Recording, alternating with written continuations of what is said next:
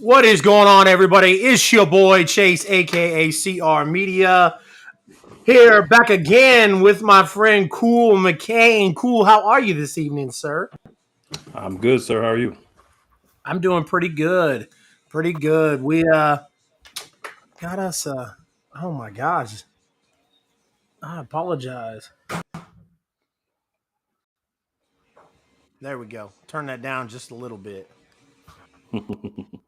Came in came in hot. I It happens, man. Yeah, that's all right. That's all right. Um, so like I said, back again, man. We did Full Gear last weekend. This weekend we're doing Survivor Series. Um, we did a Full Gear post show last weekend. This week we're doing a watch along. So had a lot of fun doing the Clash at the Castle one. So Definitely. doing it again. Got it going right in time for the pre-show. So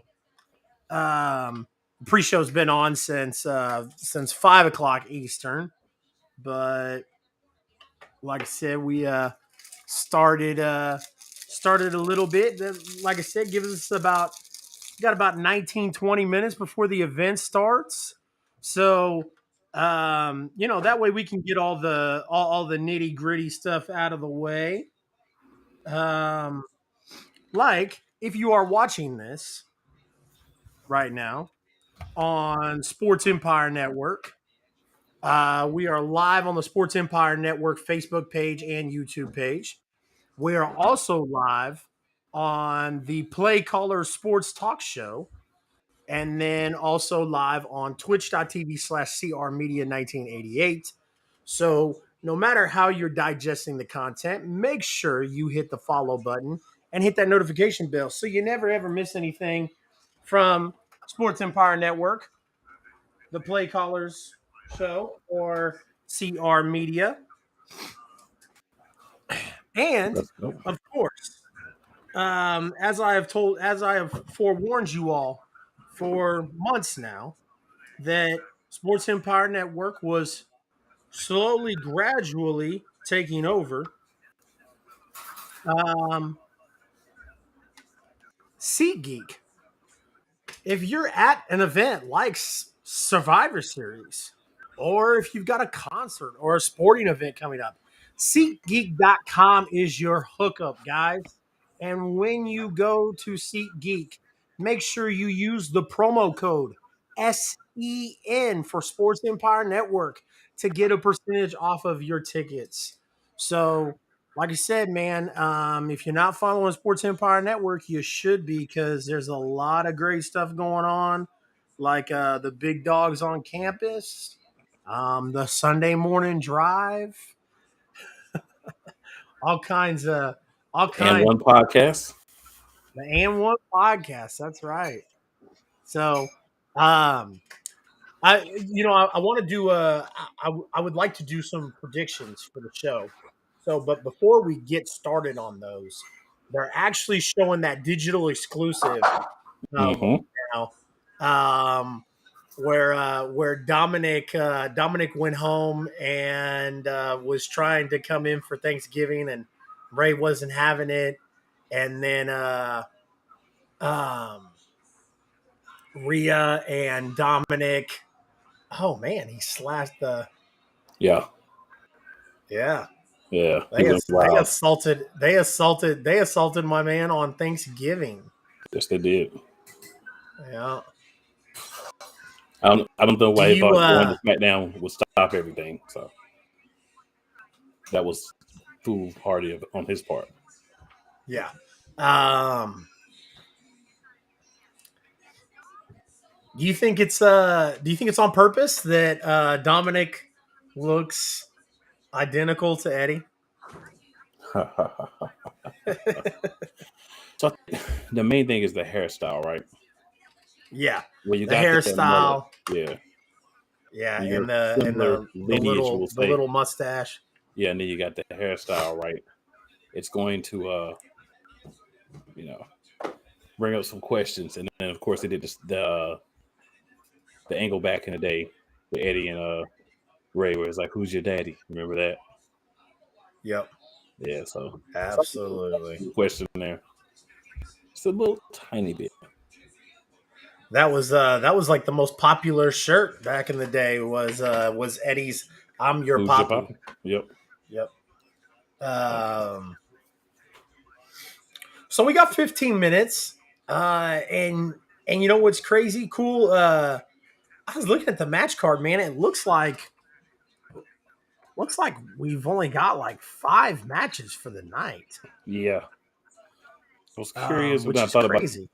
they must be going back towards a little bit less than 3 hours for pay per views, which well, excuse me, premium live events. So hey, if that's how they want to roll with it, it's cool. I think they're going to really try to put a lot of spots. There's going to be spot heavy in the two Survivor Series War Games matches. I do think they should have had a couple of more things there, but hey, what are you going to do? Yeah. But I think one of the things that has kind of been um, that was a real big complaint, almost, if you will, with WWE prior, and now AEW is kind of picking up those same complaints. Is people saying like, "Hey, there's no reason why we need like all of these matches, these long pay per views or premium live events." Um, Yeah, where WWE just 2 years ago or 3 years ago, maybe even for the big four, were drawing out almost 5 hours, hmm and 11, 12, 13 matches on some of them. WrestleMania sometimes would almost extend 6 hours. yeah, So like I said, I think uh, maybe the criticism behind that has maybe caused them to say, okay, maybe we're not gonna stretch this out. We're gonna stick to the 3 hour mark. Like I said, especially last weekend, we had AEW have 10 matches, and they somehow got it done, and they somehow got it done in 4.5 hours. But you know, so with it, before we get into the predictions for these matches, what I want you to do for me, cool, is tell everybody where they can find you on social media, my friend. okay. So there's a few places. You can find me at Play Caller Sports Talk Show on Instagram. Also at cool_McCain on Instagram. You can find me on Twitter at Cool McCain. You can find me on Facebook, of course, Cool McCain. You can also find me on Twitter at Real Play Callers. So a couple of different places where you can find me, and then also follow shows I do on playcallersportstalk.com/live. So you can find the NFL Matchup Madness as well as Play Caller Sports Talk Show. Matchup Madness is Tuesday at 9 p.m. every matchup every week. Play Callers is on Friday at 7 p.m. Eastern Standard Time. On Wednesdays and on Saturdays, you can find me on youtube.com/ at Eagles Elite Podcast. Eagles Elite Podcast, 8:30 p.m. on Wednesday nights. And then the NFC Beast, which also streams on Eagles Elite on Saturdays, normally at 9 p.m., but we're taking the week off for Thanksgiving. So that allowed me this wonderful opportunity. Nice, nice. Coach Dante says, "What up?" What's up, Appreciate coach? Coach Dante jumping in here. Um, you can find me on social media at the same place. It's right there by the tag, by my name, at CR Media 1988. You're gonna find me on Facebook, Instagram, Twitch, TikTok, Twitter, um, YouTube, all of the above. Like I said, all under that same headline of at CR Media 1988. On Tuesday nights, the Sports Empire Network hosts the Arrowhead Asylum, where we talk about the Kansas City Chiefs and the NFL, sprinkle in a little bit of NFL in there. And then Wednesday night, Sports Empire Network hosts the AEW Dynamite post show. We go live about 15 minutes after Dynamite. And then on my channel, um, we're real big into the Kansas and Missouri independent wrestling scene. So we do a show called the I-70 Hot Tag, where we cover independent wrestling in Kansas and Missouri. Actually sponsoring an event on Saturday, December 10th, in a steel cage match called Deal with the Steel. So if you're interested in the Midwest independent professional wrestling, make sure you check out the I-70 Hot Tag. And then on Sunday mornings, we go live at 10:30 a.m. Eastern Standard Time for the Sunday morning drive, where we go down the line of all the Sunday games and even cover the Monday night game. And we kind of just make predictions on who we think is going to win and kind of talk about the matchups. And that's about it. So, um, got my annual War Games shirt on. Even though they're not in the E anymore, Undisputed Era. When I think of War Games, I think of NXT Black and Gold, and I think of the Undisputed Era. So uh, I was either going to wear this shirt or my Kevin Owens shirt. I think my Kevin Owens shirt was dirty, so we went with the Undisputed Era tonight. So um, Kevin Owens probably would have been a better fitting choice, but that's all right. This one works just as well.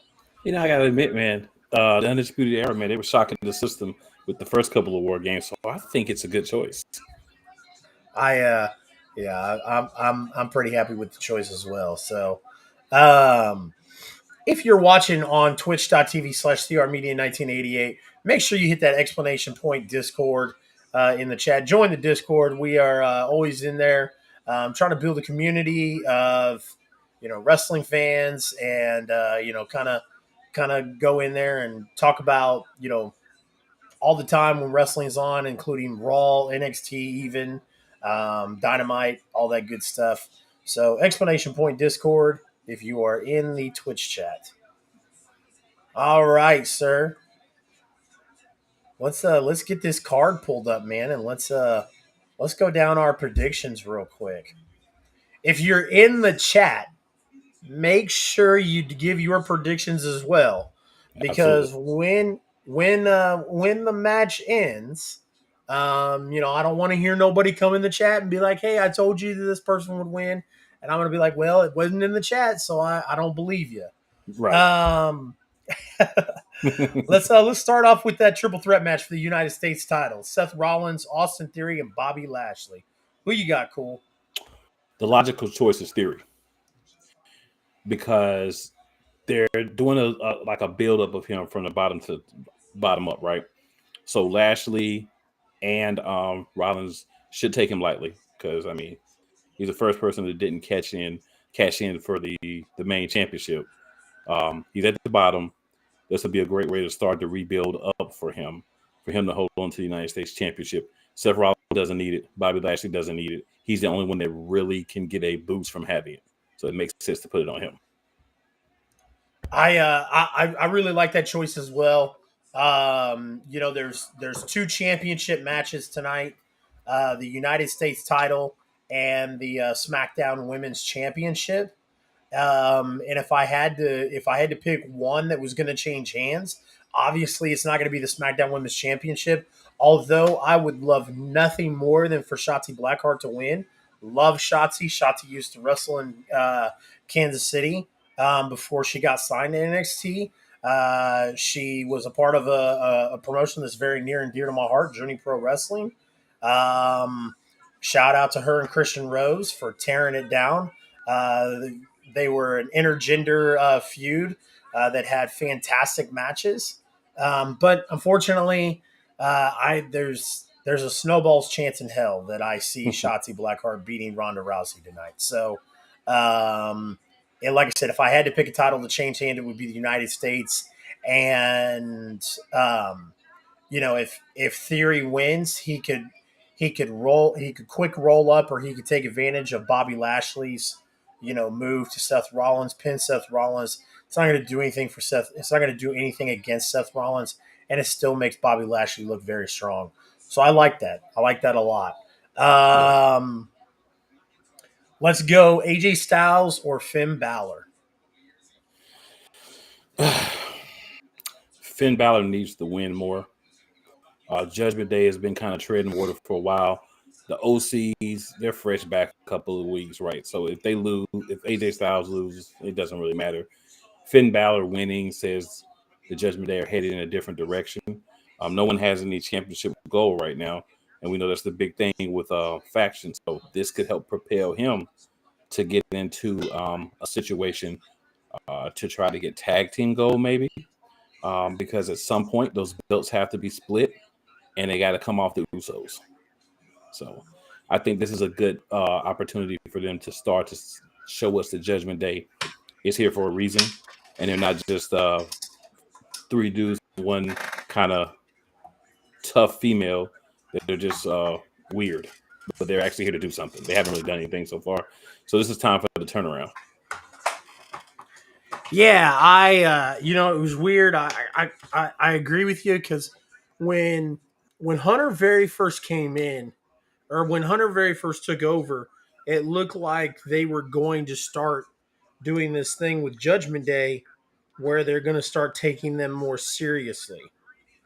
Um, and and it worked for a little bit of time there, and then um, I agree. It seems like Judgment Day has kind of fallen off the wagon.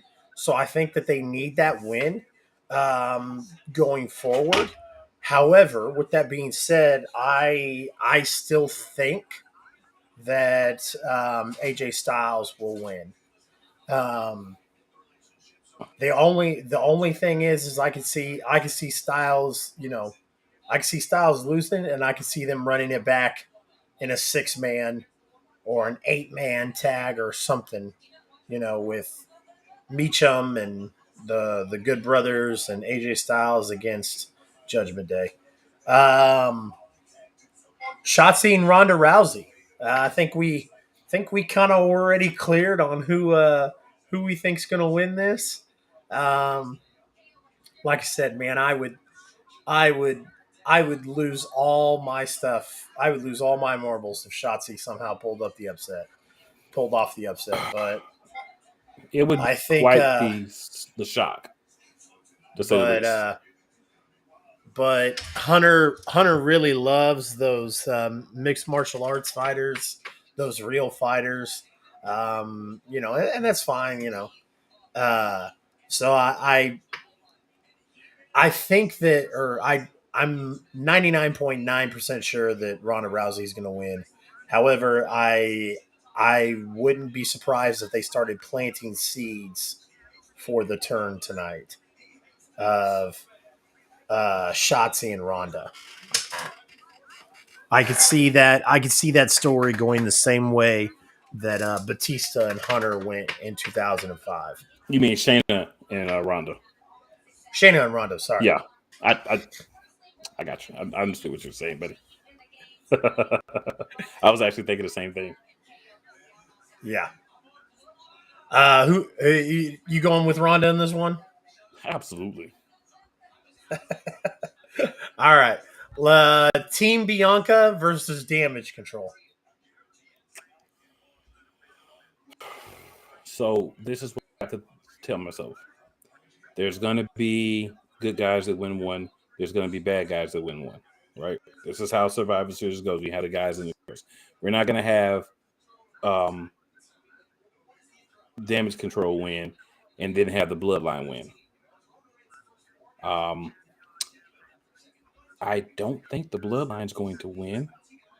So I'm going to actually pick Bianca Belair and her team to lose the Damage Control. I like it. Yeah. I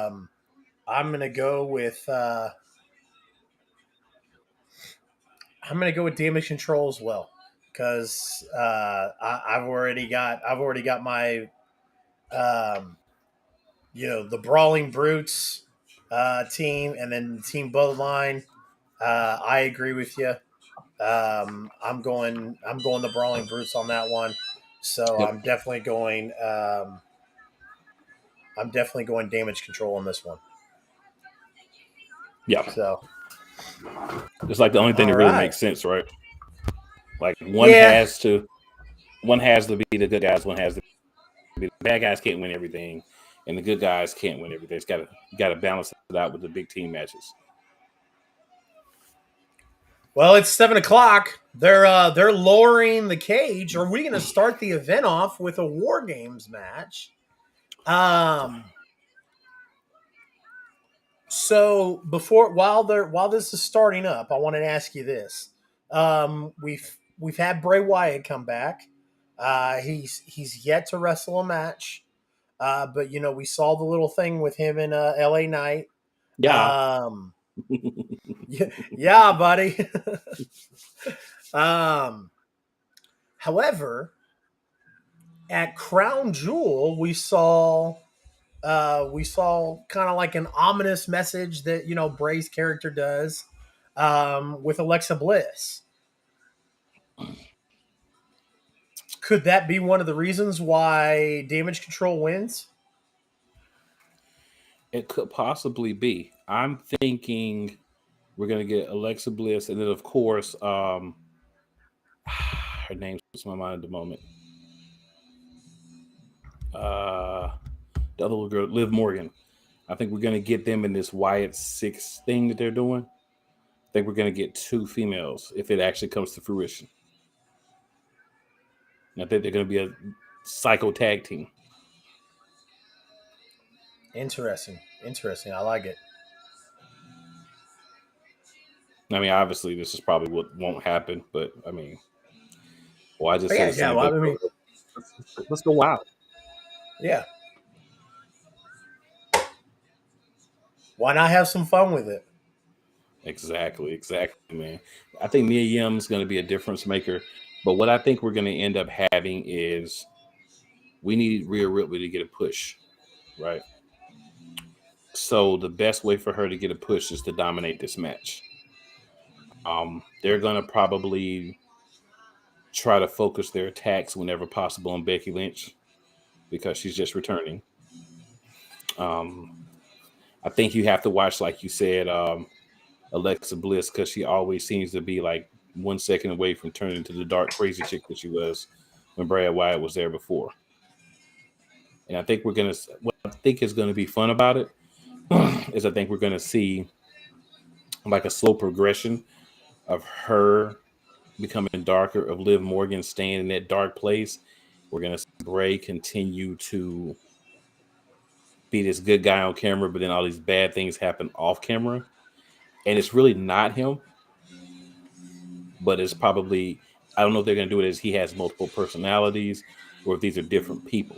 But whatever way they're going to do it is one of them doing it and not him on his behalf. Yeah, yeah. I think that's what the whole Uncle Howdy thing is, Mm-hmm. and the original vignette that they played when he debuted back. With the fun house was is all of them were supposed to represent a Mm-hmm. piece of his personality. And then Uncle Howdy's this new one. Yeah. Kyle Edwards in the chat says, "What's up, guys? What's Appreciate going you on, joining, Kyle? Kyle. We are doing a watch along for WWE Survivor Series. Yep. So Yes, we are. And it's going to be, I think it's going to be interesting. I wonder this what they're is this starting is off with. crazy to me that um, this is crazy to me that Ozzy Osbourne is still alive, and that he's on TV right now. I had a couple people say it to me, like, where is he still Yeah. alive? Like, I mean, if he's supposed to be doing the thing, I guess he is. I mean, he bit the head off of bats and drank their blood, so we're not, so people would be Yeah, can't. surprised. Wouldn't be surprised if he was no longer alive, just because of the wildness, man. Could be his fountain of youth. Hey, I mean, anything's possible, right? Safe So says safe Kevin bet to Garnett. assume that uh safe bet to assume that this is the women's war games.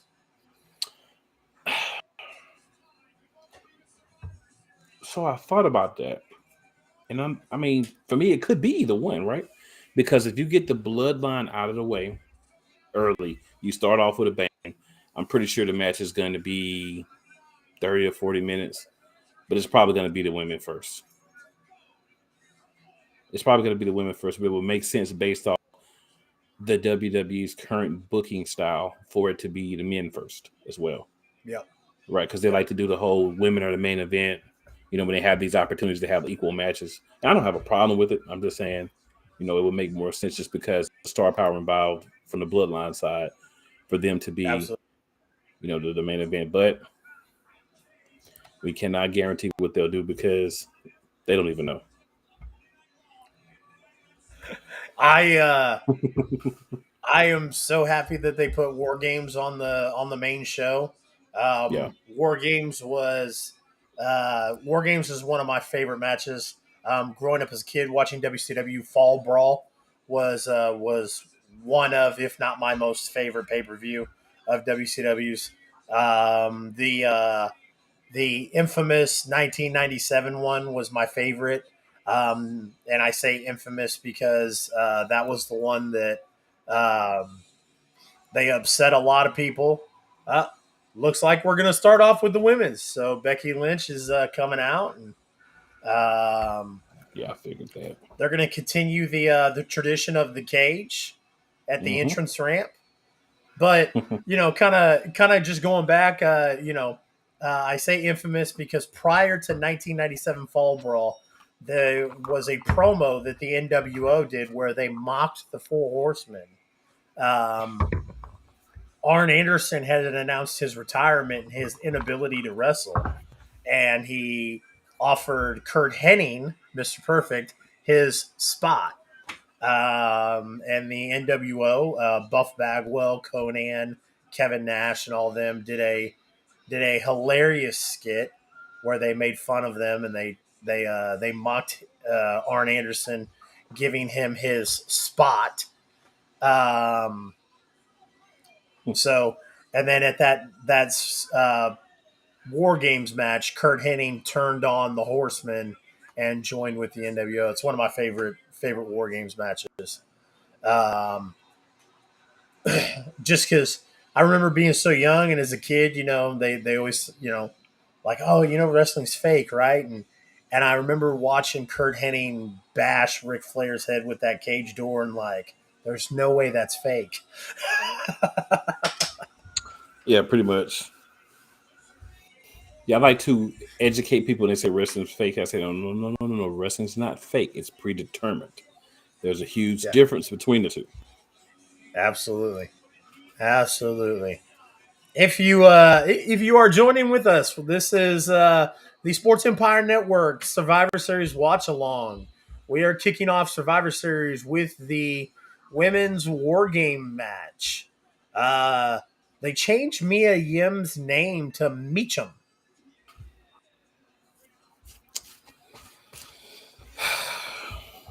I have no comment. I have no comment. They also changed Sarah Logan's name to Valhalla, and both of them Which are is weird. weird because they're still calling her Mia Yim.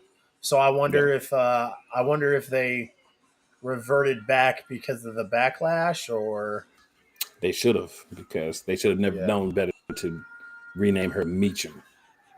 So Well, supposedly it was her idea. well, This she wasn't should have like known a better. She should have known this better. wasn't like a this wasn't like a Vince McMahon Butch situation. Um, Apparently, he you likes know, Butch though. that supposedly the offer was put out there for him to switch back to Pete Dunne, and he elected to stay with Butch. Um, and I mean, who knows? That could have been a yes man kind of thing where they're like, "Hey, do you want to switch back?" And he went with it because, um, you know, didn't want to rub the wrong people. But Want to ruffle any feathers, so to speak. yep, yeah, He doesn't quite strike me as a yes man, but hey, you are correct. We never really know. no,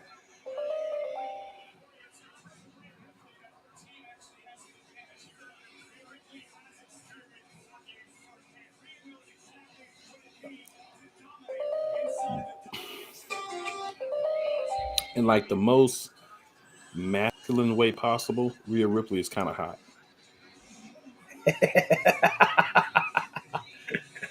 So, for those that don't know, the rules to war games. Now they used to bring people out from the back, but they just when WWE, when NXT Triple H took over or took war games and added it back to current wrestling, they started doing these cages, these shark cages at the entrance ramp. So the first four people out will go into the cage, and then the last person out for the team will start the match out. The match does not officially begin until all members are inside the ring, and then after that, the pinfall or submission wins the match. I'm super glad that they had Damage Control come out together because I didn't want to wait for three more Three, individual right, entrances. right. Well, they're not necessary. Yeah, But I will say, especially I was gonna say, especially with five matches, let's.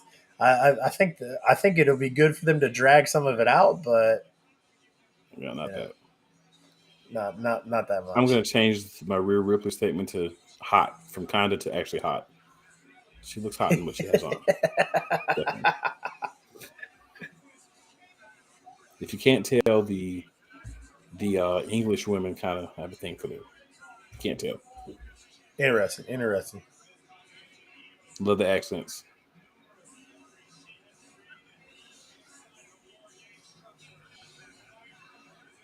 Dakota Kai's. I love the accent, but she really truly does look like she's crazy, and that's not hot. That's not hot at all. Just for those who would like a different perspective, right? But this is going to be a good match. Absolutely, it These are two is. ladies I going to start, and then, if I remember correctly, I think that Damage Control's team has the advantage. Yep. Yep. So yeah, Bianca is going to get stumped for about 5 minutes, and then every other 5 minute period after that, she's going to get stumped because the main thing they were trying to do here is soften up Bianca so that Bailey can get an 18th big shot at the women's championship. Yes. But I do like that they wrapped in some other female storylines. Becky Lynch, problems with Damage Control. They're the ones who put her out. Theoretically, we know she was really injured, but storyline wise. Also, the whole thing with Mia Yim and Rhea Ripley. You wrapped that into the story. So you wrapped a couple of different things into the story. So I like that to make it make sense to do Absolutely. 5-on-5. Yeah. I was hoping we were going to get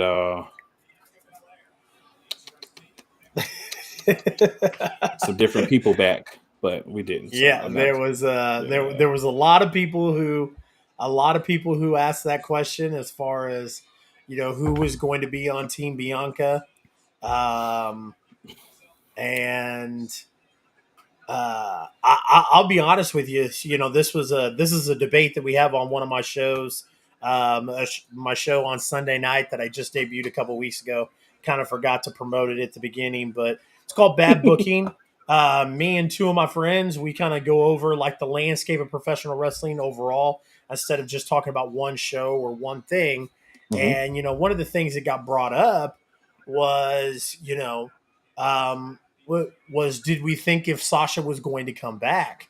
And I just think with Sasha copywriting all those names, it seems like she's not.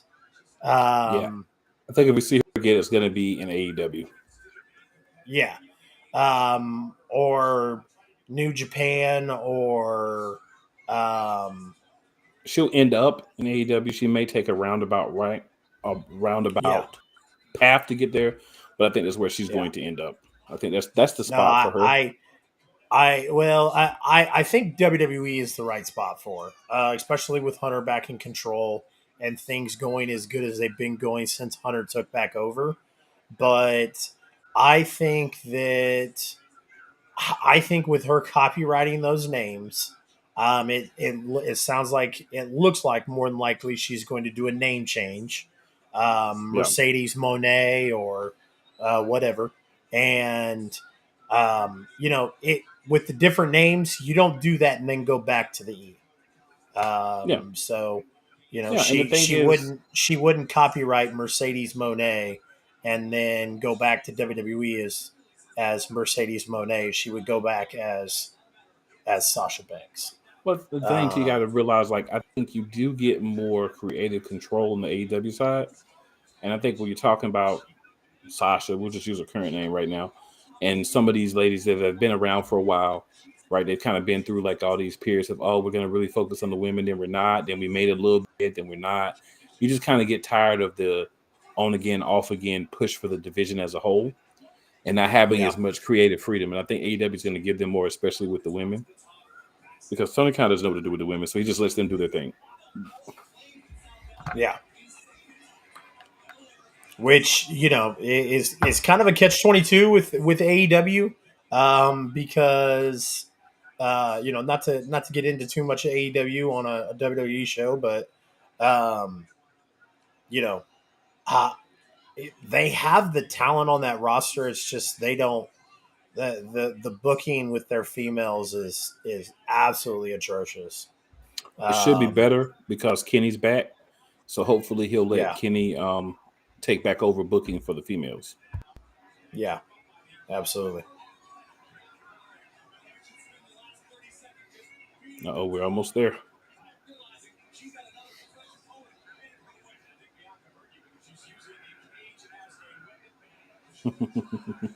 Oof. Yeah. Anytime you bounce somebody's back off the cage, I always think about what happened to Finn Balor. Yep. And I love the way that Oh they my god. yeah, of course it would be her.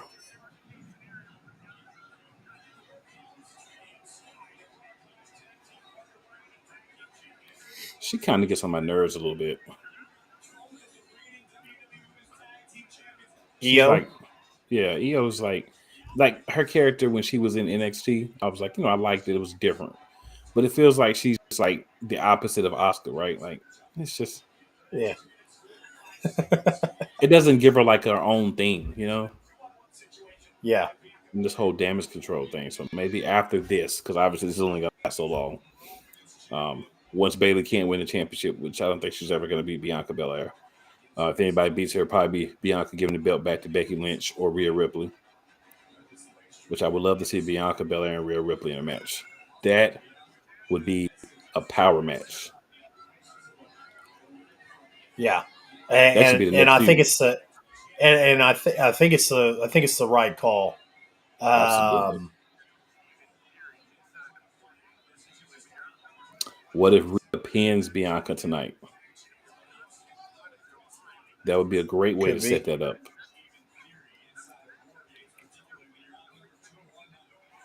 That'd be a great way to set that up. Now, I love the tandem moves that Io and Dakota Kai have, but I don't like Io like individually. Like as part of the tag team, she's fine, but individually, I don't like this character for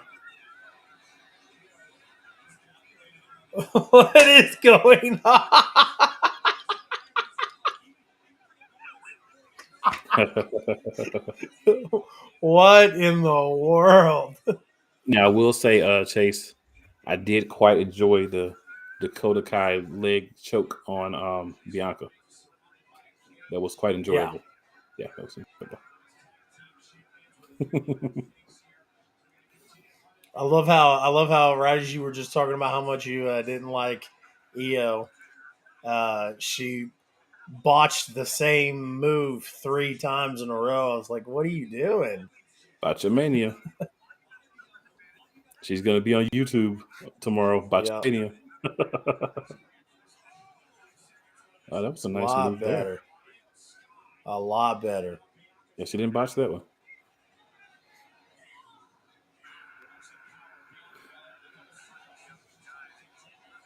And WWE does a good job. They're not going to ever show the replay of the one she botched. They do a great job of like Oh, automatically just nah, you can't show that. yeah.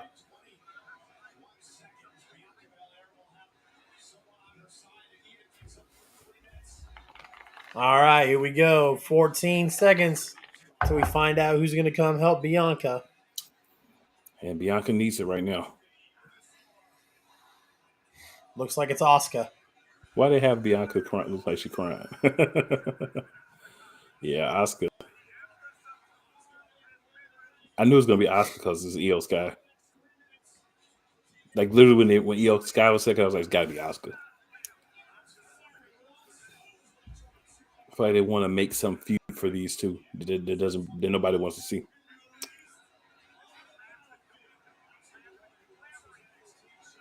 They really had a good opportunity with Oscar, and they ruined it. Oh, absolutely. What's the chances that Beth Phoenix comes back? Now that would be interesting. That would be interesting if she were to come out and attack Rhea Ripley on the way to the ring. That would be Yeah. interesting. So Rhea never makes it to the match. Or makes it late. I think she'd still end up making it because it'd be hard to sell Beth Phoenix being able to take Rhea Ripley completely out of the match. But I could see her delaying her entry into the match. Like say Rhea's third, Beth Phoenix beats her up, and it ends up 2-on-2, and she's not able to get in until after the third person gets in for Bianca's team. I can see something like that. Yeah. I uh But you know what, Chase? You could be right. I could just be fantasy booking in my own mind, man. if she don't come in here, then she would definitely come in the Finn and AJ Styles match. Yeah, that would be dope. It would be dope if her Absolutely. and Edge were to come back.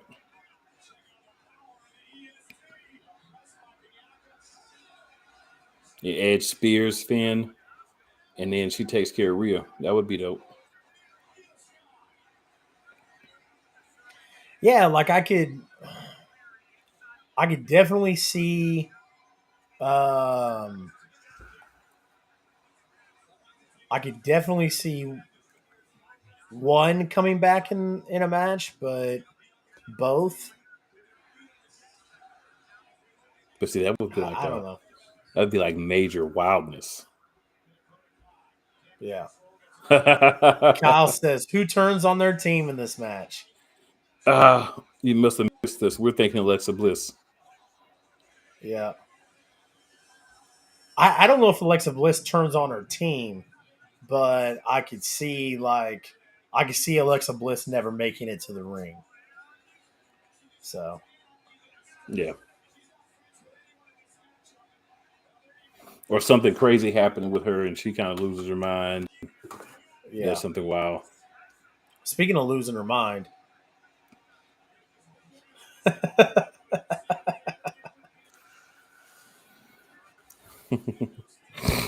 It is Nikki Cross. good lord, She is really unhinged. I love that she I don't went hate back to it. this. Yeah, because I hated that Nikki ASH. That was horrible trash. Yeah. Do you know what? Do you know what the worst part about it was? The worst part about it was ASH stood for a superhero. Mm-hmm. There were a lot of worse Oh parts, but that man, was definitely the worst. yeah, that was definitely the worst. That's what I you mean, call like hot garbage. you couldn't give her you couldn't give her a superhero name. I mean, Super Nikki. I mean anything, but besides Nikki, a superhero. You got a question about Derek Neal, man. Definitely not this show. Definitely not this show. Oh, you know what? I bet it is. My restream never updates my go live notification on Twitch. I bet that's what it is. I bet Gotcha. it's my go live notification on Twitch. Son of a bitch. Good old Twitch. Good old Twitch. Gotta love them.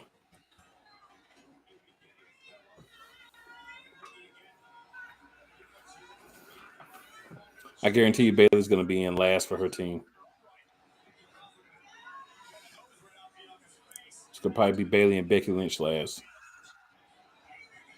They may be able to swing this Bianca Belair uh, long-standing ridiculous feud into Becky Lynch and Bailey.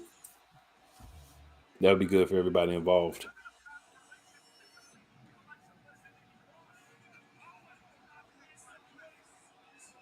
Alexa, so far, she's a little firecracker.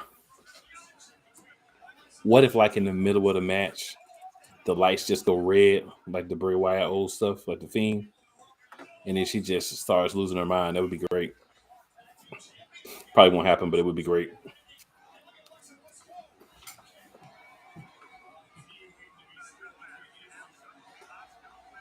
I think I updated it. Yes, I did. I updated it. Cool. Cool, cool. Thank you, Josh, for reminding me about my Twitch notification.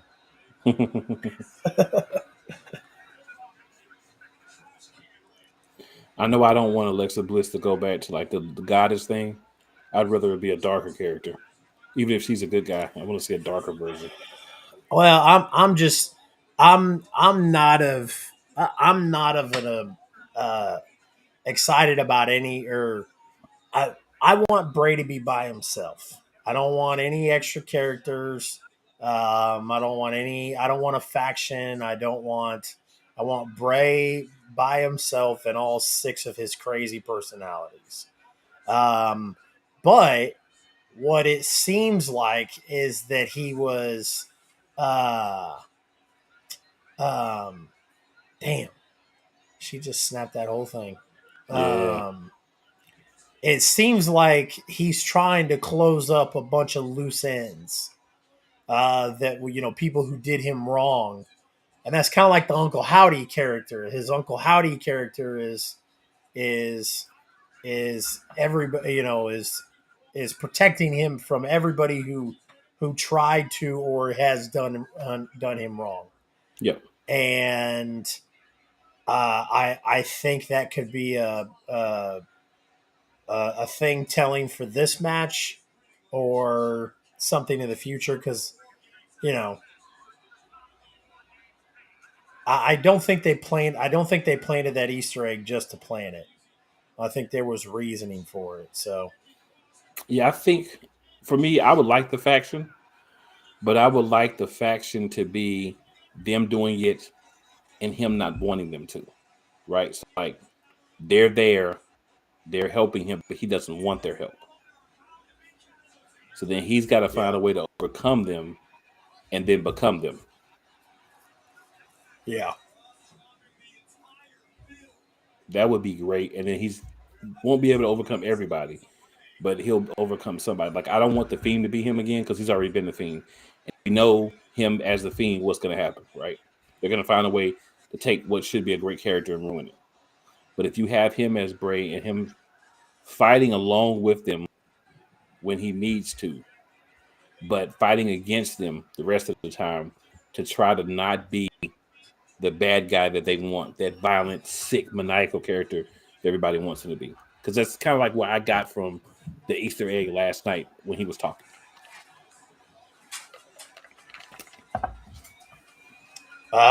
Bailey's going to start this match before Maria is.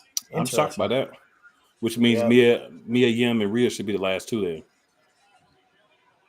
So we should get Becky Lynch next, if I'm guessing correctly. Triple H has a distinct style that he does when he's booking, and based on what I've seen from him, I think we're gonna get Bailey next. I mean, not Bailey Lynch, but Becky Lynch next. if I'm catching on to what he's doing, if I'm smelling what he's cooking. But we could get Bailey last. Depends on if things are going to go the way I expect it to. She gonna spend her whole time putting stuff in the ring. That's all right. How are you going to get the That table? Oh, okay. The door is. I was going to say I don't think the door is wide enough to get a table in there, but it is.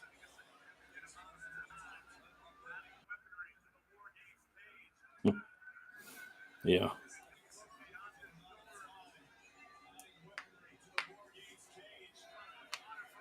The good thing is it hasn't been too spot heavy yet. Because I hate when it's No. like, I hate when it's just a whole bunch of spots. Like just fight, beat each other up for a little bit. Let's have a couple of spots, and then a big one for the win. Because one of the things that gets a little old, they've both been doing it a lot lately, but AEW does it more often, is the false pins.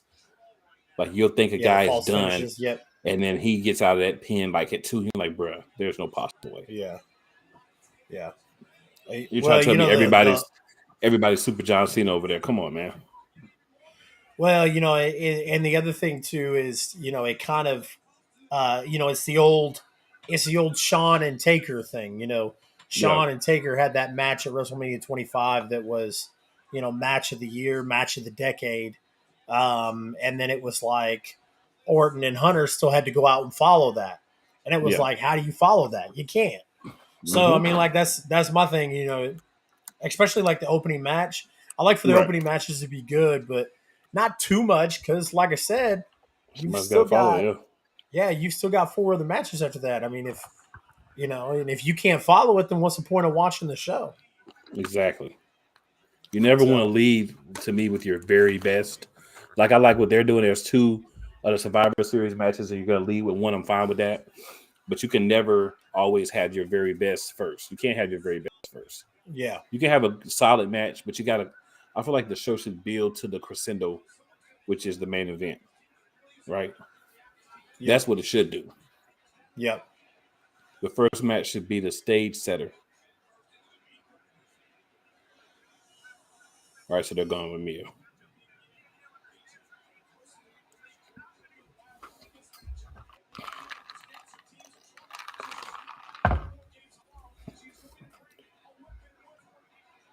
But it's exciting too because we're seeing that they're not taking this like lightly. They're not playing with this. This is a female war games, but they treating this just like the guys. There's going to be some blood. Somebody's going to bleed. This is going to be a good match because we're still in the setup stage. It's not even technically a real match yet.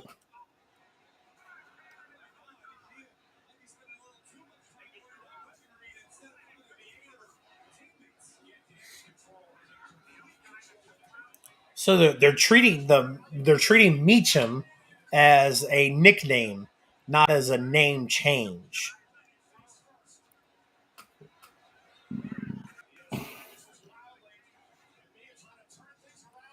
Oof. Yeah.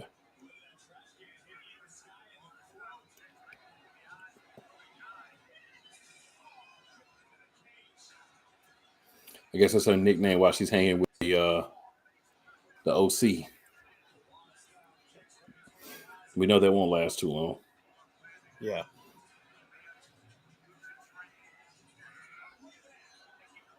My God. Right. She got a tarantula on her almost. She got this something good.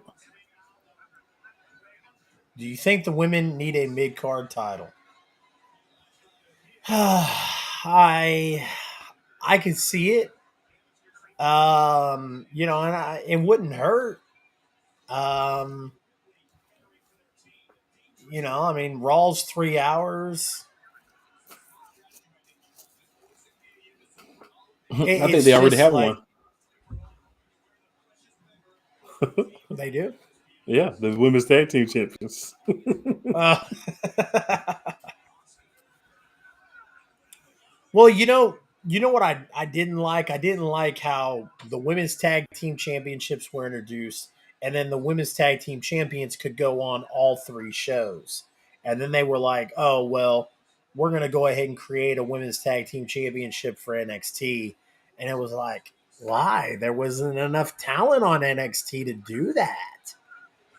Well, Um, that's kind of the reason why I don't think they need another mid card title, because it's just when you already have two women's championships and you have the tag team championships, you don't really need, you know what I'm saying, another championship.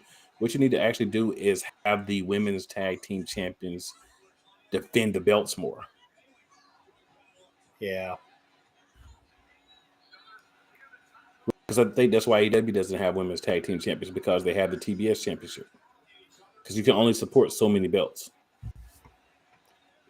I'd love to right? see them do it if if they did a multi-brand show, make it a WWE Network or Peacock exclusive. Film it in the Performance Center or even the same place that you film NXT at, and like I said, do it that way. I could see that, and then them introducing a mid card championship after that. That's a possibility. What else would be crazy? Mid card trios championships for WWE women. I think that would be a better option, because you got all these Yeah. little cliques of teams, right? You just put three women together, and then that's what they do. I think that would be a better idea.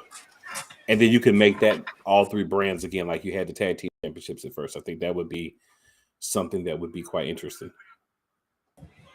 Yeah.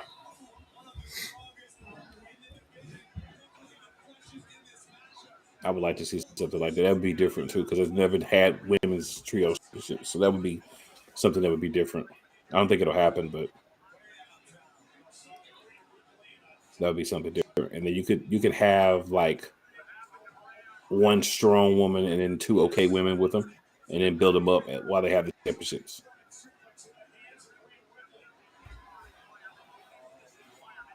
Oh, Rhea's about to come in and squash everybody. Mm-hmm. I love the interview she did. And they were asking about Dominic, and she says that when he needs me to, I'm his mommy. When he needs me to, I'm his poppy. I was like, Yeah. that's something. I was like, yeah, that's something.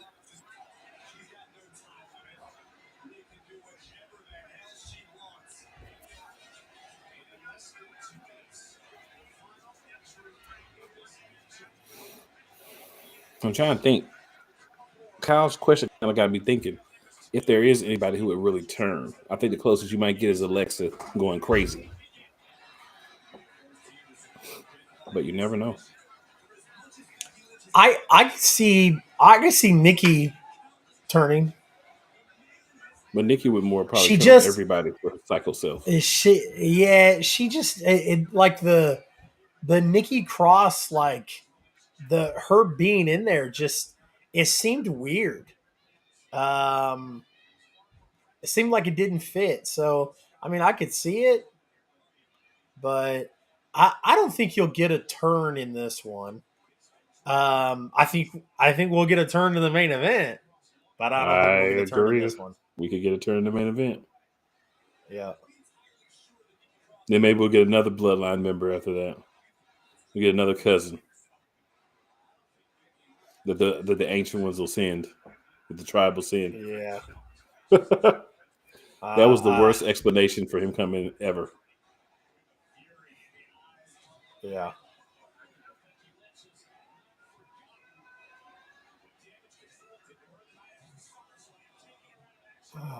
I bet that hurt Mia more than it hurt Rhea. Yeah.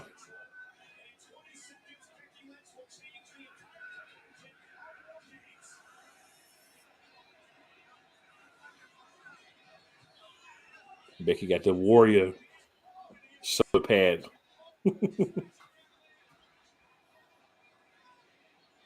Like the half road warrior. Here we go. Last contestant. Door is gonna close, and then War Games officially starts. So now We go to school, as Ric Flair used to say back in the day. Yeah.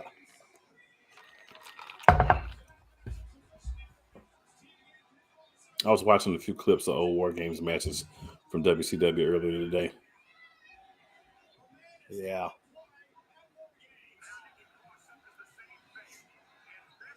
And, this is something I wouldn't mind if they shared between the main roster and NXT, just not the same year. So, like, maybe they don't have a War Games next year for the main roster, but they have one for NXT. I wouldn't be mad with that. You know what, man? I would really love. I mean, like if we're fantasy booking, I would do it in 1998. That was the last time WCW did War Games. Was 1998. They Mhm. did NWO Black and White versus NWO Red and Black versus WCW.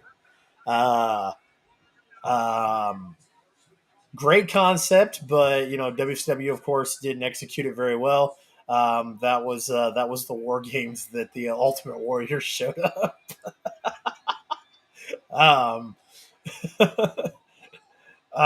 anyways, so and then for them to do a like they did in 2019. Survivor Series in 2019 was so good when they Yeah, did SmackDown versus Raw versus NXT.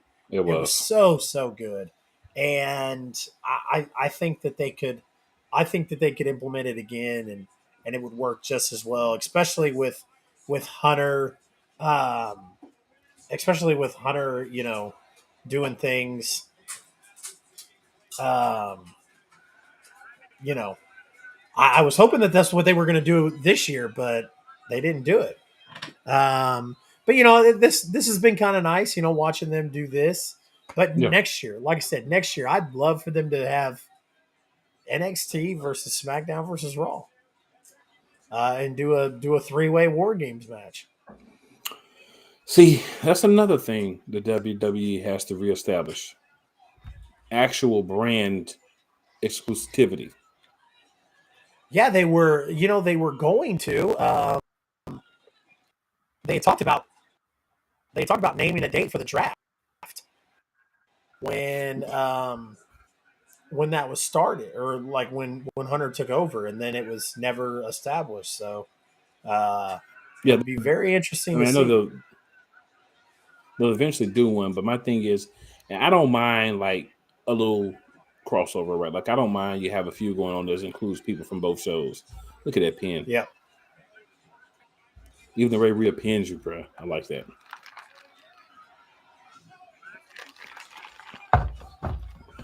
But they just need to go back to like you having a specific show and you being on that show most of the time.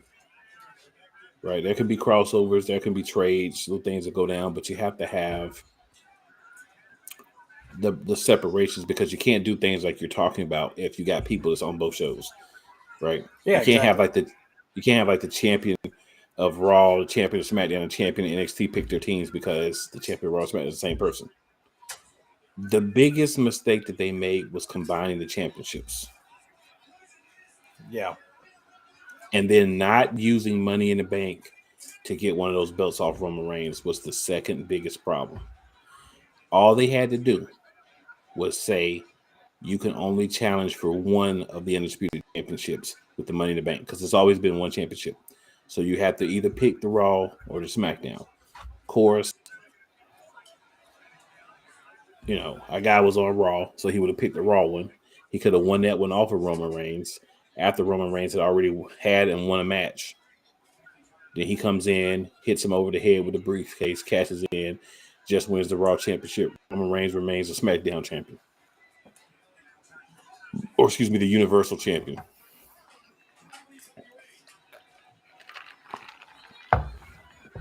But, we get um, we do something instead of doing the right thing and fixing it, we just throw more poop at the wall and hope something sticks.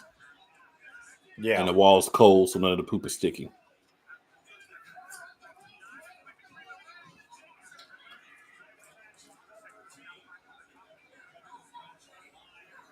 Trying to climb out. Yeah, you're not going to climb out. That's not going to happen. I want to see some blood, man. I got to be honest. I want to see some blood. I mean, I know we probably I, honestly are I don't. not because it's a women's match, but I want to see some blood. Yeah, I was gonna say it might not be the right match for that, but I think we'll get it eventually tonight. We're in a War Games cage match, and we're not going to see any blood. It's a little disappointing. Like you're conditioned for certain match types, there should be blood. This is a match where there should be blood. It's a premium live event. It's not a regular Raw or SmackDown. There should be some blood. Somebody should be busted open. All right, here we go.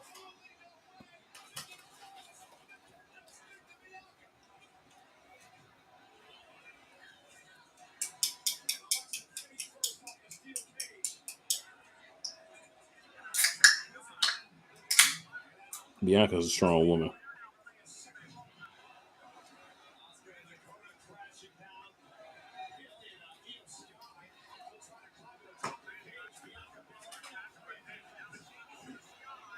I remember when Mia Yim was on Impact and she was part of the Dollhouse. Yeah, here we go.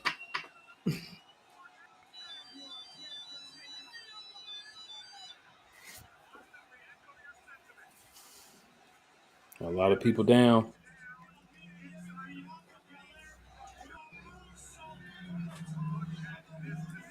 Yeah, that was crazy.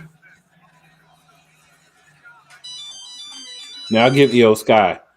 She's good at the aerial moves, but I just need a better character for her. Like her character just seems bland. It's like whatever the opposite of Oscar is, that's EO Sky.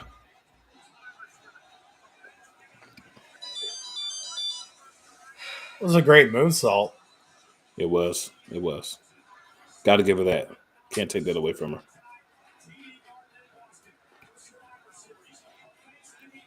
Nikki Croston brought in some handcuffs.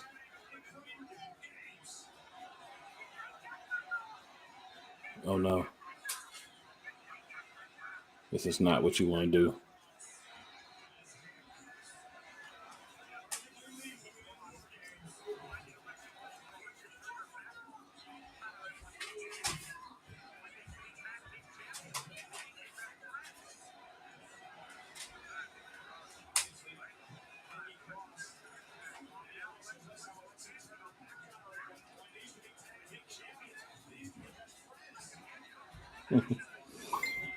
I love how WWE picks a certain times to bring up past relationships when they haven't brought it up the whole entire time.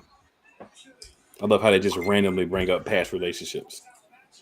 Well, they used to not do it at all, but they're starting to do it more since Hunter took over, which I like. They're starting to acknowledge that there's things outside of WWE, or that there were storylines prior Prior to storylines, yeah. 6 months ago and That's the stuff. thing. Yeah, that's the thing that used to always get me. I'm like, I mean, come on, dude. They were like in a stable together for like 2 years. We're not going to acknowledge any of that. We're just going to act like none of that happened. They are doing better. They do need to just weave some of that into the storyline. Like you got a 5-on-5 match. A second reason for Alexa to be motivated is because of Nikki Cross being on the other team and how they used to be, a tag team.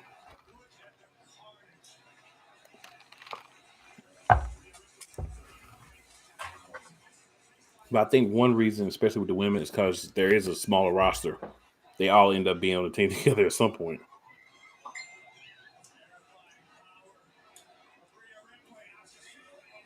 Oof. It's interesting that you're handcuffed together.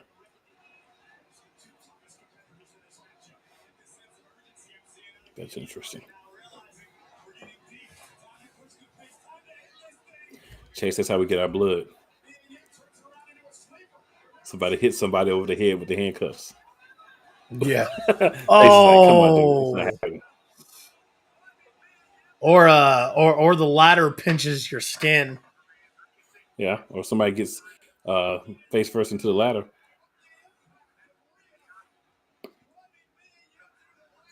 Man.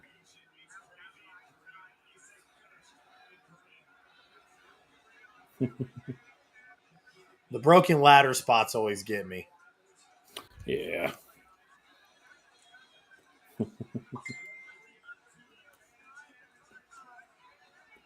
I think it's funny how damage control, it's all three of them. And it's always like two people the other way.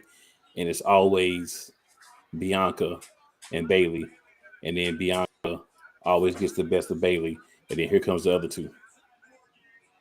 Like you've been using the same formula for a minute. We gotta do something different. They could just go after Bianca first. I mean, that would make more sense. Oh, KOD. Yep. Nope.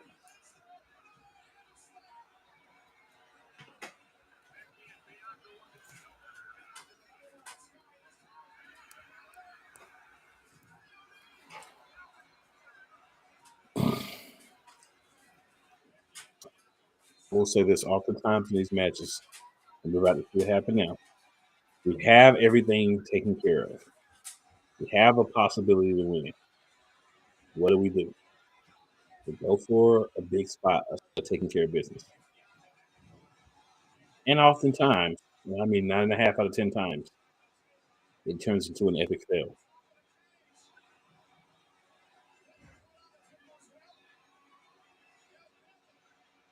But maybe not this time.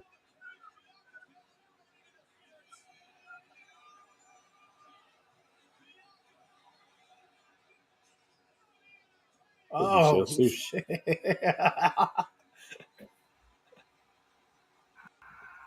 Oh wow.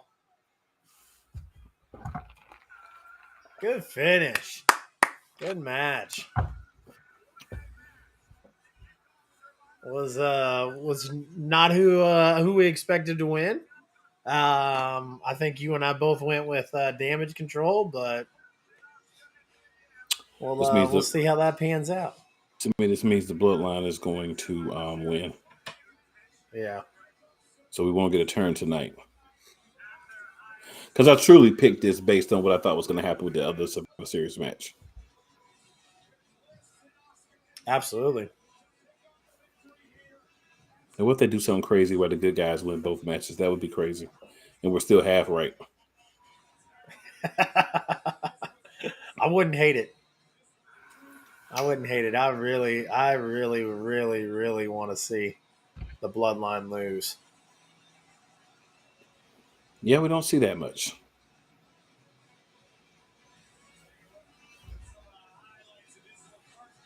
We need to see like a backstage thing because you know Jay is out here being a snitch, king Yeah. snitch. You see him backstage telling everybody about Sammy. Now Sammy lied. I still understand why Sammy lied. Honestly, I'm like, why didn't you just tell the truth, Sammy? Kevin Owens came to talk to me. I was like, nah, man, I ain't messing with you. Yeah, Guess he's it's scared that not they like might think he. he actually is working with him. Yeah, because I was gonna say it didn't make much sense because there wasn't a whole lot, uh, um, wasn't a whole lot going on. So Yeah, but you know, Jay already don't trust him. yeah, So anything, right? If he sneezes and say he cough, you know he running back. Sammy coughed and he lied and said he sneezed. That was a cool moment for them, though. I'm not surprised at the moment. I'm just surprised at them not giving it win to the bad guys. I feel like WWE does a bad job of allowing the bad guys to win in big matches. It's almost to the point where you feel like if the bad guys win, it's the minority action and not the yeah, majority of what happens most of the time.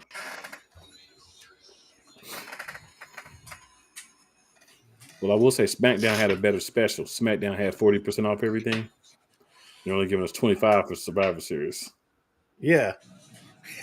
But Precisely. no new belts Now wait, because no new belts. No belt now because wait, just one damn there's minute no here. championship match. Oh, okay. I was gonna say, are we getting a damn? I was gonna say, are we getting a damn Survivor Series commercial on Survivor Series? It could happen. We're getting some Brock Lesnar love here. At least I am. I'm getting a credit one commercial with Bianca and Big E. I'm getting a synopsis of Brock Lesnar's career. Huh. Interesting. It seems like it's going to be like some kind of documentary or something they're doing on Brock Lesnar.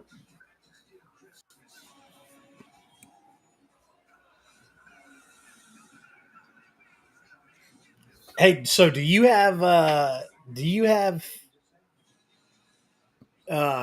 you watching on Peacock? I'm not. Okay. Never mind Yeah, then.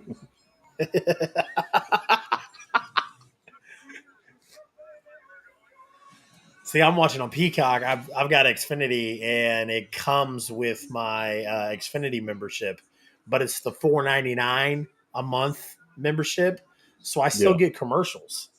So I'm watching a flipping State Farm commercial right now.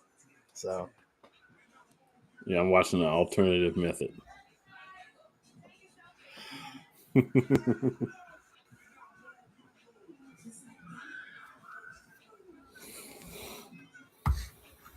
all right. Well, if you are just joining with us, my name is Chase. I go by CR Media online. Um, and I am here with my friend Cool McCain. We are here hosting the Sports Empire Network Survivor Series watch along. Just got done watching the females war game. Started off the show with Team Bianca winning. So good start off match. Uh, Yeah, Kyle had asked if who turns on their team. Didn't get a turn, surprisingly. So yeah. It's a very surprise, shocked about actually. that. Yeah, they Yeah, don't. They, I guess without Vince, we're not getting a lot of that mess anymore. Vince will have yeah, somebody turn like every time. yeah, exactly. You get more like. I will say, I feel like WWE is now giving us more storyline that makes sense, and less just ridiculousness, just off to the side ridiculousness. We're getting Yeah. more consistency with everything. I'm feeling better about the product as a whole because I really almost stopped watching because it felt like the rants of a crazy old man on paper for other people to take to do, and it just wasn't interesting. So what do you think? We get KO and Sammy versus the Usos. It's going to happen down the road. I don't know how fast, but it's definitely coming. Depends on if they want to start that tonight, that turn process, or if it's something they're going to wait a little bit of time on. It's going to happen.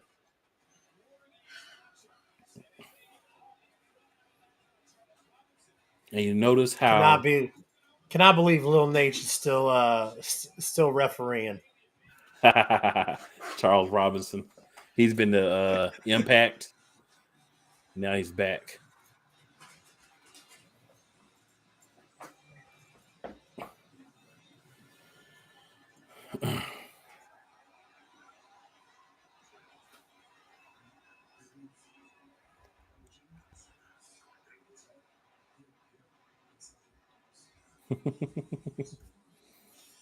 Jay snitch himself. Snitches get Yeah. stitches, bro.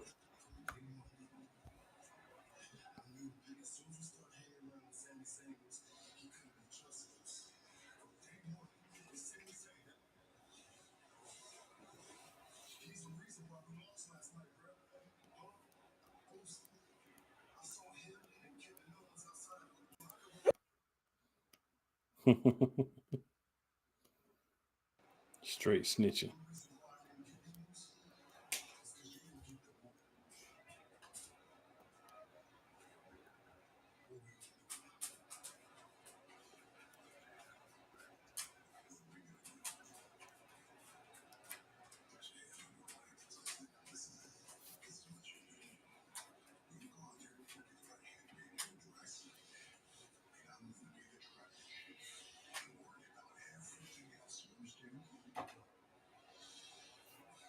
You know what I noticed as well? Subtle piece of storytelling. Sammy hasn't been throwing himself in the way and taking licks recently.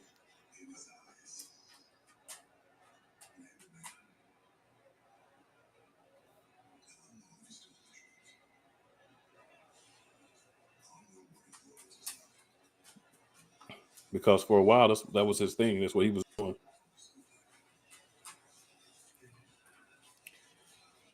Like my whole thing is like regardless if Sammy lied to Jay, the like everybody saw what happened. I mean, it was Sammy didn't do anything wrong. So I was waiting for Roman to kind of throw that at Jimmy or to throw that at Jay and be like yo, he didn't do anything wrong.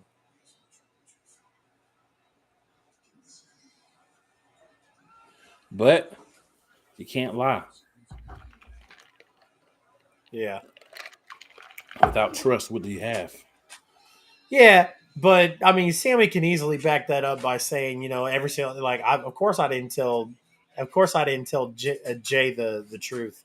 Jay wouldn't have believed me anyways. Jay would have turned it into something it wasn't. You could. Yeah. But he could always hit it with the Vin Diesel. You have to trust family.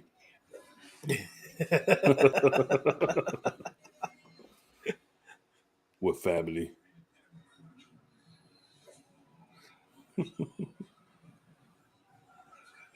All right, more commercials. Yeah. This is just as good as SmackDown. Or Raw. Yeah. Raw gives you quite a few commercial opportunities. Honestly, they don't have That's a much more actual wrestling on Raw. It's just more commercials. Yep. With a 3 hour show. Hmm. You get one or two more matches, but it's mostly commercials. Absolutely. The All right. the Looks vignettes like that they do have been getting better. Oh, sorry, Chase. no, I was gonna say, looks like we're gonna get Finn Balor versus AJ Styles here. Let us know who you think is gonna win in the chat. Who's your vote? Absolutely. I've already said mine is the Prince. Finn Balor.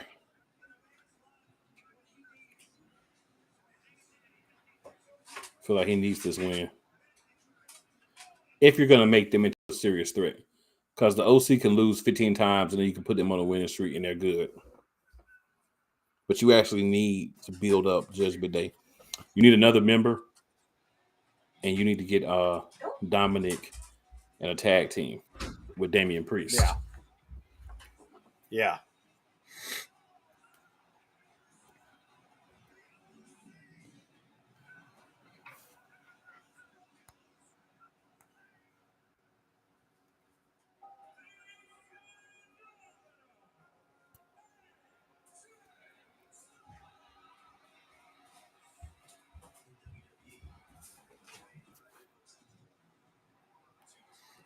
yeah. I can see Edge coming out in this match. I could see Beth Phoenix, both Edge and Beth Phoenix.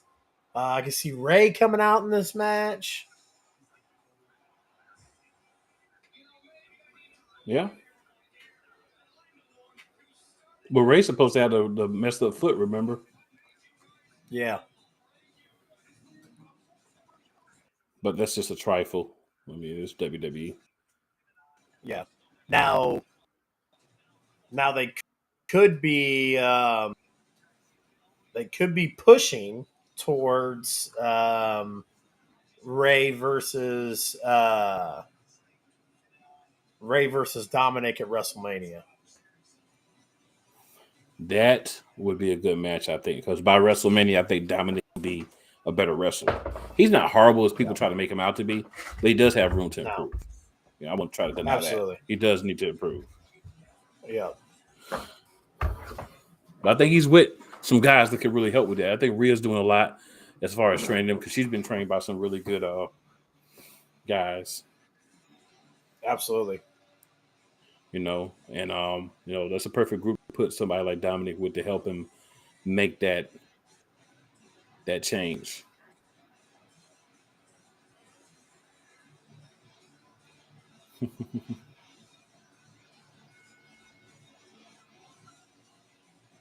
We gotta get rid of that mullet on Dominic, bro. I told you, man. He's got that Eddie mullet. Guerrero. We gotta get rid of that. We definitely gotta get rid of that. Got it. Yeah. Got to. It's like he's this little tough dude. He's got a mullet. It's like, dude,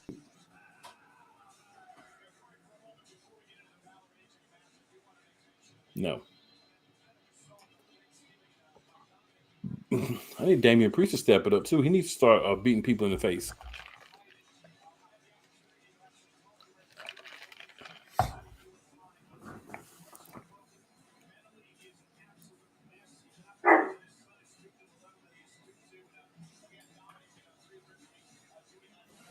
We should be getting a dangerous version of Dominic Mysterio.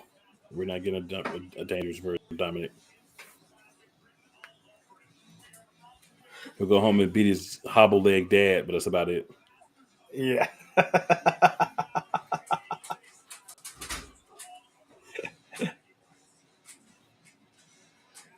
And he looks lost without his girlfriend, his storyline Yeah. girlfriend. I was gonna say. There's nobody whispering positivity into his ear.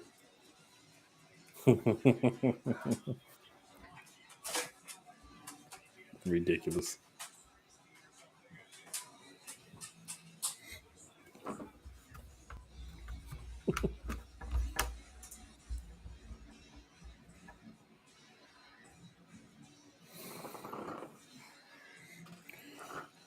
They're doing a better job now of, even though we know it's kayfabe and it's characters, of actually not breaking kayfabe, in interviews and different projects and stuff too. Because we had Anthony that period of Price says, "I time. can't agree with you. Dom is trash now since he left his father." Hmm. Teach I his mean, own. Teach his own. I don't think he was good with his father, so I think anything he did outside of his father was going to be better because then he can establish his own moveset and identity. That's just my thoughts. Yeah. I mean, I agree with you. I think that, you know, when he was with Ray, um, the whole thing was he, he was always going to be Ray's son. You know, it was always going to be Hmm. Rey Mysterio and his son. It was never going to be Dominic Mysterio. It was never going to be Dominic establishing his own name, establishing his own stuff. Um, you know, so, but I mean, there's a very popular opinion that that Ava Rain should have debuted on the main roster instead of NXT because of who her dad is. Uh, and I couldn't agree with the way they did it more. So Yeah, the thing is, Ava Rain has more pressure yeah, than any second, third, for her fourth generation superstar has ever had coming into this yeah, business. You want to debut and you want a slow, nice, slow build. You don't want to be put yeah, on the main roster. yeah. And like we were just talking with Dominic. I mean, it's the same thing with him. When you debut with your, especially you know minus injuries, Ray can still go. Yeah. So you debut Rey Mysterio's son with Ray, who's out there doing everything that Ray can do, who's had a 30-plus year career, and Dominic is fresh out of the box. It's not a good look for it's not a good look because no matter what he's going to do, every time he turns around, it's always going to be, yeah, he can't move as good as his father. Yeah, he can't, because people aren't going to cut those guys slack. Nobody's Yeah, going to go, well, Dominic just started and his dad's been wrestling for 30 years. Nobody does that. They'll all just go, yeah, he's not as good as his dad. He'll never be as good as his dad. yeah. Because So, you think about like success, right? Like if you're Ava Rain, you have impossible expectations. Thankfully for you, you are a female. Because if you were a male, oh my goodness. yeah, If I was you, I would even want to be a wrestler. But yeah, if you're High Chief P in my view, you're Soul Man Rocky Johnson, then The Rock comes along. You have the lineage, but you don't have anybody that was that individual like superstar, right? You don't have someone that climbed to the level of The Rock did. Now you got to follow that. It's yeah, not anybody wants to go right. Like Randy Orton, he was following his dad and granddad, but either one of those were like a superstar. They were stars, but they weren't superstars. yeah. Yeah, I think it's more than fair to say that Randy's well surpassed, um, his father's legacy. So, um, Anthony says, "True, Dom needs to shine. He should go solo and make a name for himself." I think that time will come. I think Yeah, Judgment he Day will. will run its course. Hmm. Right now, it's doing good for him to have some established guys like Damian Priest and Finn Balor, kind of leading the way for him. So Jay Swoop coming in says, "Hey, Cool and Chase, sorry I'm late to the podcast. No worries. Jay Appreciate you joining, Swoop. Swoop. Absolutely, absolutely. Yes, yes. We are just doing a watch along for WWE Survivor Series, live reaction, talking, hanging out. So definitely appreciate everybody joining. Anthony Price, Kyle Edwards, Jay Swoop, everybody. If you're in the chat, let us know you're there. Say what's up. Tell us who you think's going to win. We're currently watching Finn Balor versus AJ Styles. Put your predictions in the chat. Let us know. Yeah, let's absolutely, man. Give us something to talk about with you guys. I mean, we could talk all day. Don't get me wrong, but I mean, we'd love to Yeah, I was include you going to guys. say. I think we have quite a few opinions, so we don't have a problem with sharing those. Yeah. But yeah, I think Don will, like you said, eventually end up being an individual star if he can come along. I think this was great because you put him in a group. Yeah. We all know Ripley makes the calls with Dom. That's true. But I think Yeah. putting him in a group is perfect because it gives him that opportunity to continue to develop, but be around different people that Ray feels good with him working with and developing him without it needing to be like under his guidance. So I think that's good for him to separate him from his dad because you have to find a way to separate. Like you said, Ray's been around a long time, but he still can go. You don't want Absolutely. him out fighting every week, but he still can go. A lot of times when you're coming in, your parent is no longer there, your uncle or aunt or whoever. But yeah, you still literally would be in his shadow in the ring if you were fighting together. Yeah. So you kind of had to do this. And I wouldn't be shocked. Like I said, I think we'll get that one-on-one match at WrestleMania with Dom and Ray. I think that's the right call for them to do, and let Dom go over, and then let Dom build his start trailblazing his own path after that. Once Ray's out of the picture. With a new hairstyle. Yep. I can't do this mullet, man.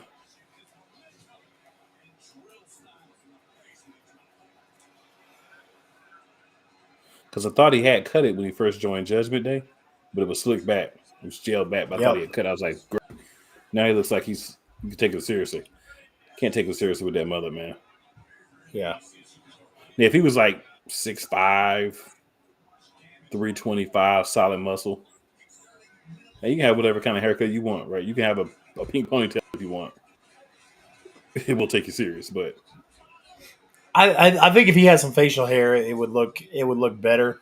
the fact that he doesn't have facial hair is um, uh, I think it would be a better look for him, and especially him trying to go for the Eddie Guerrero look if he just had a little bit of maybe a 5 o'clock shadow on a mustache, but He he could do some still looks blonde. so much. He still so much looks like a baby.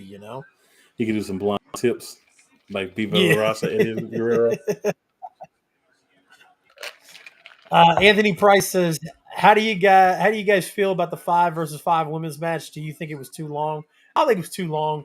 I think there's only there's only 5 matches tonight. So some of these matches are going to extend a little bit, and that's fine. I'd rather have a 25-30 minute match than 10 minute matches. you But yeah, know, I think about it was 5 minutes between each person, getting into the match, yeah, right? So you got to add that time because the match technically didn't start until everybody got in the ring. So you got to allow some time for that. I think it wasn't too long, but I think you were kind of on that cusp of if you went another 3 or 4 minutes, then maybe you were kind of getting to the edge of it being too long. But I think they did a good job of giving us some spots when everybody was in the ring, a little bit of back and forth, and then the finish. And the finish makes damage yeah. control weak, by the way, because it took 2 people to take out 3. So that does weaken damage control as well.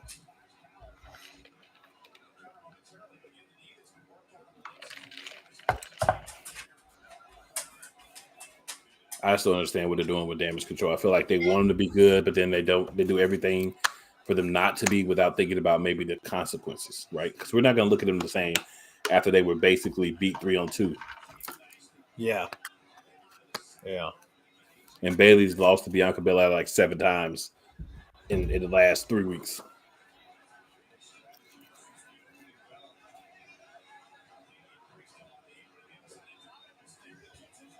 Uh oh.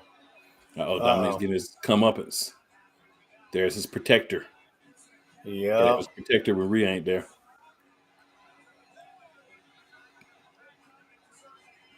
He should be able to hold his own with Carl Anderson.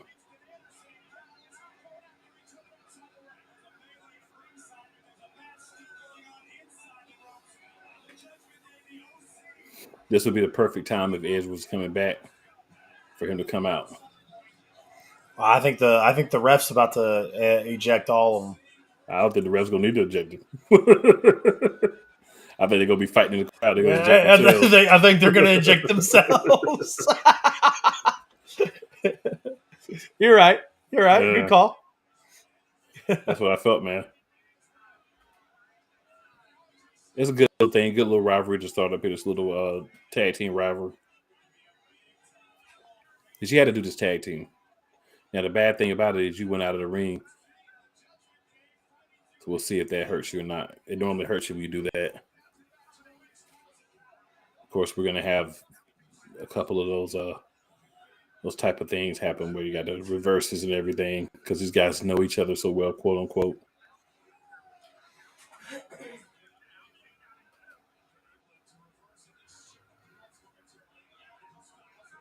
I think Finn Balor needs some new trunks. I don't know what these things are he's wearing, man. It looks really weird.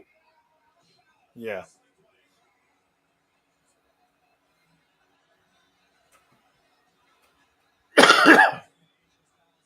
They look like Cannot some wait great. for WrestleMania. I know they look like some great Khali pants. Or like some old school Hunter Hearst Helmsley pants. Oh wow,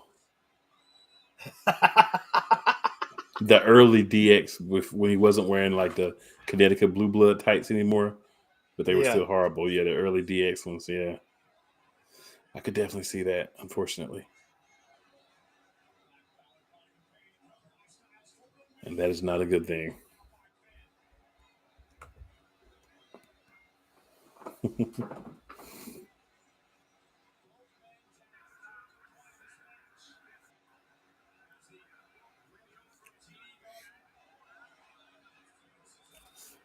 I love the I'm glad fact. they got the ringside stuff because this is what you know, um, this could arguably be one of the best matches, if not the best match of the night.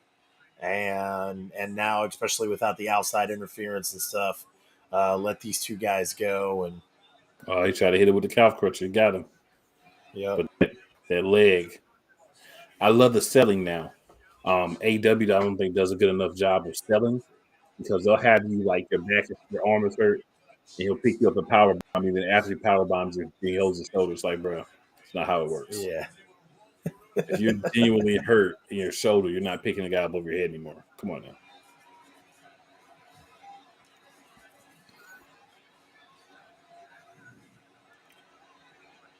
And he's got to, what do they say? He's got to get the blood flow back in his leg. Yeah.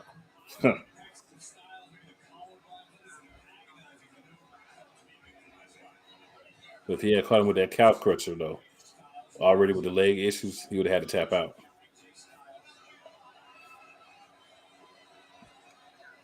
Oh, look at that nasty mark on Finn's back. Mm-hmm.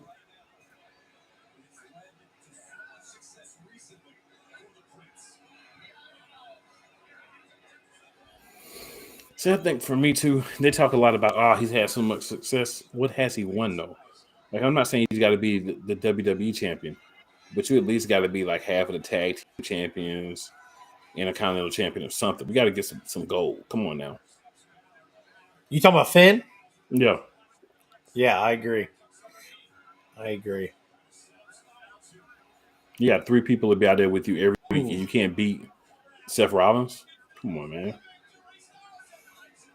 Seth freaking Rollins.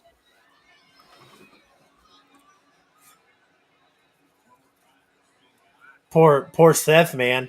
Seth is Seth has been on a downfall this year. Yeah. I like what they're doing with the United States title. It's they're building up those mid card titles to be more prestigious and stuff, which I like.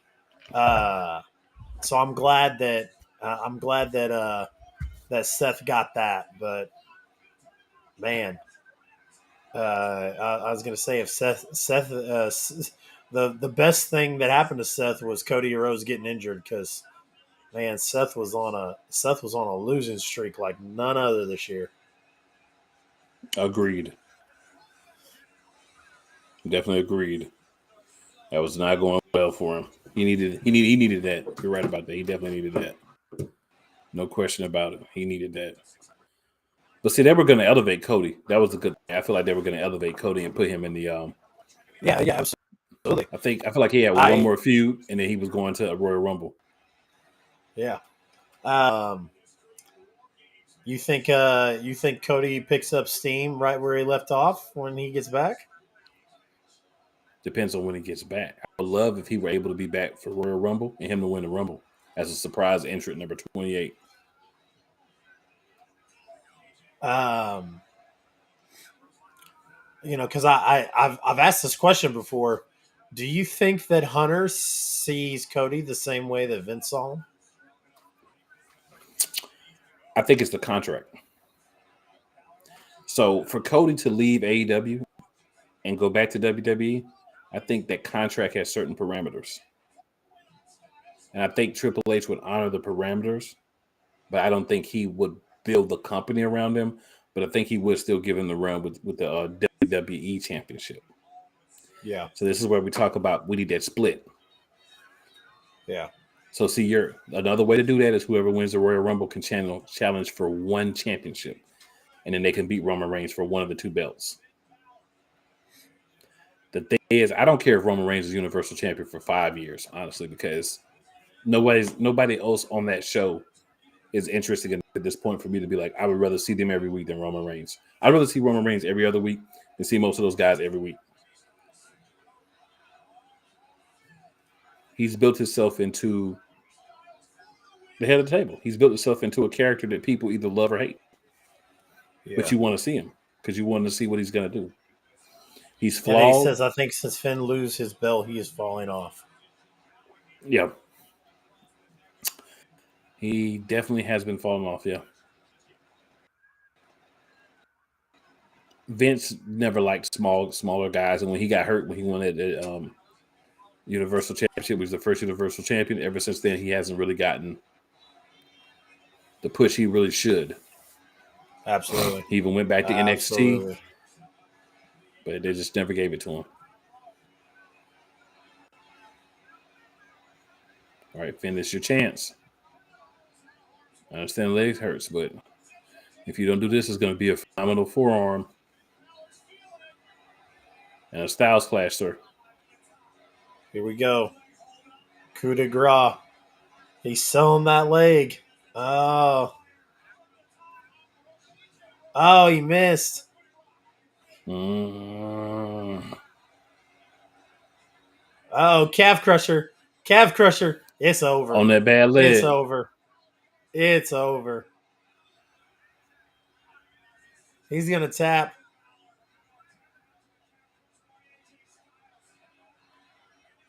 He's got to find a way out. Oh, yeah. Because the thing is, even if he loses, he's got to look real strong.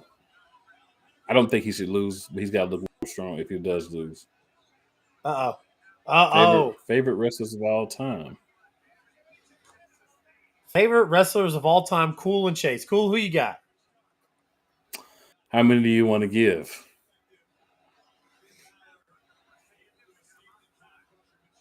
I don't know. You want to do 5? We could do 1 through 5. So I won't put them in order, but I'll do 1 through 5. How about that? I'll do 5, All right. but I won't put them in order. So Okay. my first one, I'm going to do Rock. The Rock was everything that you want in a wrestler. On the mic, off the mic, all that. Look, catchphrase, everything. He just put it all together. So I definitely got to put him in my top 5. I also have to put the dirtiest player in the game in my top 5. The Nature Boy. Nice. Yes, sir. Styling and profiler. The originator of Space Mountain. Got to put him in there. This is where it starts to get tricky because it only leaves you about 3 spots. I feel like you got to put Stone Cold because it almost felt like him and Rock were kind of like the cold big dogs for a while. Yeah. And you would get absolutely. one hurt or one out, and then the other one's there. Then they're both there. Then one's hurt, the other one's out. So I feel like you got to put Stone Cold in there too. Phenomenal Yeah, forearm. yeah. I felt like that was the wrong win because Styles didn't need it. And it's like, when are you going to turn the corner with Judgment Day? Or are you just going to disband them? If you're just going to have them lose all the time, what's the point? After those 3, man, this is when it starts to get even more hard. I'm going to go back a bit.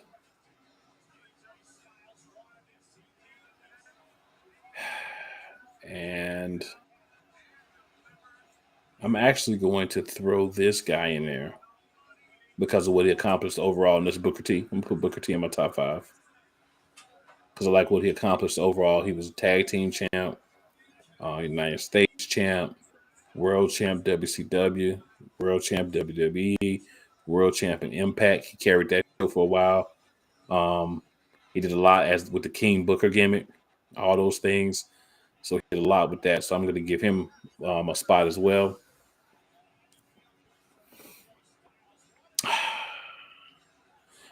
I'm going to let you go, and then I'm going to get my 5th. I got to think about that 5th one. I need a little bit of time for that one. So number 1 overall is Sean. Nobody could touch Sean nobody could touch Sean in the ring. Absolutely, hands down, my number 1 favorite. And then I would go Macho Man Randy Savage. I would go Triple H, Randy Orton, and my number 5 is Dolph Ziggler. because just like Sean, I feel like nobody can touch Dolph inside the ring.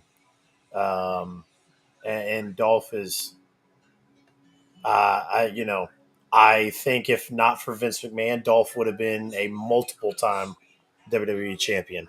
So yeah, there's my five. So you do have one that I'm going to put in mind, and that is the Macho Man. I was debating, but I can't put anybody else over the Macho Man. So yeah, I'm Yeah. going to put the Macho Man in my top five. So mine, I'm going to go, of course, with The Rock, Stone Cold, the Nature Boy.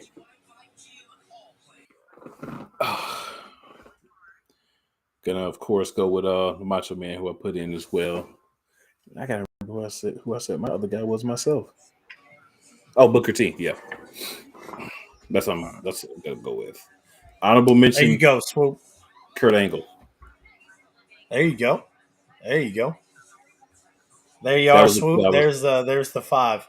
Kurt is a very good honorable mention. Um, you know, I was fighting between him and Macho Man in my mind. I was like, do I want to pick Kurt? Do I want to pick Macho Man? Kurt, Macho Man, Macho Man.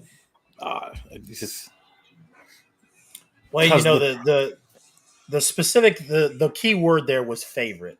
So yeah. whereas yes, I absolutely positively think that Kurt is one of the greatest to live to ever do it. Um, he's not in my Chicken. list. Yeah. So so all Yeah. right. Macho Man is Macho Man is definitely a favorite. See, I like Ric Flair because Ric Flair is just Ric Flair. Like wherever he went, Yeah, and he always played the Ric Flair character no matter what. and his Um, promo game back in the '80s was on par with the best promos. His promo game in the '80s. absolutely.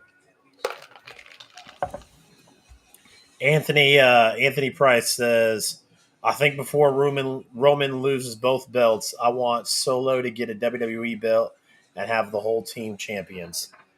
And then he says, "Judgment Day, don't leave Finn. Ripley can be the leader." Yeah, she's their mom and their dad when they need it, right? There you go. I can't argue with that one. I mean, Oh. Rhea's.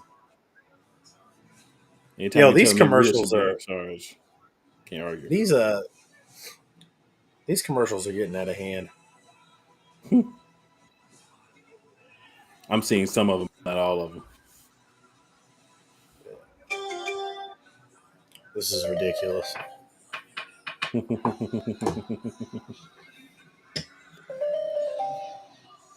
I'm ready for the triple threat. I hope that's next. Jay Swoop hit us with a good one that we didn't mention. One of my faves, Bret the Hitman Hart. Um, you know, uh, obviously I was a bigger Sean fan than I was a Bret fan. Um, you know, and like I mentioned, this was a favorites list, not a who we think is the best. Um, if I made a list of who I think the best is, I think Bret may make it in the top five. May I don't know.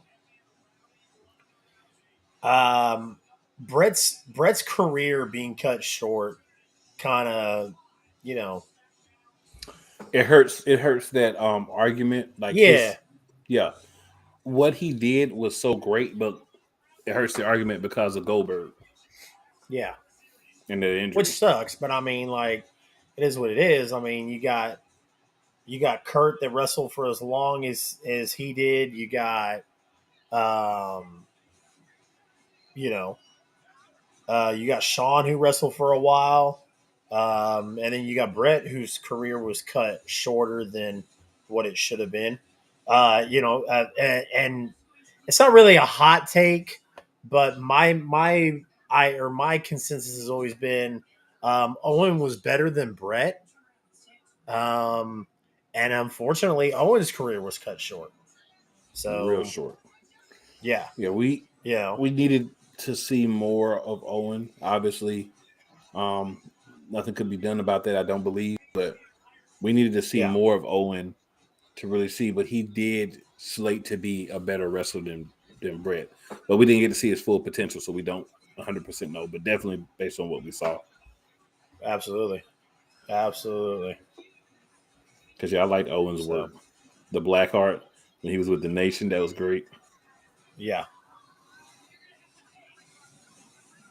Yeah, I was debating between Booker T and Ron Simmons for a spot on my top five too. Jay Swoop said she goes back to Hacksaw Jim Duggan. Oh,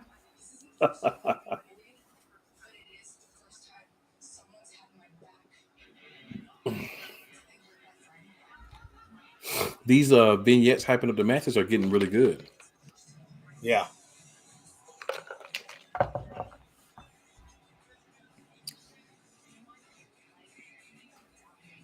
I'm digging it.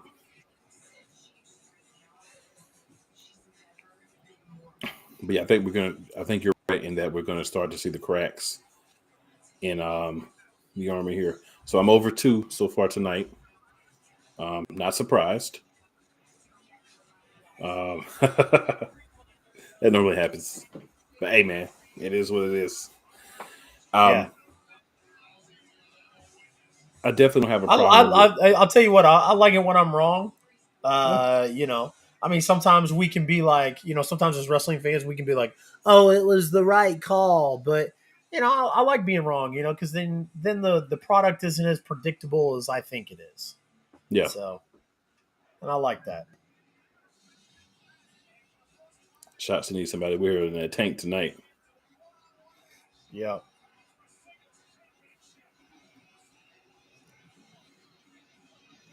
I have a friend who watches wrestling. He loves Shotzi. He thinks Shotzi's so hot. He said she's like crazy chick hot. He loves a crazy chick hot. And I said, well, I mean, if that's what you like.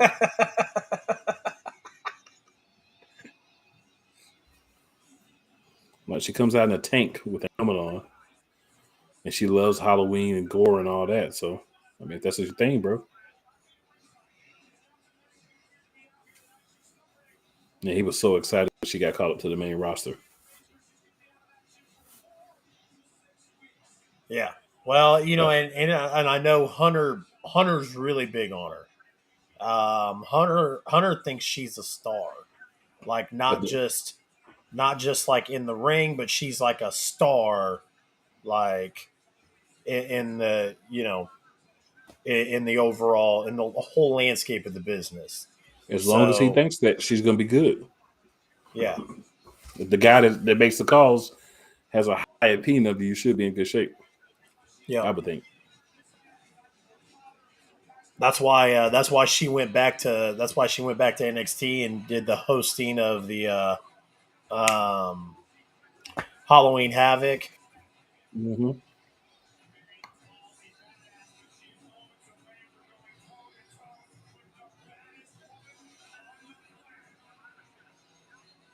Corey Graves was funny, man. Yeah, I like Corey, man. There's a lot of people. He doesn't have like a real popular following online. There's a lot of people that don't like Corey Graves. I love him. I think he's great. I think he's hilarious because he's so obnoxiously one way, but then he Yeah. has like a couple of people that he'll shift for. But it's so Yep. hilarious. Yeah. There's a yeah. He obviously clearly goes for the heels nine out of 10 times. But man, when he does it, like he's got a couple of heels that he'll shit on real bad, and I love it. He's got a I couple of love it. faces that he loves. Yeah. And it's pretty obvious to tell really quickly who they are. Yeah. But yeah, he's quite a hilarious guy to me.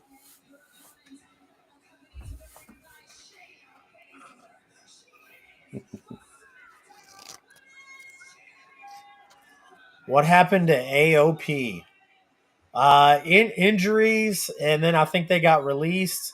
I wouldn't be surprised if those guys came back. Um, you know, The authors would of pain. not be. Yep, I would not be surprised if they came back. As we've seen, there's a lot of guys that were in Hunter's NXT that were let go. That Hunter has brought back and is slowly bringing back up. So, Yep, the perfect example. TikTok. yep, Karrion Cross. And they even I brought him think that's back a with Scarlet, which was definitely yeah, needed because that's a big part of his character. yep. I it's weird. I think that's a miss from Triple H. So I want to like him. I want to think that he's gonna have it, but the crowd just does not get behind him, man, at all. They got to bump him down the card. He came in too hot with the Drew McIntyre feud. They just need to give him a lower feud Yeah, and let him build himself up. Because I think he's about to engage in another one. It'll be better as far as the person he's going against. It was too high for him to come in and feud with Drew McIntyre. Drew McIntyre is yeah. probably the number one face on WWE as a whole, not just SmackDown. That was too high for him to go from the beginning.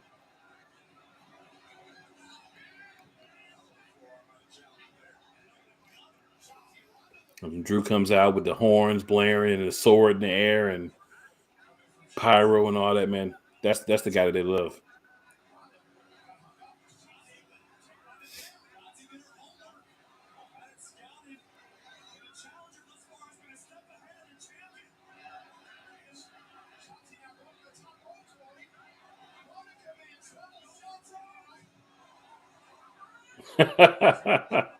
Damn. Ah. Hey, Anthony, that's a good one. That's a good one, Anthony. And that literally could possibly be what happened.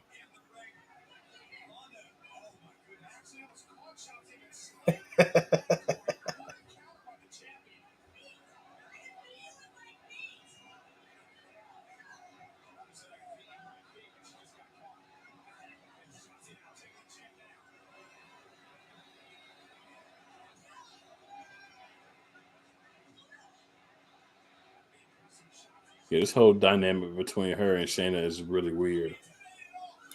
Yeah.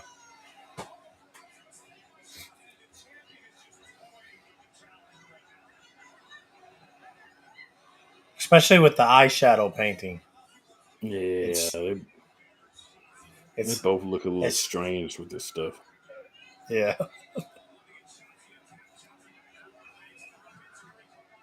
What's supposed to be the two horsewomen of WWE now?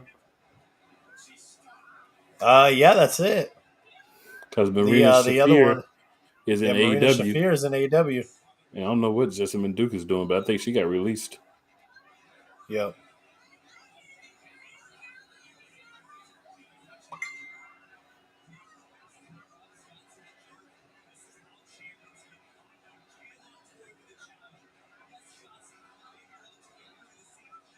Yeah, Ronda, go ahead and take advantage and take control of this. I think the crowd is chanting "We want Sasha." I think so too. Yeah. They're I either mean, saying "Let's go shot." They're either saying "Let's go Shotzi" or they're chanting "We want Sasha." I think they're chanting we want Sasha myself. Yeah.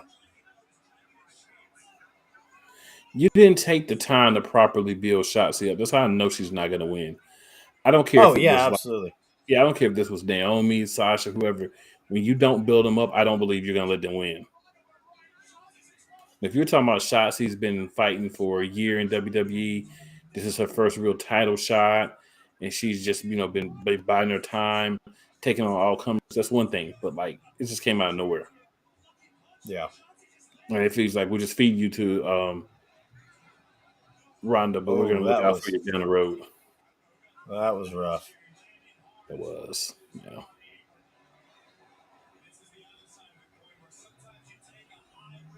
Yeah, sometimes it's like, look, you have to take this L now, but we'll look out for you in the future. Yeah. Wink, wink, wink deal type thing.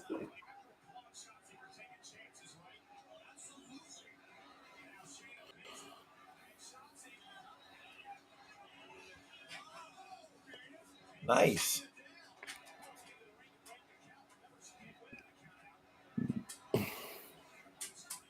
I never understand why they've gotten to the point where everybody can come out with you.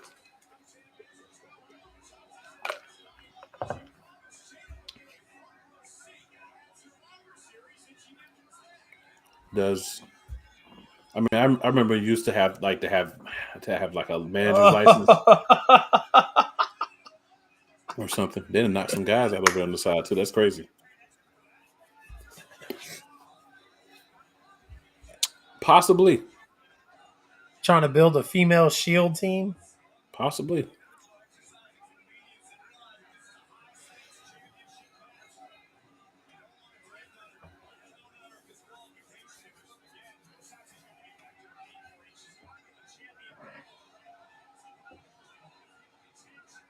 I love it when they plant fans in the crowd. Yeah, and the fans take a hit too. I love it too. Yeah. I want to see the Miz and Dexter Loomis. I don't. I want to see that at a pay per view I because was. I like the story is stupid. Don't get me wrong, but I think they Yeah, could put on a good that's match. my thing. Yeah, Yeah, I 1,000% agree with what you're gonna say. I yeah, think the match would have been great, but I thought that story was so awkward and odd. Uh yeah. That they was they made it seem. Never mind. I'm not gonna say that. Don't say that. They made it seem really weird, and I didn't like it. dude. Say it. We want to hear it. I know. I want to hear Yeah, it. they made it seem like Dexter and Miz did some funky stuff. You know what I mean? Like that's what it seemed like to me. I was like, they kept like making it like he kept abducting him, and then like Right. Yeah. there was one where he was like petting Miz after he knocked him out. He was like holding his head and he was petting him, and I was like, bro, this is awkward. This is weird. I was like, I don't like this. This makes me feel really uncomfortable. I'm waiting for Chris Hansen from Dateline to walk in. Oh no.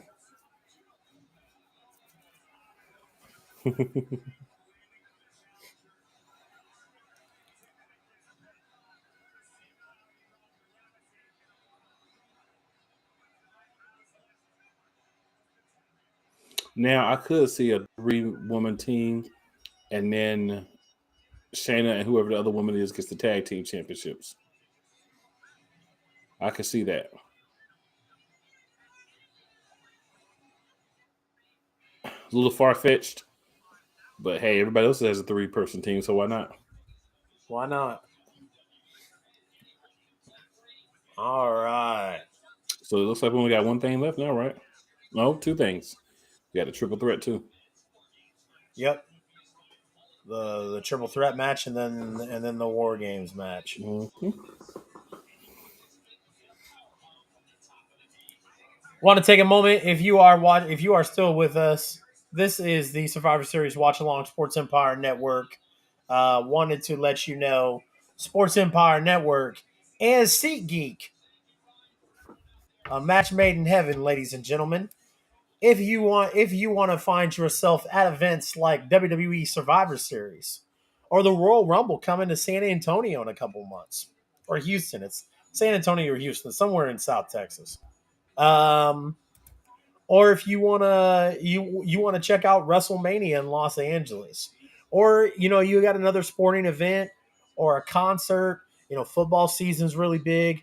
I know. I know when I was a season ticket holder, people were always chomping at the bit to buy buy tickets online. So go to SeatGeek and use promo code SEN for Sports Empire Network to get you a discount on your tickets. SeatGeek.com, promo code SEN for Sports Empire Network. All right. Absolutely. The big question is who would team up with Ronda? I think the only people that would team up with Ronda would probably be her four horsewomen stable. So,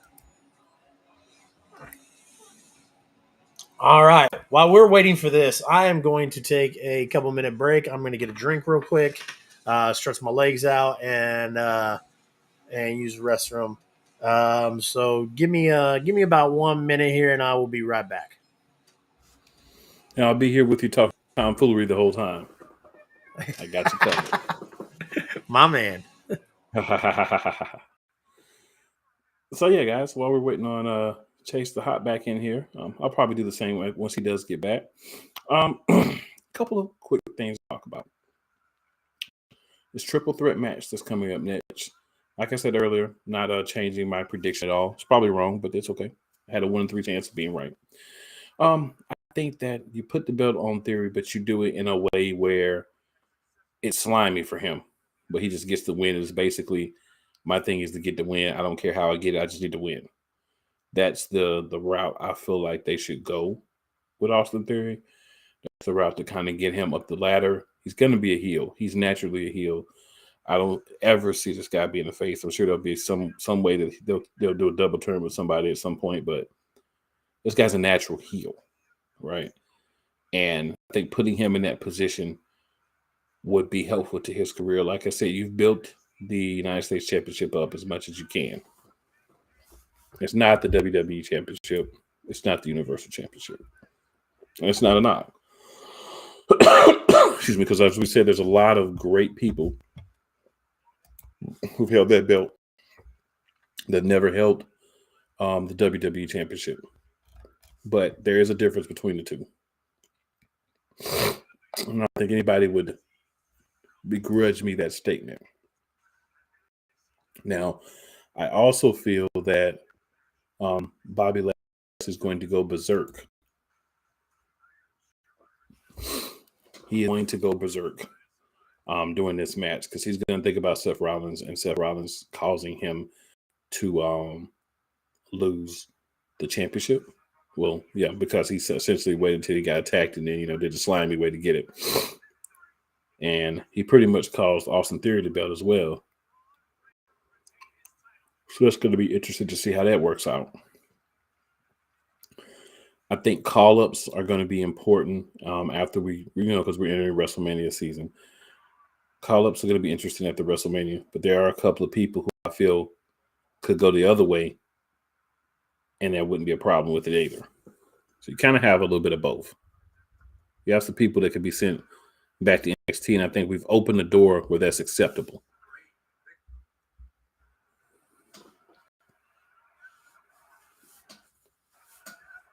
So Roman Reigns is talking to Sami Zayn right now, guys.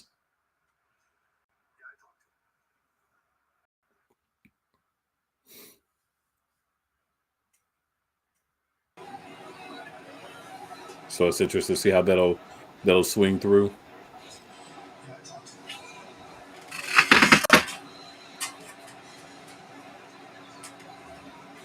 Yeah, that's what I'm thinking, Anthony. Yeah, he'll destroy Seth Rollins. He'll beat Austin Theory, I think, pretty bad too. But then Theory will find a way to sneak in and slime the win. And steal the victory. Yeah. Then he gets to be that new slimy Austin Theory character because he's a natural heel. Like I said, I think at some point down the road they'll turn him into a good guy. They always do, but I think he's just a bad guy. Yeah. That's my wife. Coming and showing support. I appreciate it. Hey, well, that would be Chase. He's hot on the left then.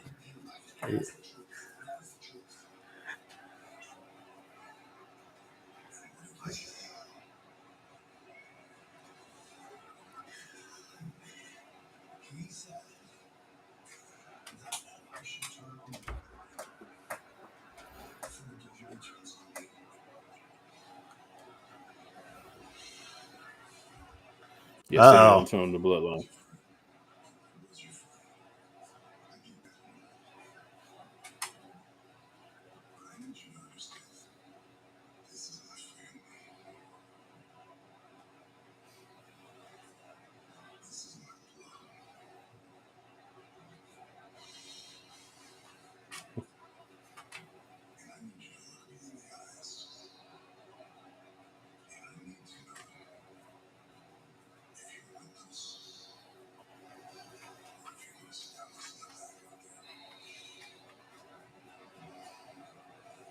I'm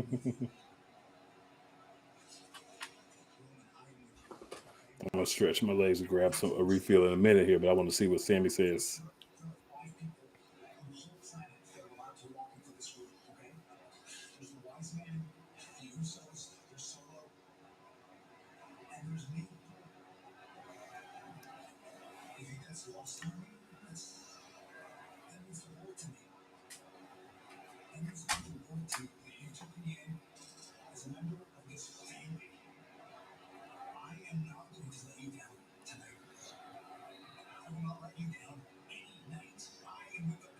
I'm very curious as to where this is gonna go with Sammy.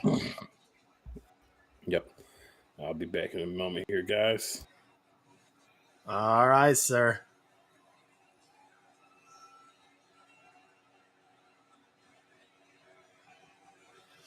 Sammy showing real emotion.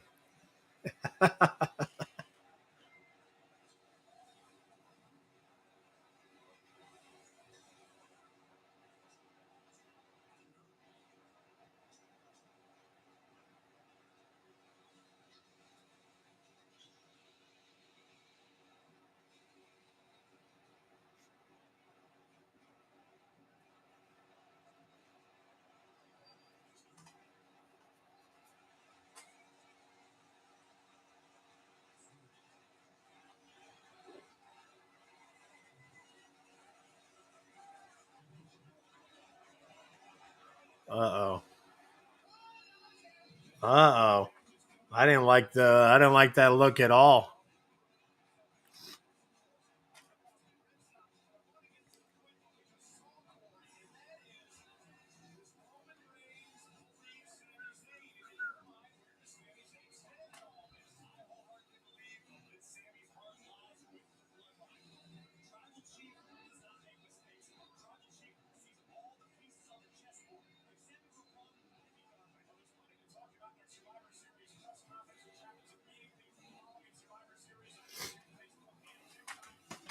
Oh, a press conference.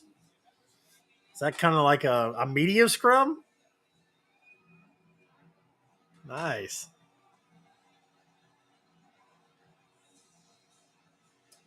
Here we go. Triple threat match.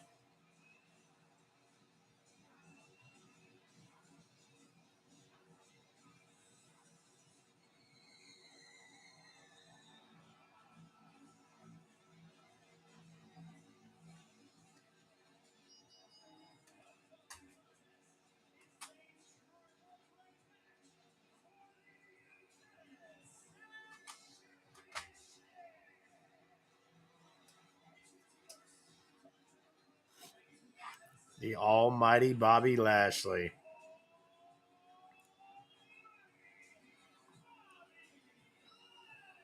Who wins, guys? Let us know in the comments who you think is going to win. Seth Rollins retaining, Austin Theory, or Bobby Lashley.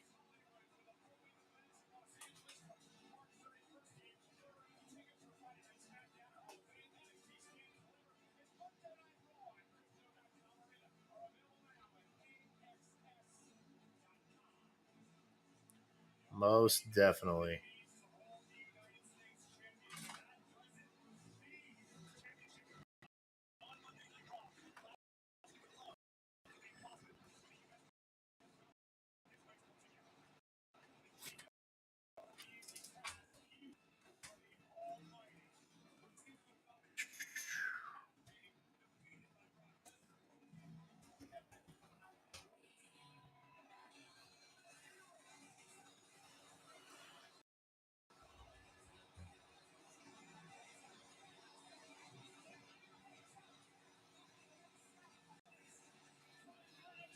And here comes Austin Theory.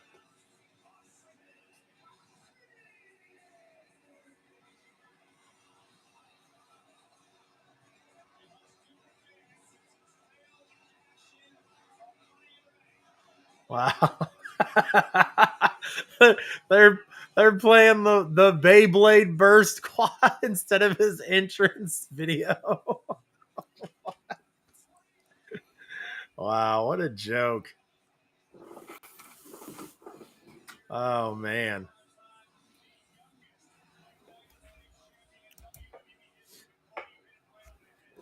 I've been sitting here trying to Welcome back figure to out why my video wasn't on. I saw the blade thing. By the way, it's yeah. pretty good. Pretty good. Bro. Yeah. Like man, they're really I mean, I'm sure I want to guess and say that was done on accident. But man, they're doing a really good job of making us think that nobody cares about him when you can't even play his entrance video.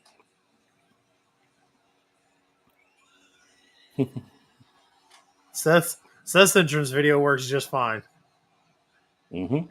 Probably seemed to work just fine too. Yeah. I think Austin Theory needs a new entrance anyway. Yeah. I was just sitting there thinking the same thing when he was coming out.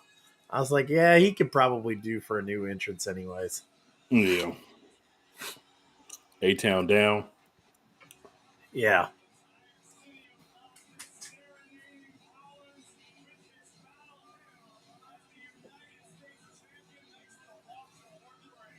I do still say the two best finishers of all time by name, the FU and the STFU. Yeah. Before they became the attitude adjustment. Yes.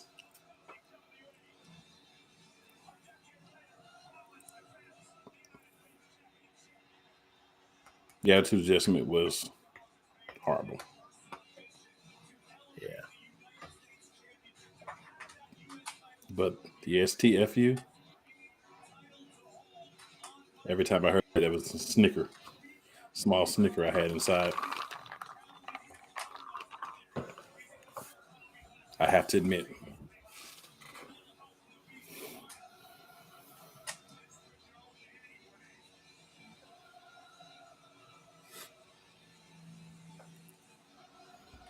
Anthony, Anthony I don't know says, if this is going to happen, but I think Anthony has been wanting a turn like all night. yeah. Anthony wants somebody to turn.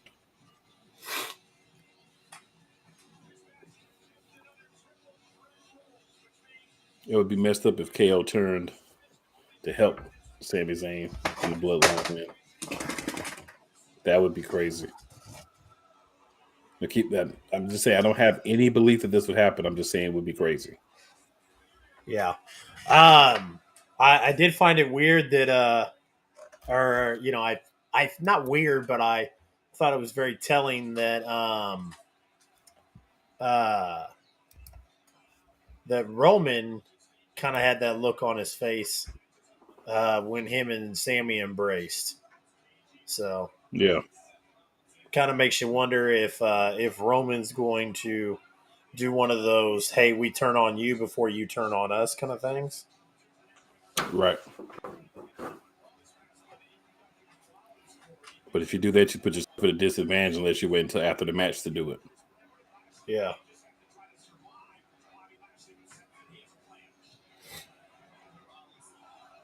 So right now, you got them two in the ring.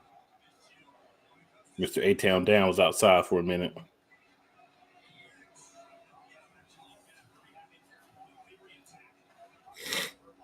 So He while looks we're more while we're dangerous. getting going, while we're getting going on this match, I will tell you that to help pass time today, because it was my day off and wasn't really doing much, was kind of waiting, buying time, waiting for the event to start. I started that Teddy Hart documentary Hmm. on Peacock. Hmm. Some pretty. Uh, there's only 3 episodes, so I only got through the first episode, and I'll tell you what, man, it's pretty interesting. Um, I was telling my wife when I was watching it that obviously knew a lot of, or knew a lot about Teddy Hart, and I was younger at the time. I was a teenager, but I knew he was a very, very high sought free agent on the independent scene, and even signed a contract with WWE. And I know he was released because he couldn't stay off the weed. Yeah. But man, I didn't know how far his demons went, and man, it's crazy. So, like I said, there's 3 episodes. They're about an hour long. I'm one episode in, and it's pretty wild and crazy. So I'm gonna have to check that out. yeah, definitely. I'll watch It's have them on like Hulu and different places where they have like the shows about wrestlers and the documentaries of the one episode documentaries. I watch a lot of those. Like I watched the A&E the Flight from ones. Hell. Yeah, the Flight from Hell and all that. I Yeah, watched that. I watched the Chris the Benoit one Dark a Side of couple the of Ring. times. Yeah, I watched those. Yeah, Dark Side of the Ring. Yeah, yeah. The A&E ones are done by WWE. They're a little bit more like WWE friendly. Those Dark Side of the Ring ones, though, man, those are those Yeah, are those are a different monster. yeah. The Plane Ride from Hell. Chris Jericho's in a lot of those. I think he's like an Yep. executive producer of those too. Yeah. He's not going to have anything to do with WWE right now. Yeah.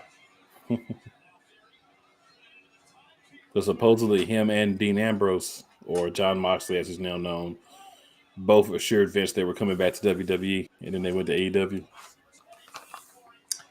The show about Teddy Hart, it's called Dangerous Breed. Crime Cons Cats is what it's called. So It definitely sounds like something to check out. So if you guys are watching, you yeah. should check it out with me. That definitely sounds like something to check out. Something else I'll have to find some time to to watch, but I'll make it happen.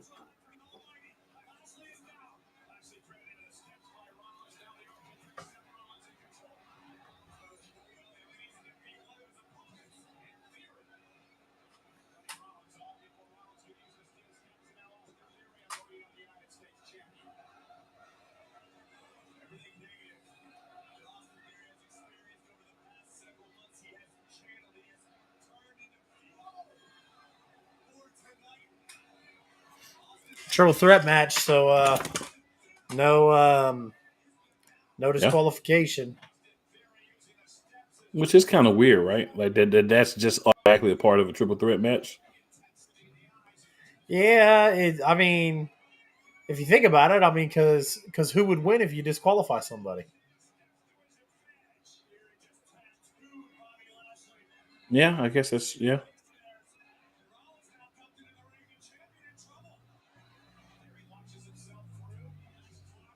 Maybe if you get disqualified, you're just out of the match. So it's a triple threat, but Yeah, you get disqualified, you eliminate yourself. And the other two guys get to go back to a regular match. I just think it's weird because it's like you can do whatever you want in a triple threat match, but in a one-on-one match you cannot. So I just think it's kind of weird the discrepancy when it's still the same kind of match. You could just disqualify whoever you disqualify. You're just out of the match. yeah, Do you like they do the your teammates when they get caught? Send them to the back. yeah. Hey, speaking of that, I it was on the screen when I took my break, and I meant to say something about it when I came back. Uh, what do you think about this Iron Survivor challenge? I saw that. It's going to be interesting. I'm all Yeah, we for a were. different concept and just to see how it goes. I'm all for it. Yeah, like we were talking about it on my show, Bad Booking, and here's the only thing that we kind of came up with that we were kind of confused about is the penalty box. Like, somebody does a finisher and then pins somebody 1, 2, 3, um, uh, and then you got to go to the penalty box for 90 seconds. So does the 90 seconds count, after you've been pinned, or does the 90 seconds count when you get to the penalty box? Because, you know, like the old video games, you do 14 finishers and then the guy gets and walks out of the ring like in a Hell in a Cell or an Elimination Chamber in the video games. Kind of one of Yeah, those things. it's got to be the 90 seconds once they get to the box. That's the only thing that makes sense. Yeah, But we shall see because you never know how foolish people get with these things. But that's the only thing that would really make sense. yeah. Yeah, I don't mind a different concept, man. I mean, let's just see how it works. If it's garbage, we'll talk about how it's garbage. If it Oh works yeah. good, it'll be something different. I love the concept. It's kind of like those old uh they had a hardcore title match kind of like that back at WrestleMania 2000. The Mm-hmm. hardcore time limit match. It's sort of like that. But they added that penalty box in, so that's when I was like, well, I wonder how this penalty box is going to work. Is Braun Breaker going to do his finisher to somebody, and then after he pins them, are they going to get right back up like nothing happened, not sell the finishing move so they can get out to the penalty box, or are we going to get guys laying on the ground for 2 or 3 minutes and then rolling out of the ring, then going to the penalty box? Right. It'll be interesting to see. But yeah. So I think whenever Braun Breaker loses the belt, I think he's going to the main roster. Oh, absolutely. I I don't want to see it just yet because you know I think it's fair to say that you know that NXT kind of not lost its identity, but NXT kind of had had little to no identity there for a while. And to establish an identity again, to establish them as a brand again, um, I think Braun needs to stay a little bit longer to help establish that. But once that's done, yeah, he needs to be out. He needs to head to the main roster. They'll definitely try to put him there, I believe, really quickly. Yeah, I seem to really love him. But when you're Bronson Rex-Steiner, they should. yeah. And hopefully he'll be something Steiner when he's on the main roster and not Braun Breaker. Yeah, I don't know, man. I'd love to see it, but I don't know. I think they'll probably bring him up as Braun Breaker instead of Braun Steiner. Well, Braun Steiner sucks. So they have to be like you could do Bronson. You could do like Bronson Steiner or you could do Rick Steiner Jr. or something, but you can't do. You definitely couldn't do Braun Steiner. That sounds horrible. Yeah.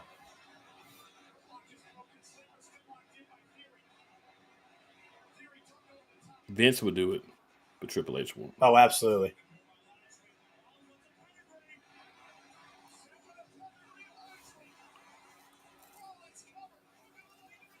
I know the Godfather's glad he got from Papa Shango to the Godfather because that was Papa Shango was a horrible gimmick. So was the Boogeyman. I love the guy who plays the boogeyman though. Oh Love him. yeah, but he just got the wrong character.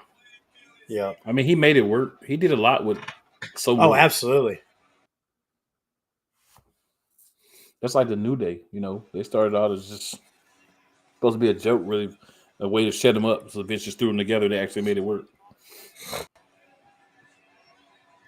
Yeah, I was, they better have paid that guy a lot of money to eat those worms. yeah.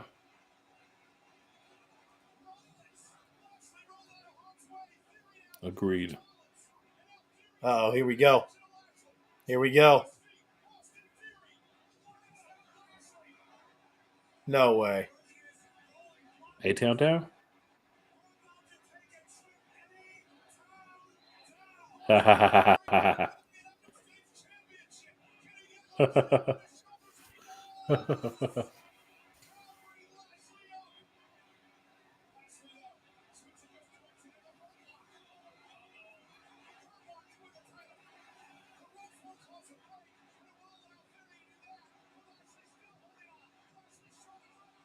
Oh.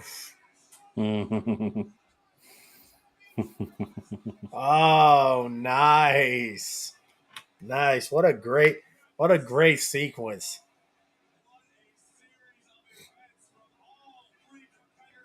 Yeah.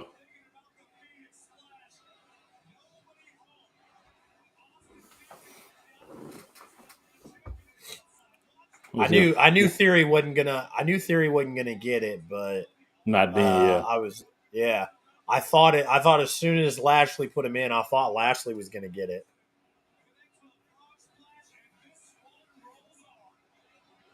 The fact that he found a way to get out of the lock was impressive.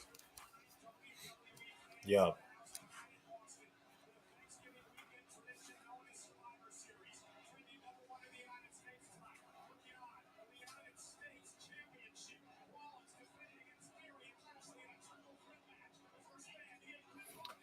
Theory's got to come up with some other moves that he can use to really put you out. Yeah.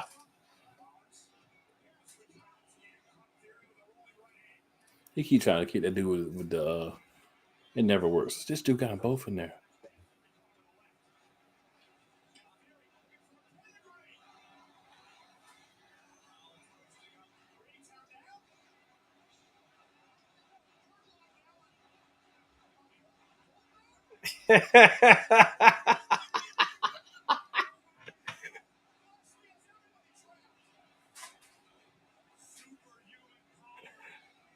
That was goofy.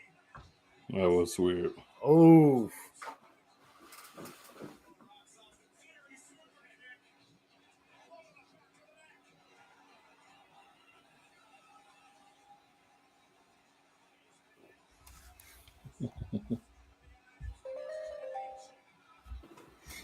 Uh oh.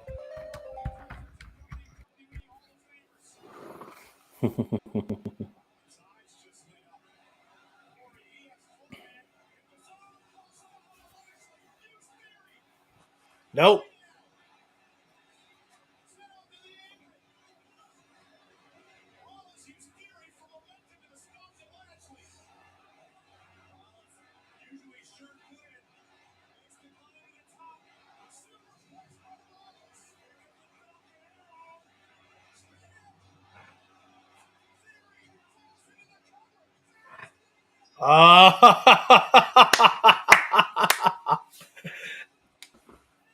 I got one match right.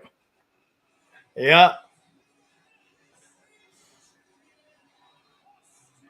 Because I try to think about like when I call the matches right around, I try to think about what would make the most sense for storytelling purposes. Yeah.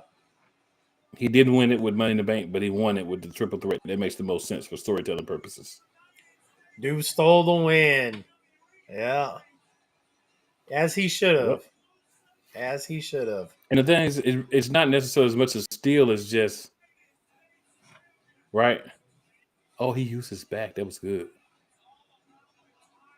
When you just see how like in slow motion when you saw it, some things only look good in slow motion. They look good in slow motion. Yeah.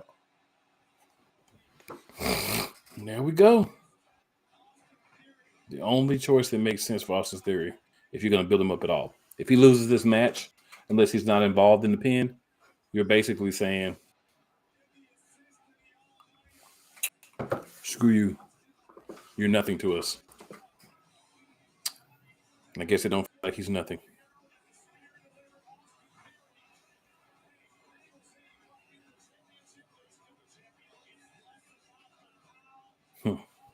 The fans are shocked.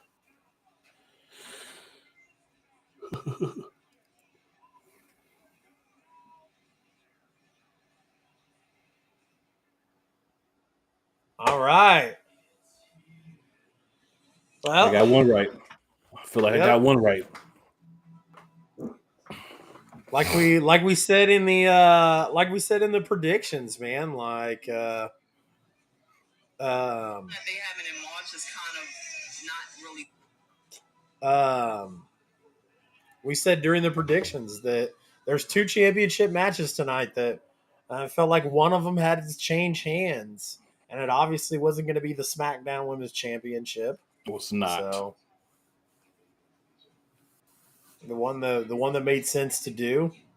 Um, and let's face it, like Bobby Lashley shouldn't be going for the United States Championship. Him and Roman should be a marquee match somewhere down the line.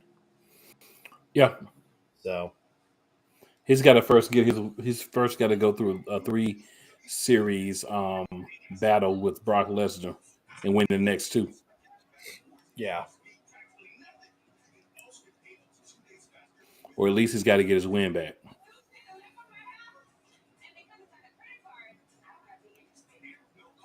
At the very least.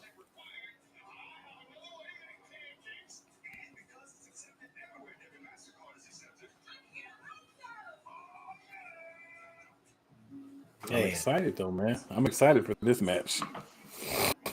yep. And I got some blood. Lashley was bleeding. I got some blood. That's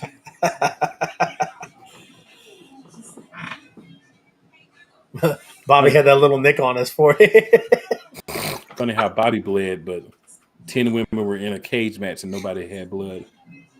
Yeah, It just doesn't give you. It doesn't lend you to realism. Like we talk about realism, we want this stuff to be real. We needed a little blood. I mean, it could have been the old school blood packet, so it would have been good enough.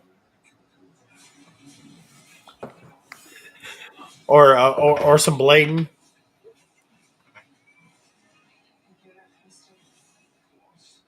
Watch one of the ladies pull a blade out of their wristbands like Flair used to.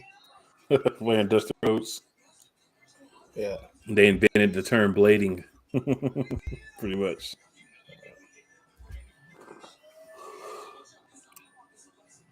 Theory had no idea he won that match.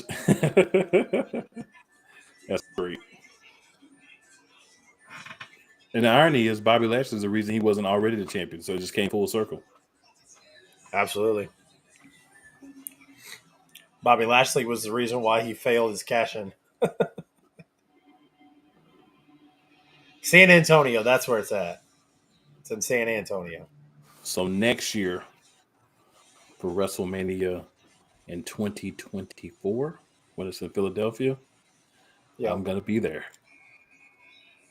Nice. I like it. I'm Yes, gonna sir. try and make Los Angeles my first year going, and then I'm going to try and make it a yearly thing. So So we were doing that for a while. We went to Orlando, we went to Phoenix, we went to Atlanta, we went to a couple. But then, trying to sync everything up. New Orleans didn't work out. Then it was like, we didn't go this year. Then we ended up not going a couple of years. Then we're getting ready to go. COVID hit. We didn't go. We're gonna go to LA, but then we're like, it's gonna be in Philadelphia. The next year will be on the East Coast, so we're gonna go to that one. And we're gonna try to get it started back up, but going, every year after that. yeah, yeah. I had the opportunity to go last year, man, and I didn't. And it was one of those things where I saw Do it. everybody on like all the content creators on TikTok and Instagram and social media, and I was like, I was just kicking myself. So I was like, you know what? I'm not doing that. I'm getting it. I'm getting it started early this year, and we're gonna go. We're gonna. I've never been to LA, so I'm gonna go to LA and make it my first WrestleMania, and then I'm gonna try and keep it a yearly tradition after this. Yeah. I haven't been to LA. I was gonna go, but I ended up going to a couple of Eagles games and some different stuff. So I said, I'm gonna just wait and then 2024 is when I'll hop back into it full time. Yep. I have my big gold in my WWE Championship, and by then I may have a white winged eagle as well. So I might leave the big gold at home, take the WWE and the winged eagle.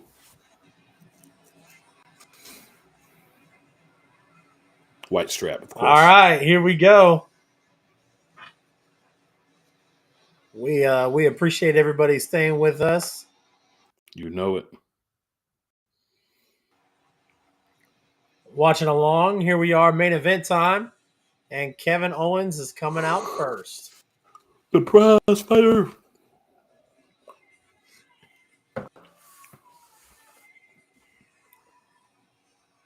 Let us know who you guys got in the comments. Let us know if you're going with if you're going with the Team Brutes or Team Bloodline. I've already made my pick, so I can't change it, but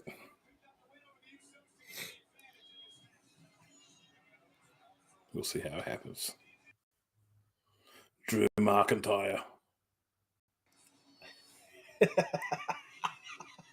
This dude's got to be champ again, man. This dude has WWE champ written all over him. He's got to be champ again. Sustained long run, too. Yeah, I mean, like, there's people for Roman to fight, still. But you got to get rid of the bloodline. Yeah.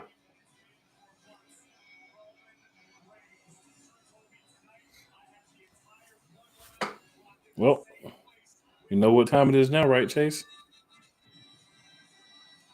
It's Saturday, but it's fight night. That's right. That's right. I'll tell you what, man. They're doing a good job when they make me like Sheamus again. Yeah, when you make me like Sheamus. When you make me like Sheamus again, you're doing a good job. Right, I'll tell you what, I could have cared less about Sheamus. Is Butch going to start this out? Looks like it. Let's go.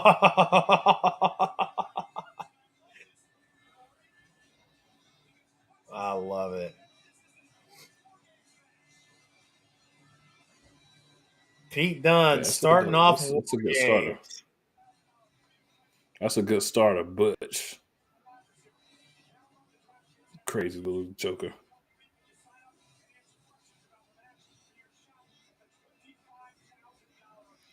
One of my favorite War Games matches was him, Ani Larkin, and Pat McAfee against the Undisputed Era.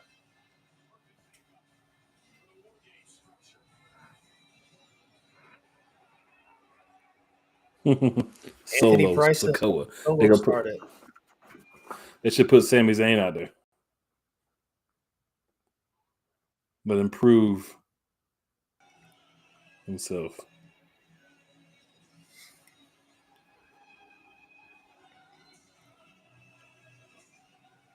Well, now wait a second. Is it all five? Is it all five of them, or isn't Karrion Kross in this match?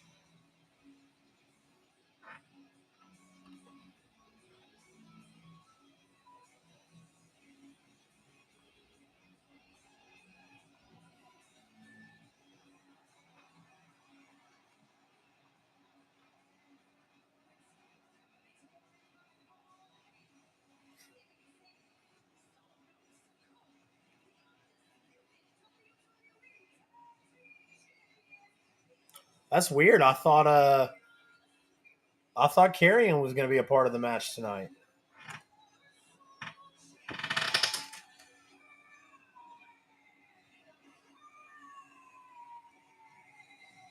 Uh-oh. There we go. Oh, there you are. I was like, uh-oh. Yeah, the stream pop-up came. I thought it was going away, then it popped me off for a minute, but it got me back on.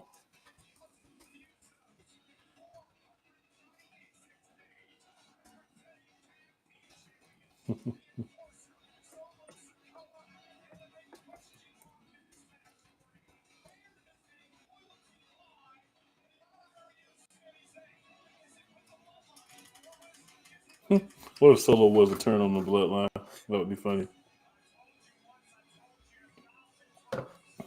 It wouldn't happen.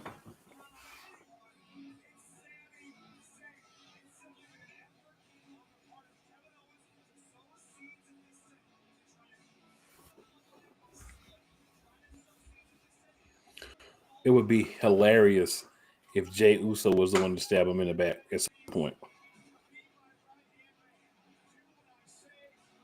Yeah.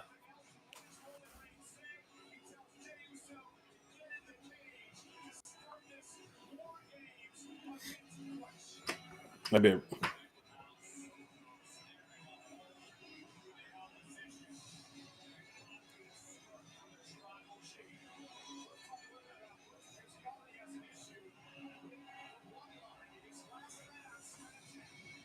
I don't know, man. I think they should have made those cages a little bigger for the men. Might get a little tight in there. It actually made sense. You know who in the ring? This fool.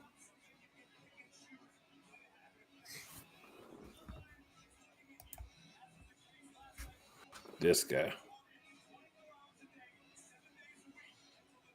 This should be an interesting dynamic.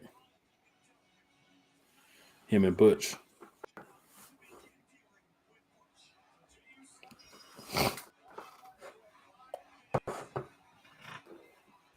Yeah, acting up a little bit here. Let me try something. Anthony says, I was thinking to myself, Paul hold more belts than anybody in WWE. Yeah.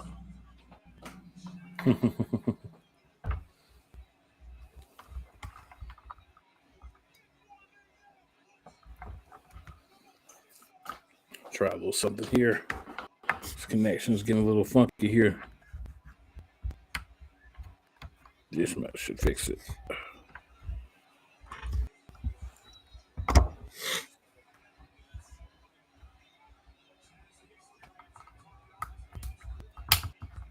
Yep. See, I love that too. Michael Cole just mentioned how Butch has the experience being in war games prior.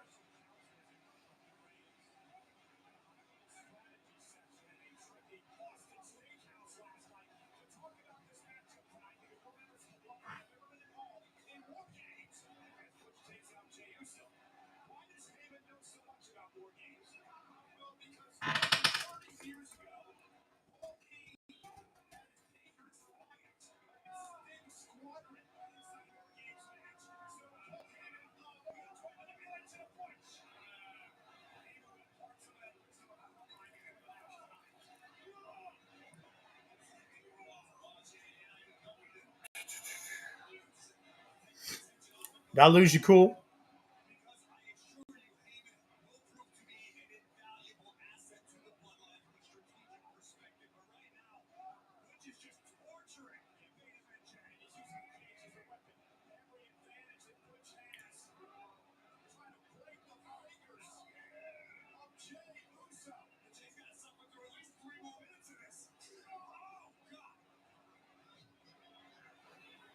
Cool, did I lose you?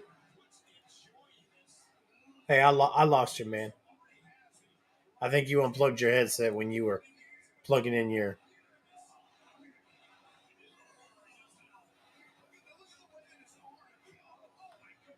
Maybe.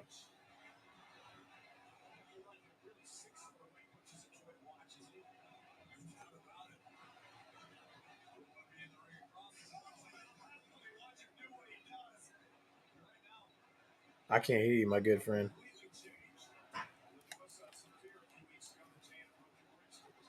Oh, okay, there we go. What about now? Nothing. Nope.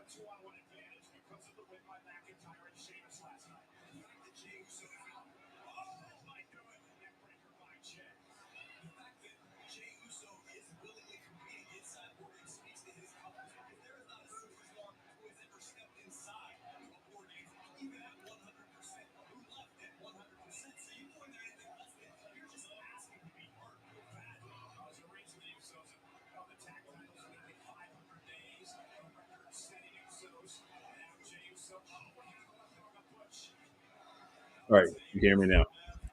Yep. There we go.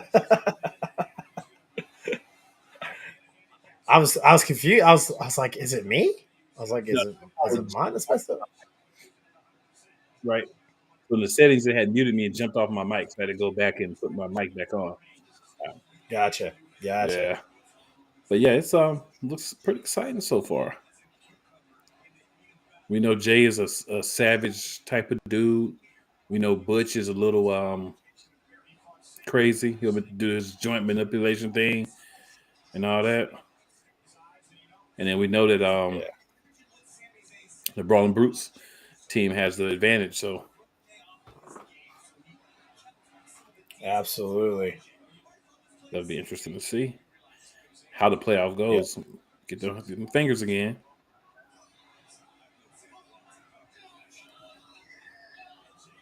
Yeah, Anthony, these 5 minutes, they do go by pretty fast. When you get the good little segments in between, and the first one is normally the best because it's one on one.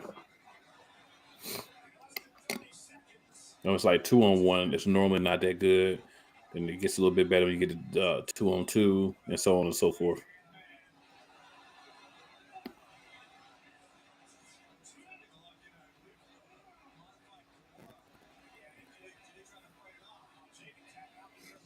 But I'll say, man, Jay, when he had that fight with Roman Reigns, Yeah, he kind of he had that established himself to singles me. run. Yo, he kind of established to me that he can get the job done too. Yep. He had a damn good singles run when he was facing off against Roman. Yep.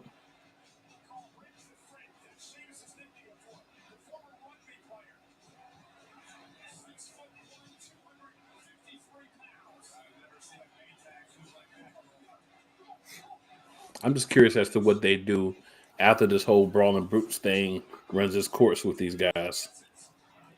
Maybe that's when Pete Dunne goes back to Pete Dunne after the Brawling Brutes are done. Yeah. Yeah. Like I said, I know when I know right when Hunter took over, they announced that they were going to do a draft, and I wondered, you know, if they did a draft, if they would split them up. But then, well, when we did Clash at the Castle, man, that was kind of like Sheamus's coming out party. And I don't mean it like that, but like everybody fell back in love with Sheamus again. It was like, It was a brutal match. yeah, But he Walter can he you can have good matches with Walter. Walter will help you. He'll pull a good match out of you now. yeah, and like it was just like it was Sheamus kind of reminding people like, yo, hey, I'm still here, like I can still go. And so then like the Brawling Brutes got over because then Butch started embracing the Pete Dunne character without the Pete Dunne name. So Hmm. I don't know, man. I like what they've been doing, and um, I do wonder if they do decide to do a draft, and one of them goes to one show and the other ones go to a different show. If they'll switch Pete Dunne's name back to Pete Dunne, but I mean he's pretty much Pete Dunne without just with a different name. So I don't He's a really little care at bit. that point. He's a little You bit know, wilder than Pete Dunne too. Pete Dunne was more cold and calculating. yeah, Butch is more frenetic, wild. yeah, But he definitely has the Pete Dunne moveset, which is very important. yeah.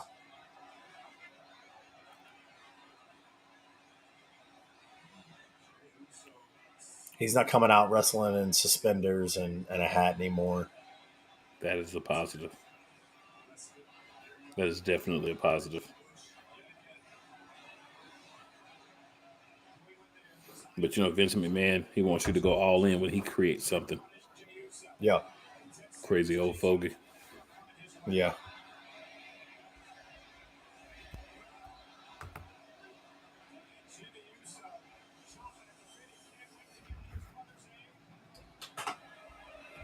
I knew it. I knew it.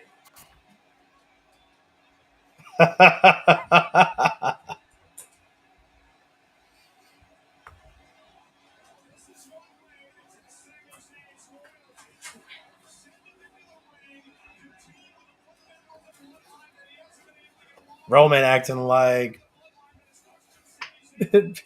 people's from Chad.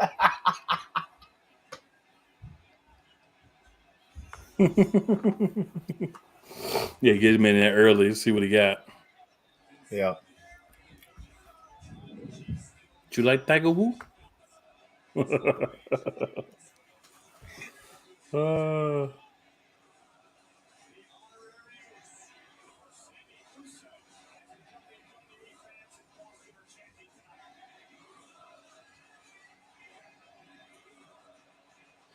but you know what the problem is? So you remove Sami Zayn.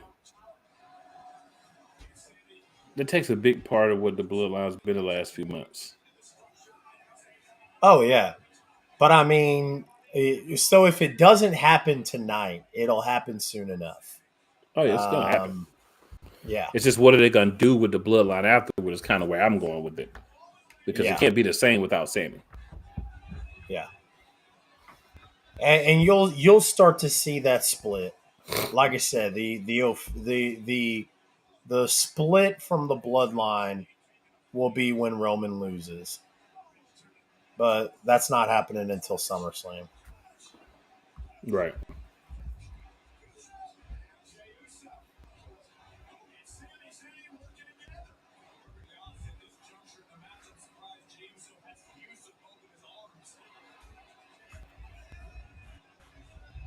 Uh oh.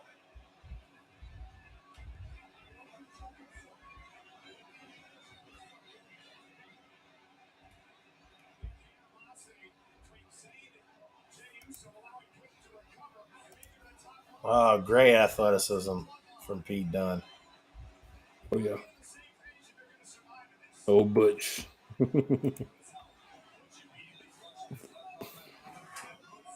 Oh, oh boy.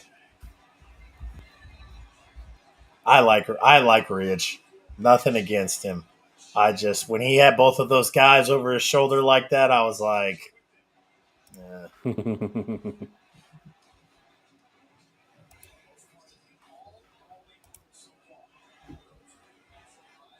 Anthony says I would take Sammy out and have Naomi join.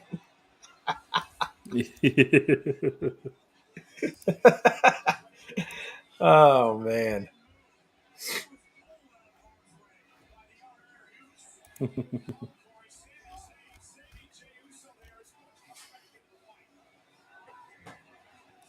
All right, 13 seconds. Who we got coming in to help Butch?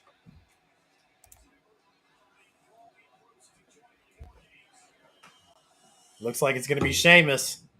Oh no, it's Drew. Uh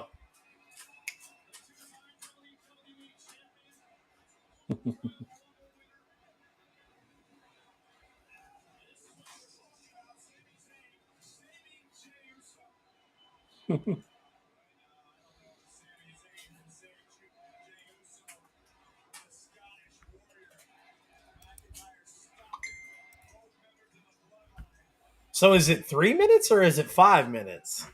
It was fine for the first one, but I was noticing that. Yeah. Might be only a few minutes after the first one. They're doing less minutes.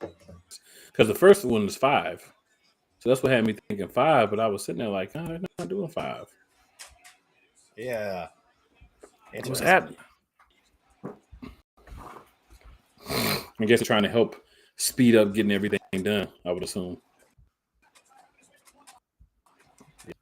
Yeah.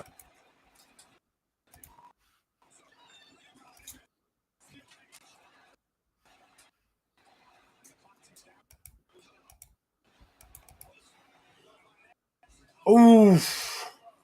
Man. His belly to belly suplex in the corner. Oh, are always so awesome. Throwing Sammy around like a rag doll. Man.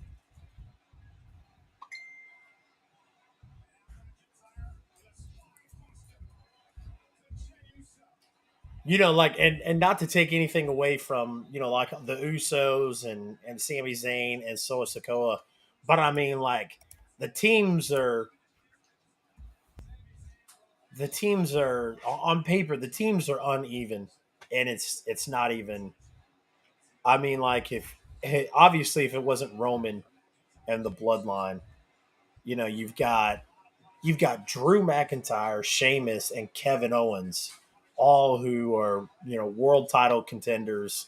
Um, you know, high tier main event, former world champions. Uh, I think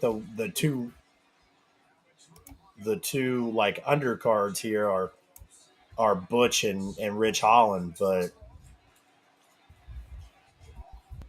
Yeah, I, I definitely agree.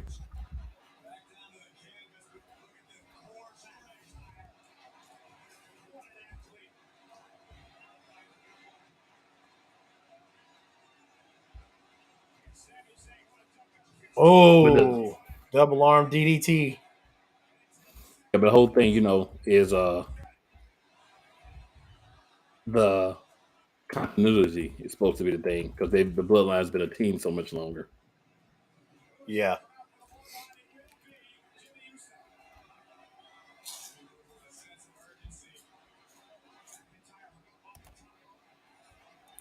Uh oh. Oh, Jimmy's coming in with Jimmy. Get the tables. Jimmy, get the Get the table. tables. They do the 3D now, so I mean, you might as well. Hmm. They call it the 1D though.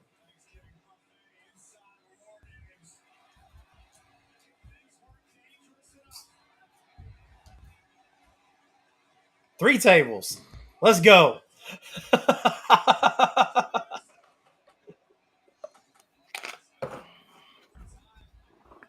I knew this was going to be a heck of a lot of spots. There was no doubt in Yeah. my mind about that.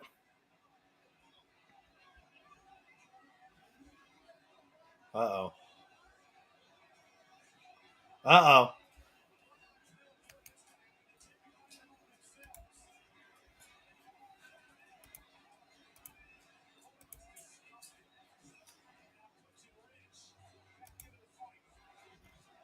I like it.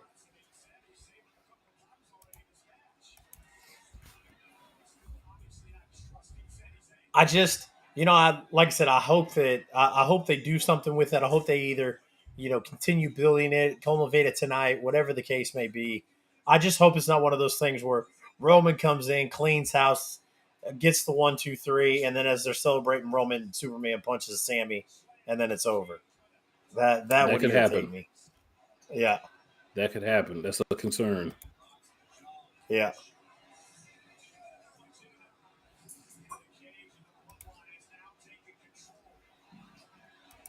It's definitely a concern. Yes, indeed.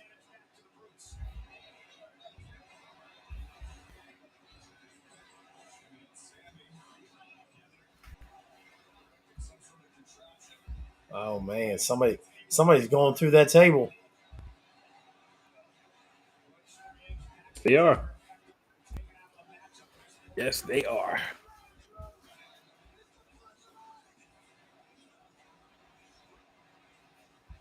You can even hit that with an old school Booker T. Now, can you dig that? Sucker! Sucker. One of the best catchphrases ever. Yeah.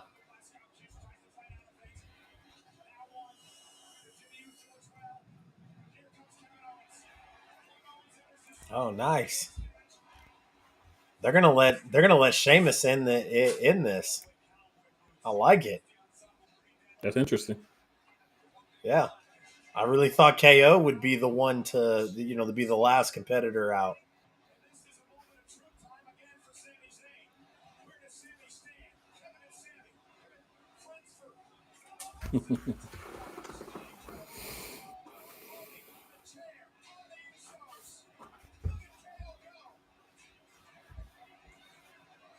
Oh,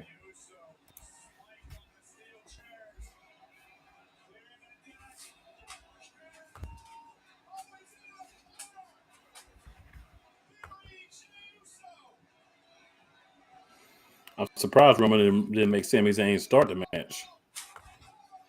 Oh, Swanton. That was badass.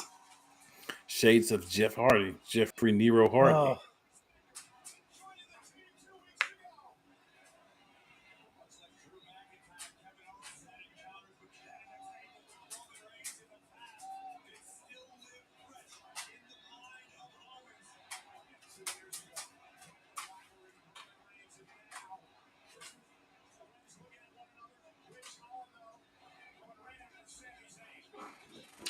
Make some true statements there.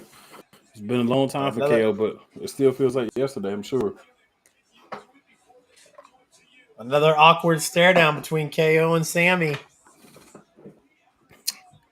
Like you said, man, I don't know if it's tonight, but we all know where this is going to end up at.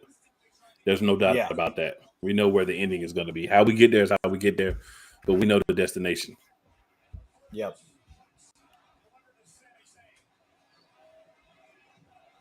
Just have to trust that they'll execute it the way that it should, or a way that Sammy makes out and have sense. Naomi. You could take Sammy out and have Naomi join. You could get you a female in there. I mean, it kind of does make sense, and I thought they would go that way because you could come back with a different thing. We can get rid of that glow crap and have Naomi come back and more serious. Yeah.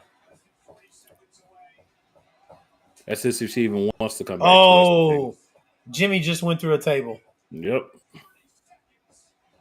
Get the We're table. gonna get Solo. Yeah, because we know who's coming in last, the head of the table. Yep.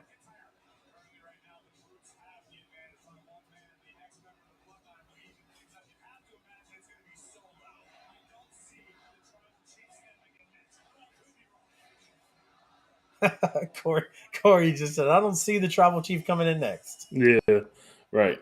I mean, we always knew who's going to be last, right? I love that he got himself a chair to put in that tiny ass cage with those other four big ass dudes. Well, they're out now. I know, but still, like there's four giant dudes in this cage that was the same size as the cage the women were in. And Roman's just like, yo, I'm gonna go ahead and put me a chair in here because I'm gonna sit. Oof.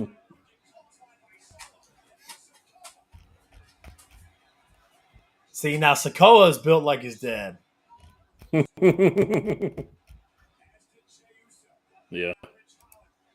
You know what I'm saying? Like, look at them calves, that big ass thighs. Like, he's built like his dad. definitely.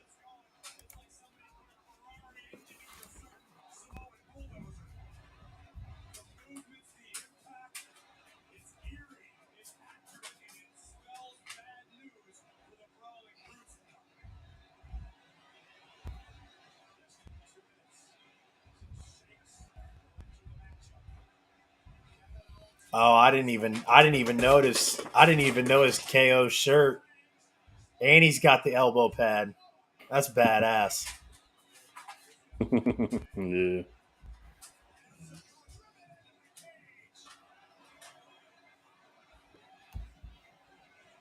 Okay.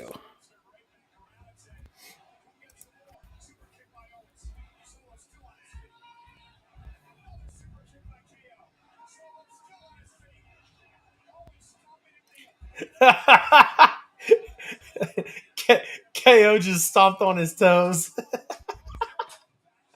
I love it.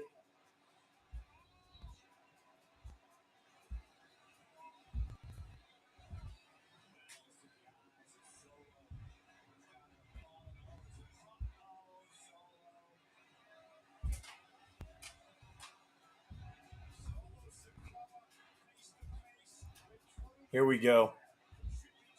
Solo and Drew McIntyre.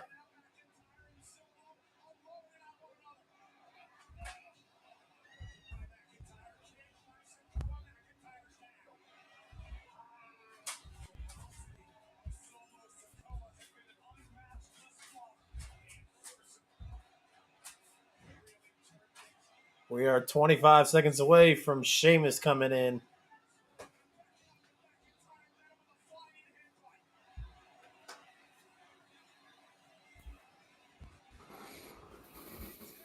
There are bodies everywhere.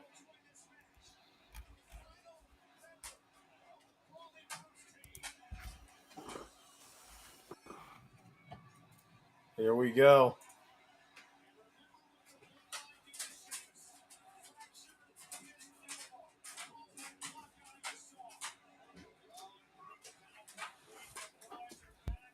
Oh man, what is Sammy doing?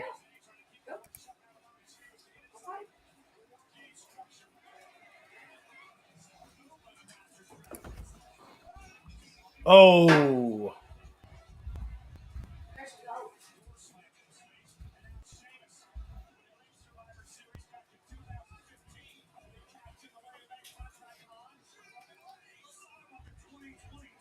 Sheamus coming in, cleaning house now. Oof. God, dude. Anytime I see a backbreaker, my my my lower back just hurts so bad.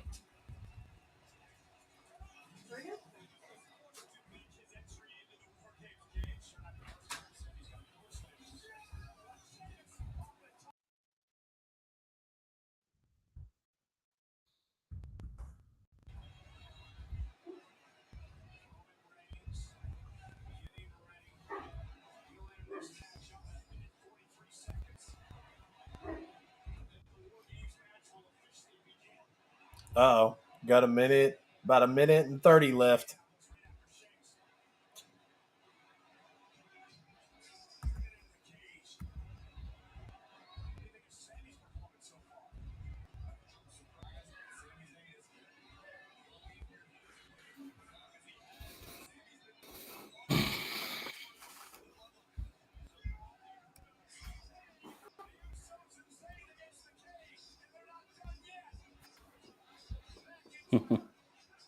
There we I go. try to let people hear because I can hear your TV pretty good.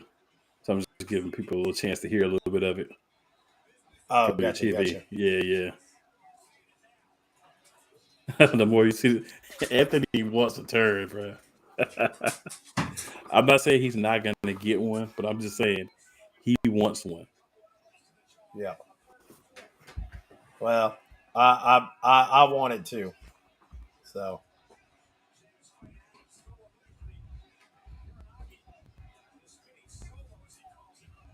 I think it's the perfect time that for it to happen. We're at 25 seconds left until Roman enters.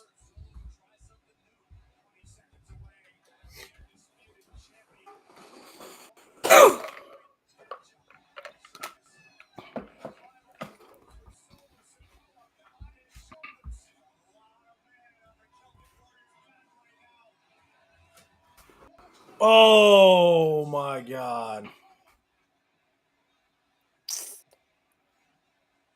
man!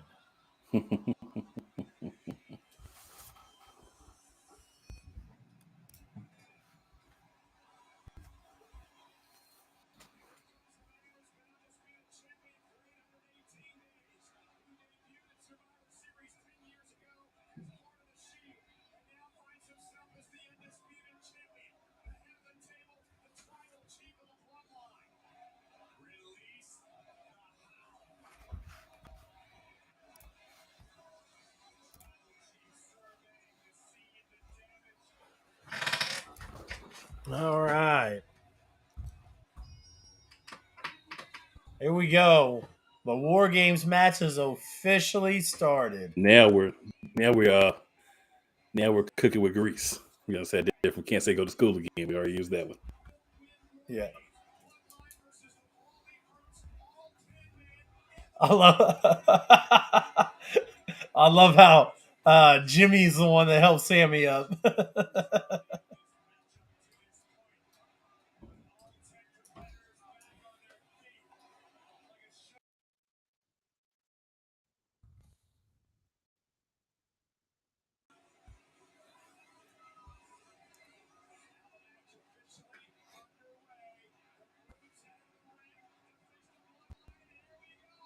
Sheamus and Roman.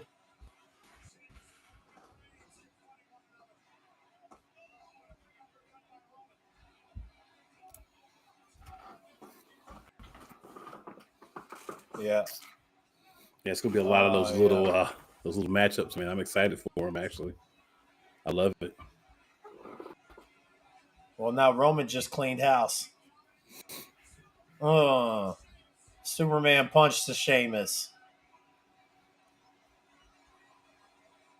It's pretty easy to do when you've beaten everybody. when Yeah. you're the last guy in. This is smart. I mean, if I'm Roman Reigns, I'm gonna be the last guy, even if we don't have the advantage. Y'all gonna be at the disadvantage, not me. I'm the head of the table. Oh, here we go. Here we go.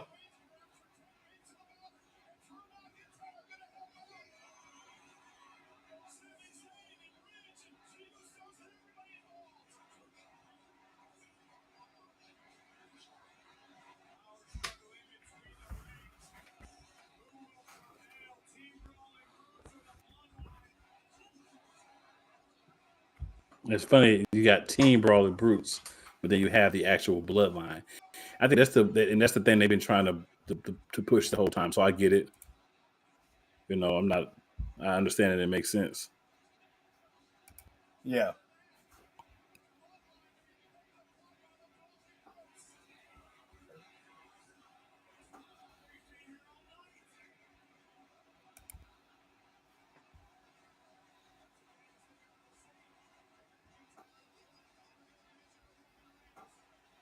Well, that's badass.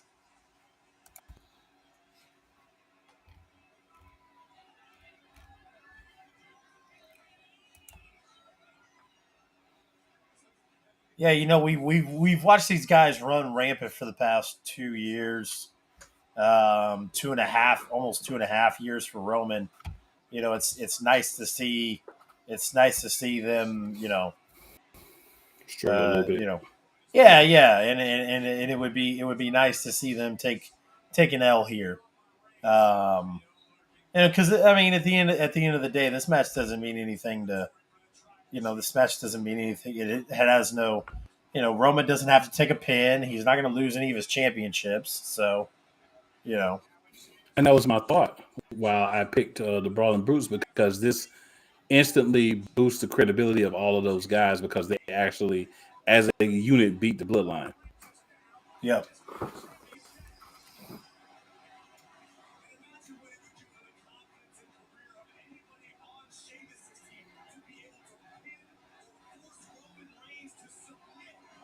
Yeah, it's not going to be Roman Reigns.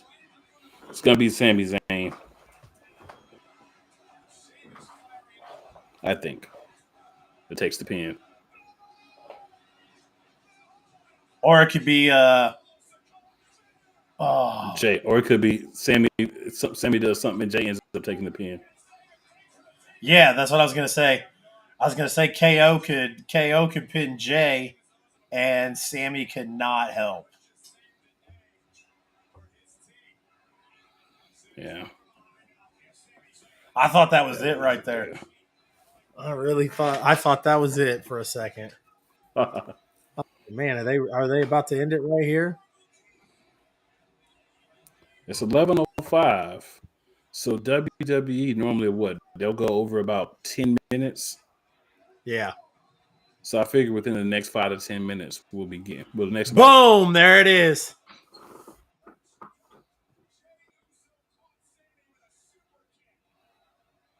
mm, come on, Jay.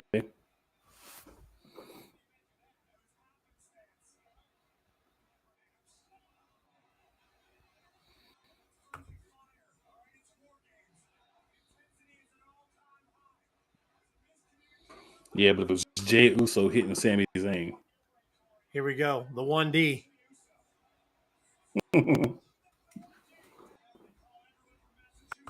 I can't believe they called it the 1D. It's ridiculous. Yeah, it's so stupid.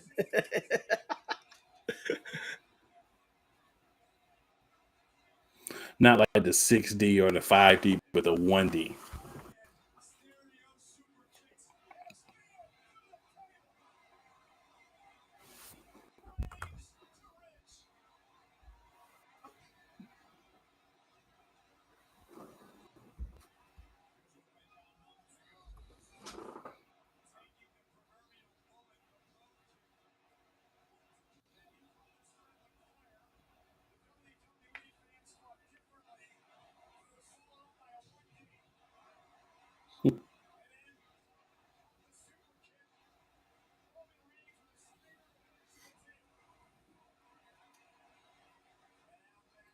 The 1D.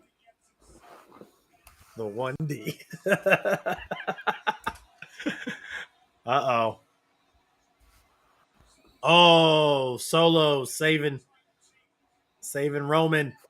Oh. Here we go. Boom.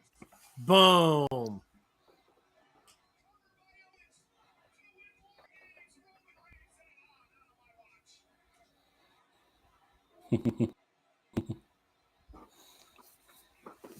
Oh, here we go.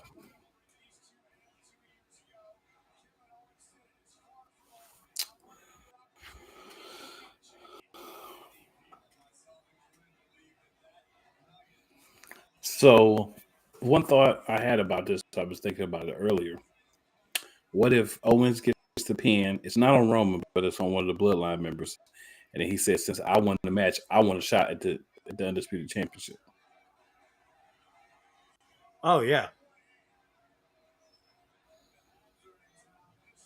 Boom. Oh, come on. Damn it.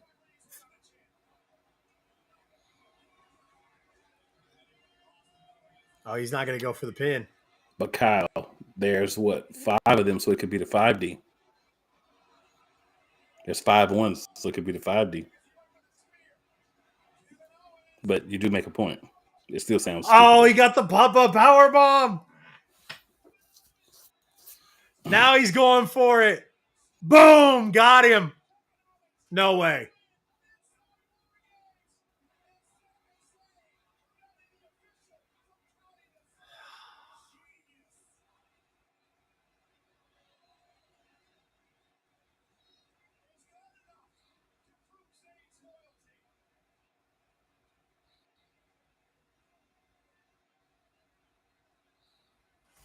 Was that good enough? Or is that just the trust me before the stab in the back? As Anthony would probably say. Anthony wants to turn bad. I'm not mad at you, Anthony. You got to do something sometimes to these stories to give them a little bit more spice. Like, I think that you had a time frame where, bringing Sami Zayn in definitely helped the story. And I'm sure they like working together, but you can't stay in the group forever.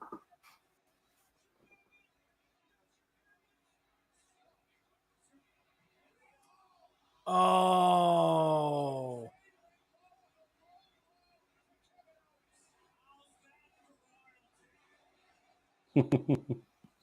Oh, Corey Graves. You jerk. I like Corey Graves, though. We were talking about earlier, a lot of people don't, but I like Corey Graves because you know what you're getting from Corey Graves. You know what it's going to be. There's no confusion. Anthony's trusting 60% now.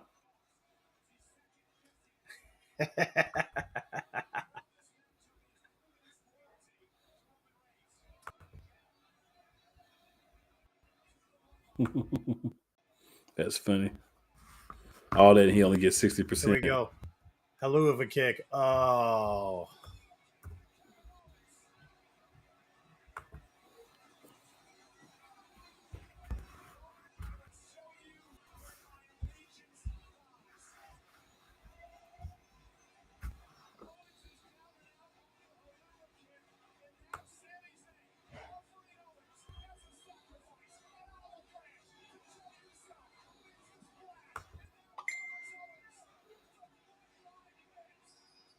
Man.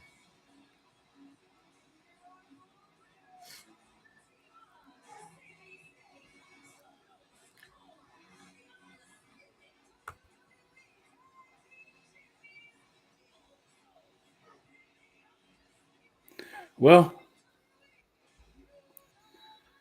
I was right. Unfortunately, I was just backwards. Yeah. I was right. Just backwards. Well, I figured when that happened, I was like, I'm going to be backwards. But I'll take that. The psychology was correct. So I'm in touch with with the decision makers in the process. I just miss the psychology. I just miss the actuality of the psychology. I'm gonna say, sounds good. All right, here it is. Roman's about to hit Sammy.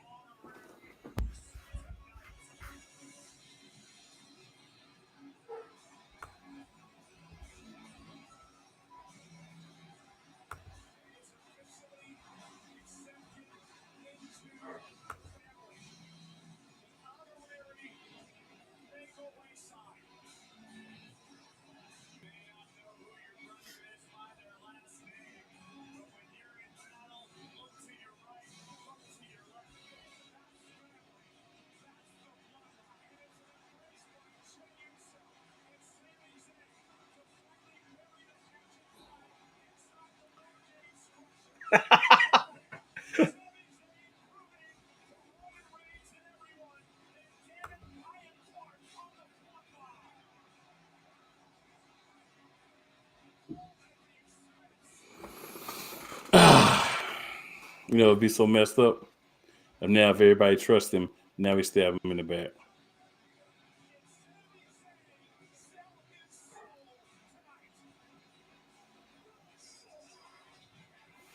So, I think it's funny that you said that Sami Zayn sell his soul when he's been saying all along that this was his team. Yeah.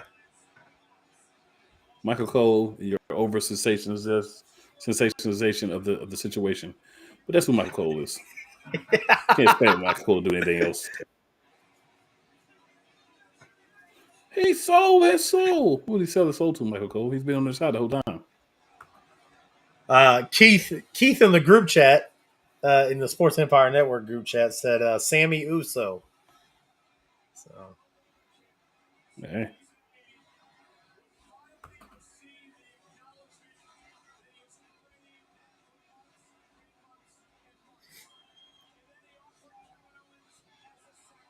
Trying to see how quickly they updated on different apps. Now that it's over, I always like to.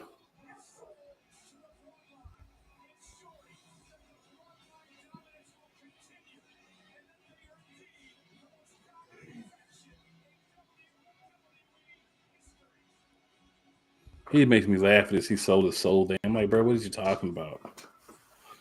He proved his he's been with loyalty them to for the his family. past. Yeah, I was gonna say he's been with them for the past 4 months. And before that, he was trying to be with him a couple of months before that.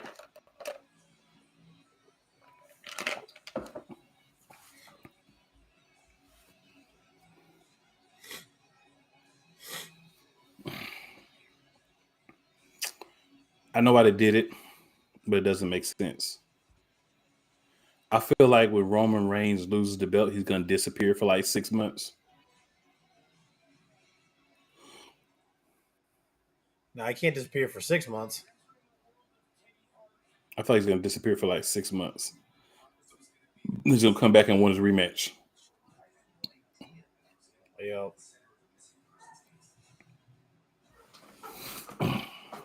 If you're watching on Peacock, they're advertising that Teddy Hart documentary. Dangerous Sammy did his Breed, job. Crimes, Cons, and Cats. Sammy did his job. Y'all acknowledge Sammy Uso, for as long as it And then he lasts. says, Sammy is best for the bloodline. It's best for business. I don't know. I don't know about all that. All right. Apparently, it is best for business, whether we like it or not. Yep. Keith Yep. wants to know how you rate the pay-per-view. I saw that. I thought it was damn good. I think that I think not having Sammy turn. I think if they weren't going to have Sammy turn, then they still should have had the other guys win. I mean, we're kind of like at this square one where it's like hey, like Roman's had this title for almost 2.5 years, like, and the bloodline has been dominant for a year and a half. Um, uh, I I wish that there was something on the horizon to make me go, oh hey, like it looks like we're coming to an end, but it There doesn't is, look sir. like we are. There is Yeah, something on the horizon. I was hoping that maybe we could see it tonight. So, We're not gonna see it tonight, but um, there is something on the yeah, horizon. You know what it is? huh. Cody Rhodes. Cody Rhodes. That's what I it like I is, sir. said, man. I hope so. My biggest I my think that's biggest worry my biggest worry has been, if the if the current administration sees Cody as high as we did, and the well. So last here's the thing. administration did. So, Here's what I think is important. Here's why Triple H is gonna do it. When Cody returns with a new T-shirt, and people when they buy that T-shirt, the way they're gonna buy that T-shirt, he's gonna put that belt on Cody. absolutely, absolutely. So, I'm telling you, I when we would. get to the Royal Rumble, we're gonna get to like 27, 28, and we're gonna hear wrestling has more than one royal family, and it's gonna be over. And you know this is exactly how it sounds. Yeah, absolutely, absolutely. Um, does Roman lose the titles before Mania? I don't see a reason to. Honestly, I Yep. see So with a that being couple of said, more close shots where the bloodline gets involved and saves him. here's what I think. Here's what I think happens. I think that um,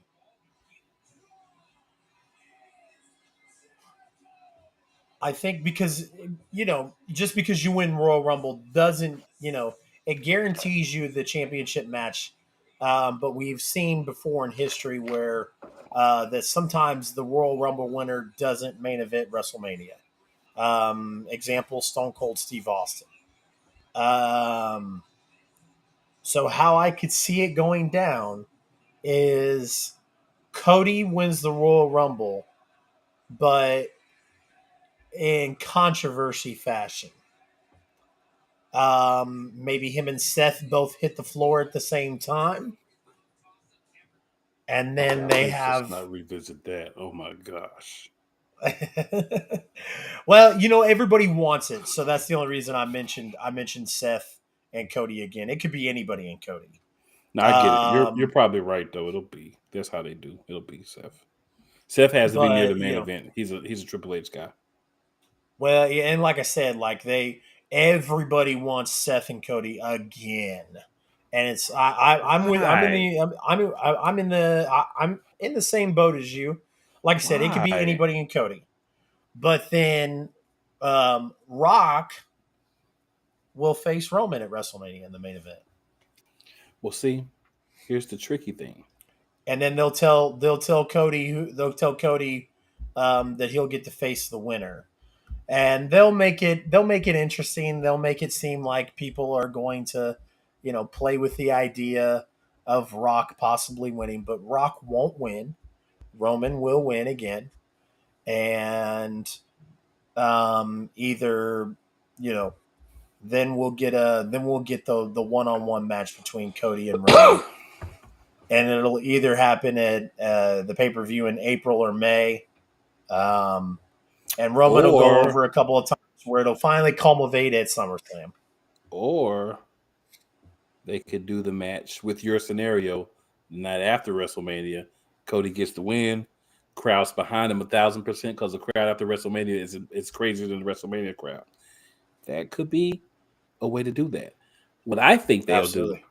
is I would say this. I would say, all right, we're at WrestleMania. Roman, you've been dual champ. You have two belts. So guess what? It's WrestleMania. Each belt deserves to be defended at WrestleMania. You have to defend the Raw Championship against Cody. But you also are the Universal Champion. You're going to have to defend that belt the same night. Indeed, I could see them switching it up to where they're like, uh, Rock and Roman is the main event night one, Mm-hmm. and then night two, Rock or Roman would face the winner of Seth and Cody from night one, Yeah, since we get 6 or hours of Cody wrestling. and whoever. I'm throwing Yeah, Seth's name in there, but it could be 6 Cody hours and of whoever. whoever, right? Well, I mean, we're going to get Yeah, 6+ hours of WrestleMania every year moving forward. absolutely, So I absolutely. think, what would be real interesting? They would never do this. But if you were to have Cody just straight up win, he faced Roman night one for the Raw Championship, the WWE Championship. Cody beats Roman night one. Roman still is Universal Champion. He goes into night two against The Rock and then beats The Rock and keeps the Universal Championship. Now I can see them Yeah, doing something like that too. I'm gonna be honest with you, cool. They're not splitting them titles.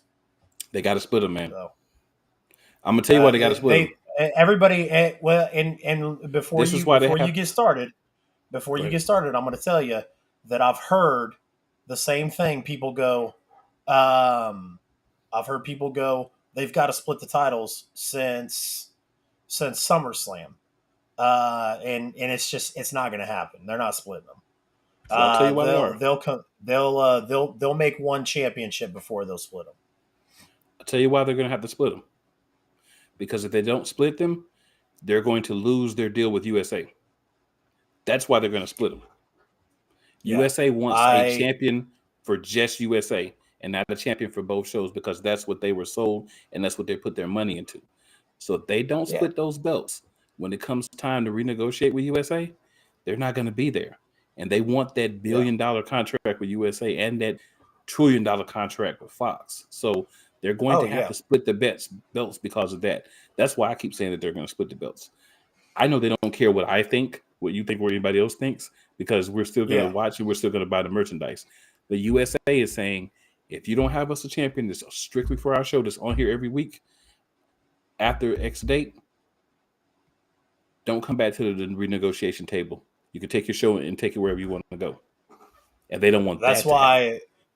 That's why when Roman eventually loses, and I think I think they've kind of, I think this has kind of been discussed because, like I said, there's not a whole lot of squawking about it anymore. Like I said, when it very first happened, or a couple months after after the titles were unified, there was a lot of people running around going, "Oh well, USA's upset and Fox is upset." And I think they've told them, they've said, "Hey, once we get these titles off of Roman, then we're going to have a consistent champion."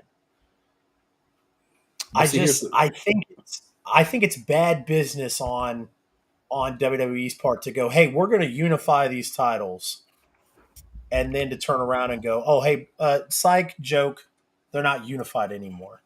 so it was bad business to unify them in the first place. That was the bad business part. But what you have to do is you have to correct the mistake. So I think we're not hearing anything anymore because it's already been decided what's going to happen. So the thing is, if you have one champion and you have them on both shows every week, to me, it oversaturates the championship. Yeah. Here's the other thing. If they were going to do a one belt consistently and keep it like that, they've had 6 months? They could have created a new belt by now. Yeah. If they really want to do it, because the last time they did this and they did one belt, that belt was done pretty fast. So I don't think they're going to keep it unified. I think the problem is figuring out how to get one or the other belts off Roman. The best way to do that is the Royal Rumble. This is what they missed the boat with the Money in the Bank, and I don't think it should have been cashed in, or I think it should have been WrestleMania or after before it was cashed in, like maybe the night after WrestleMania or something. What I think you should have done is you should have said the one championship, the The contract is for one championship. It's always been one championship. So you can either go after the Universal or the WWE, but not both.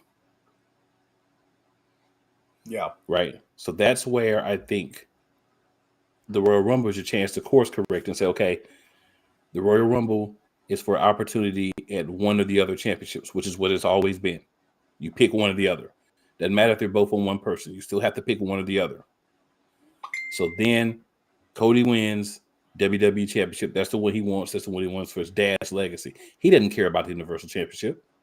He doesn't care about being Universal Undisputed Champion.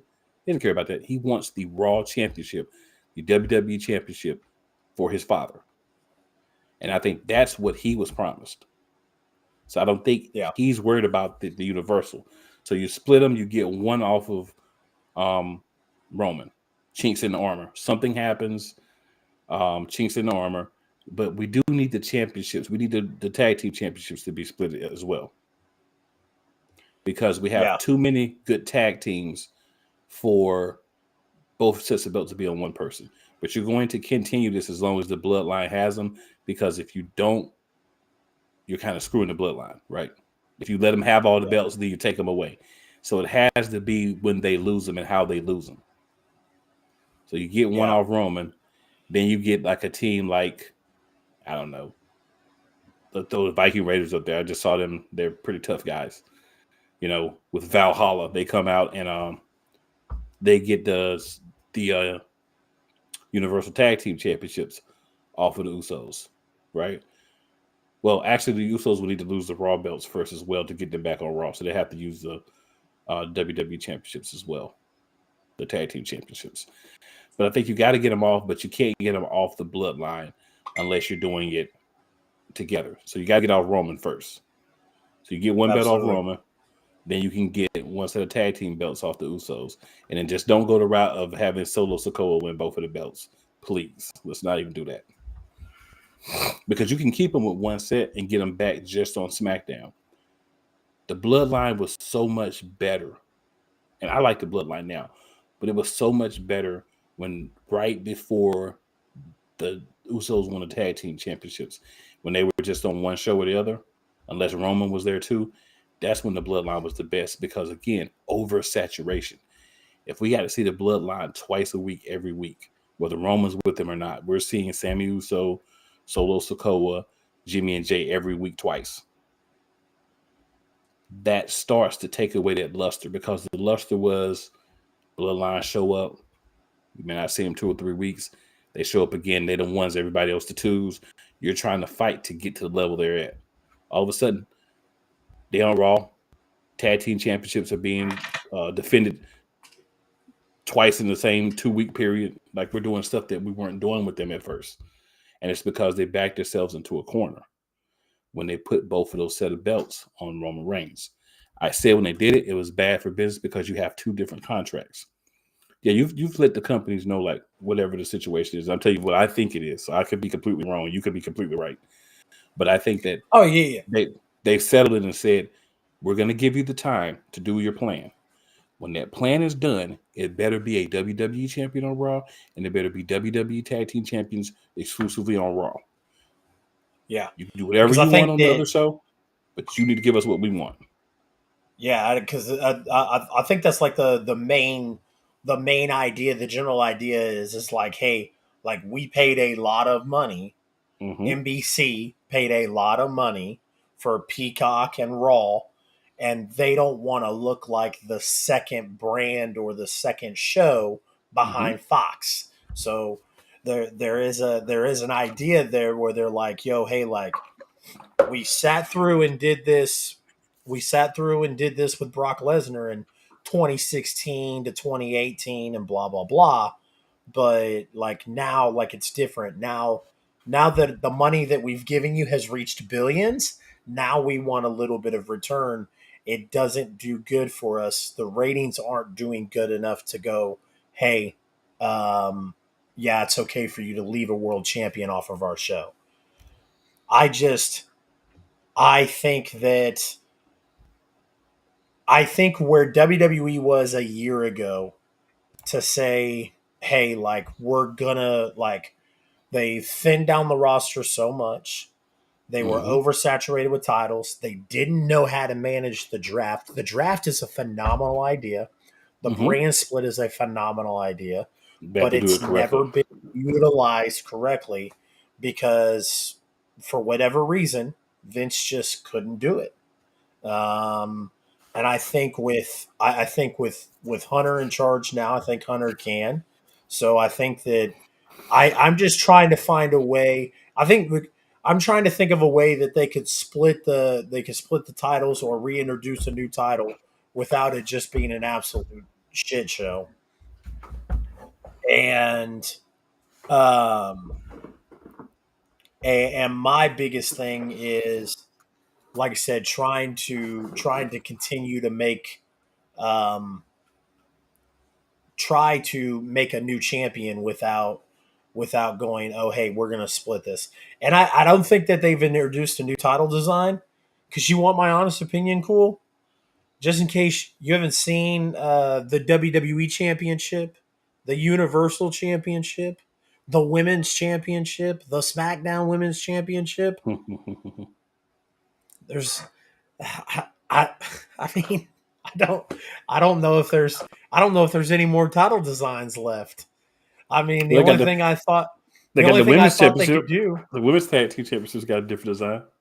yeah, yeah, exactly. The women's tag team champions, which I was super shocked about that. I thought they would just introduce tag team I, titles with white I thought straps. they were gonna do like a pink strap or something with them. Honestly, Yeah, and I'm halfway surprised that when Roman won the undisputed, when he unified the championship against Brock Lesnar, I was super shocked that they didn't introduce a gold title to signify the unified, have it be a gold strap.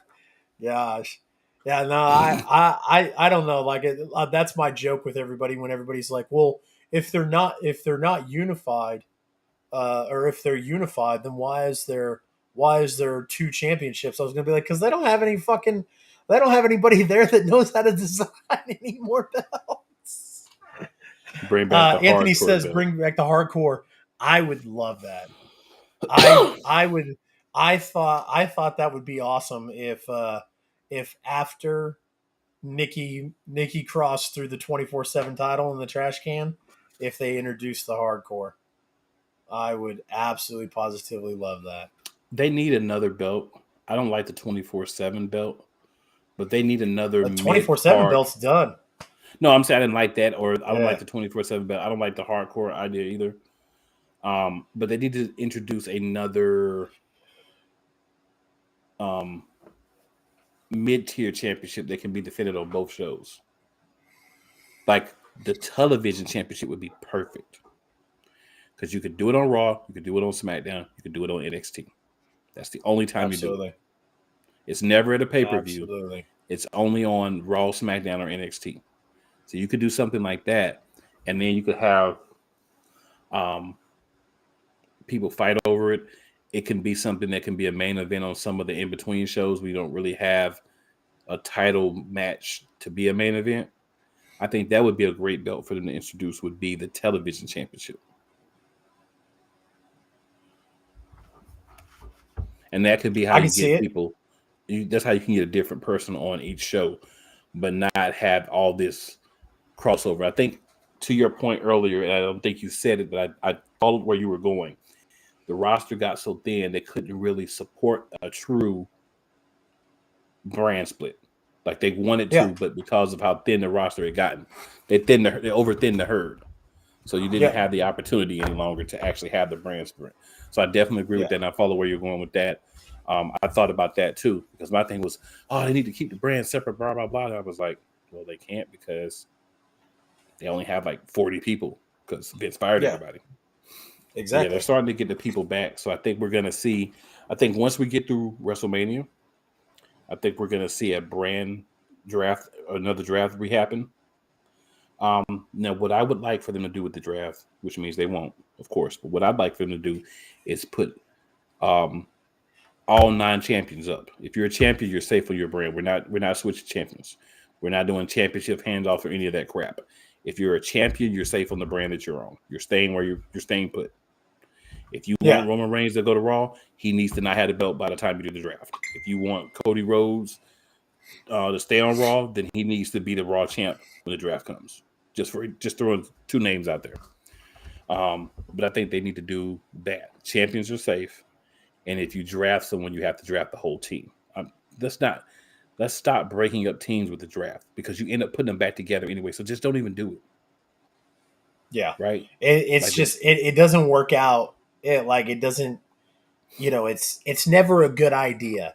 If it's been a team that has ran its course, or if it's a team that is an odd pairing that shouldn't have been together to begin with, sure, fine, go Yeah. ahead, split them up. But there was no reason back in the day to split the Dudley boys up or split the Hardy boys up that soon in their career, especially when 6 months later you wind up reuniting them all anyways. Yeah. Or It just the New Day, there was no point in sending Big E to Raw and leaving them on SmackDown. That was silly. Yep. Just leave them all together. Like you said, when they're running their course before the draft, break them up, and then that way you can then put them separate places if you want. But don't take an Absolutely. established team and split them. That's dumb. Anthony wants to know. Would you like a trios belt in WWE? I'm going to say no, and I'm only going to say no for one reason. AEW has them. Ring of Honor is probably going to get them because they're owned by Tony Khan now too. Yep. New Japan has them. I don't want WWE to bring back the same belts as everybody else. Yeah. I'd rather them do, if they're going to do a trio, I'd rather it be a women's because no one has a women's trio. Now, you're probably thinking that's the same idea, but is it really? Yeah. Like I said, I would like for them I wouldn't. television championship. That's my television championship. Yeah. I don't think there's enough trios. I don't even think there's enough trios in AEW to have an AEW. If you've tuned into any of the AEW Dynamite post show, you will know that I am not a fan of it. I don't like it. I think it's dumb. I think the only reason that the trios titles were okay, if you purchased ROH, okay, ROH has trios titles. You could just use the ROH Trios Championships since number one, you don't have a standing roster with ROH right now. You've got to build one up, and then you've got the AEW roster. So you could just use the ROH Trios Championships for ROH and AEW.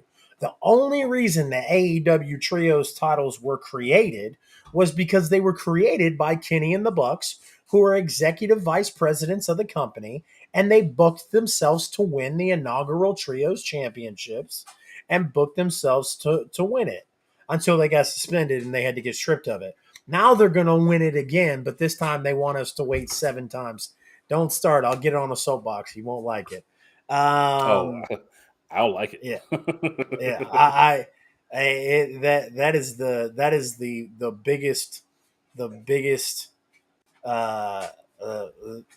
the vomit fest I've ever seen in my entire life. They booked themselves in that thing just so they could come out and be like, "Oh, hey, we don't want to come back from suspension and win these titles immediately.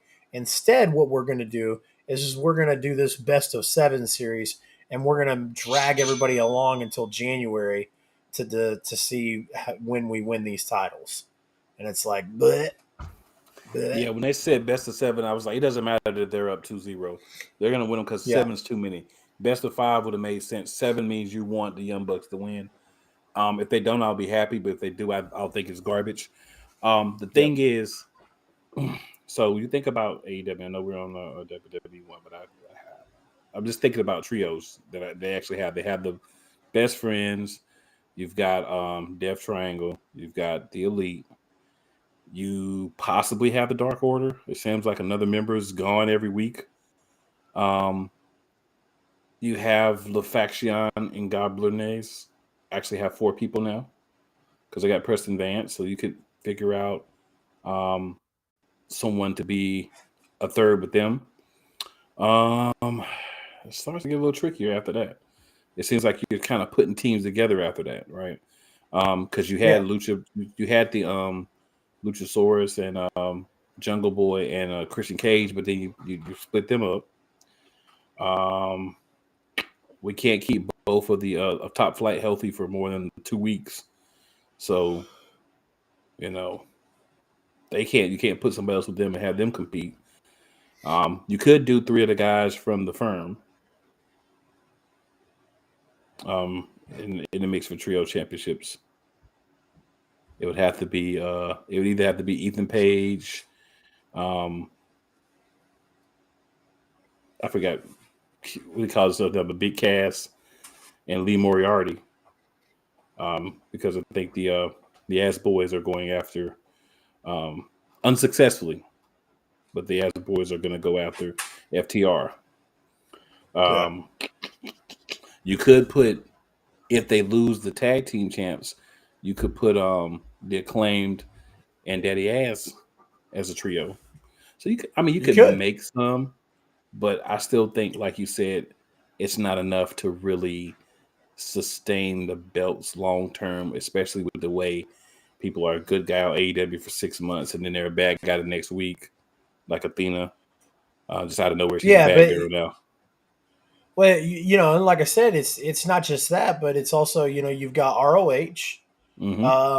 and a lot of the talent that you mentioned uh, could potentially move to ROH when ROH becomes a full time brand, Yeah. and it's going to. That's why Chris Jericho's the ROH champion, is because they're going to introduce ROH as its own entity eventually. Whether it gets a YouTube streaming deal or it gets a small time TV slot during the week, but then you've got Dalton Castle and the boys who are the trios champions, the six Bro, man tag champions. that is wild. That whole Yeah. gimmick thing is wild. Yeah. So you've got Dalton Castle and the boys on ROH. That's the only six-man tag there. So then you'd have to look at moving some of those people on AEW. So like I said, the AEW Trios Championships were created as they were they were just created just so the Young Bucks could say, "Hey, look, guys, we were the first ever AEW Trios champions." That's all it was, because those three guys have talked about winning trios championships together since AEW's inauguration, Since they did it, and because they had together in New Japan. yeah, so those guys have talked about it since the AEW's inauguration, and they want it so bad, and this is what we've got now. We've got the Bucks, as the inaugural uh, trios champions in AEW, and then they're going to eventually win them back in this best of 7 series, just so they can tote around and say, "Hey, look, guys, we booked ourselves to become the champions," and that just doesn't sit well with me. So, and it's Yeah. it's wild because people will say, "Oh, CM Punk is the prima donna. He's the poison in the locker room." CM Punk opens his mouth too much. A Yeah, lot of what he says is probably true, but you open your mouth at the wrong times. That was the yeah. wrong place to say what you said. I don't have a problem with a lot of what he Granted, said. I have a problem with yeah, some of it, but not a absolutely. lot. So here's my point: is I don't have an issue with what he said at all, because you have executives in the company running around acting like high school kids, and stuff like that, and so any person would have done the same thing he did. I just here's my issue is that he's fired, or he's going to get his contract bought out, and he's the poison and those three guys, come back to Carry On My Wayward Son by Mm-hmm. Kansas and get this big debut back and blah blah blah, and it's a bunch of fucking phony baloney, and it's bleh. So Somebody should have looked at him in the eye and said, "Back of the line, son. They shouldn't yeah, be in a trios tag match. You lost your belts yeah, for acting a fool. You should be at the yeah. back of the line. If this is the case, you need to bring They should CM have been Punk stripped back." of they should have been stripped of their EVP status. They should come back as competitors, and it should be a long winner for those three. And And it they sucks should have because to Kenny's they should never be able to book themselves. yeah, that's what I mean. They should lose their EVP status. So yeah. All right, cool. I think after 4 hours and 7 minutes, I think that's going to conclude our Survivor Series watch along, sir. Hey man, I can I go did another 3 hours, but I don't blame you for not wanting to. no, I could too, because that's funny. Funny you mentioned that because um, Chris, I saw that. yeah, Chris is talking about getting getting a another wrestling show on the Sports Empire Network going, and I want to know where the hell Chris gets off thinking he can do that. Uh, when that sucker ain't showed up for the AEW Dynamite post show since week 1. Mm. I'm gonna give him Mm. stuff in the chat when we get off here. Hey Chris, the storm is coming, sir. I don't think you could talk about doing a second show if you haven't been on the first one, unless, like me, you have a conflict of time. Because if it wasn't for that, you'd see me on the AEW show. Absolutely, That's for sure. Absolutely. All right, sir. Why don't we close this out with you letting everybody know where they can find you on social media? Yes, sir. And I'm going to be more detailed than I was at the beginning for those of you who may be watching. So we'll start Absolutely. on Tuesday night, which is the first thing I do. That's the NFL Matchup Madness presented by Play Caller Sports Talk Productions. We go through every NFL matchup every week. We have representatives who get on or contribute to the show and talk about the different teams. We try to small segments to give you guys an idea of the perspective from being an actual fan of a team or someone who covers a specific team. That is at 9 p.m. Eastern Standard Time. That is on playcallersportstalk.com/live. I'm going to jump to Friday because it stays at the same place, playcallersportstalk.com/live. And that's the Play Caller Sports Talk show.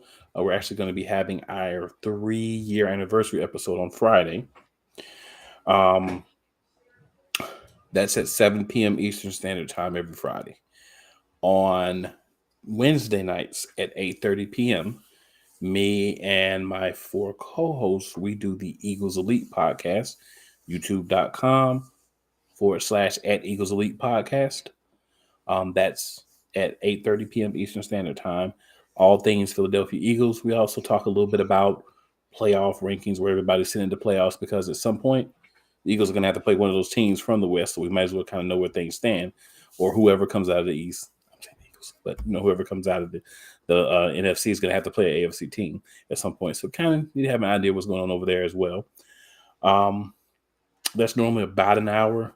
We sometimes go a little bit over. You get 5 people that all love the same team on a show talking. It can get a little dicey at times. We do have special guests come on from time to time, either other Eagles fans, sometimes fans of the teams that we're playing, just to give you a little bit of a different perspective. And then on Saturday nights, we do the NFC Beast podcast. You can also catch that on the youtube.com/@Eagles Elite podcast.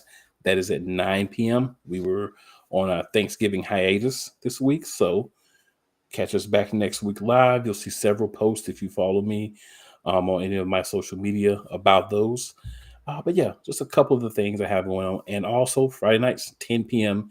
and one podcast, Sports Empire Network. I'm there most weeks. It's a lot of tomfoolery that can go on at times, but it is some good basketball talk as well. Sometimes. A lot of tomfoolery, especially when Freddie's on. Um, and then I'll close out, of course. Um, if you're watching on Sports Empire Network on Facebook or YouTube, we greatly appreciate you tuning in with us tonight. Those that joined on my Twitch, we appreciate you as well. So if you are watching on Sports Empire Network, you can find me at CR Media 1988 on all forms of social media. It's going to be Facebook, Instagram, Twitter, Twitch, TikTok, YouTube, all of the above. On Tuesday nights on the Sports Empire Network, we do a show called the Arrowhead Asylum, where we talk about the Kansas City Chiefs. Sprinkle a little bit of NFL talk in there as well. Just depends on what's going on around the league and if we got time. And then on Wednesday nights, about 15 minutes after AEW Dynamite on the Sports Empire Network, we go live for the AEW Dynamite post show where we talk everything AEW Dynamite that night, what we liked, what we didn't like. And there's even a special part in the show where we share the link with you, the viewers, and let you guys come on as well and kind of, talk about what you liked and everything else. On Thursday nights on my own channel, on my Twitch channel, we do the I-70 hot tag where me and my best friend Josh, we talk about Kansas and Missouri and Midwest independent professional wrestling. We usually have a special guest wrestler on there to chat with every single week. We've interviewed guys like Brock Anderson, who came in for a special event in the Kansas and Missouri area. We even interviewed Josh Alexander, who came through. And then just recently, we interviewed Matt Seidel as well. So not just local guys that only us local people know. We also interview wrestlers that are coming through the area. So check that out. And then on Sunday mornings here on Sports Empire Network, I do the Sunday morning drive. We'll be up bright and early at 10 a.m. or 10:30 a.m. Eastern Standard Time, where we go down the gridiron and talk about all the games on Sunday and even preview the game for Monday night. And then on Sunday night, I forgot to talk about it earlier. I mentioned it throughout the show.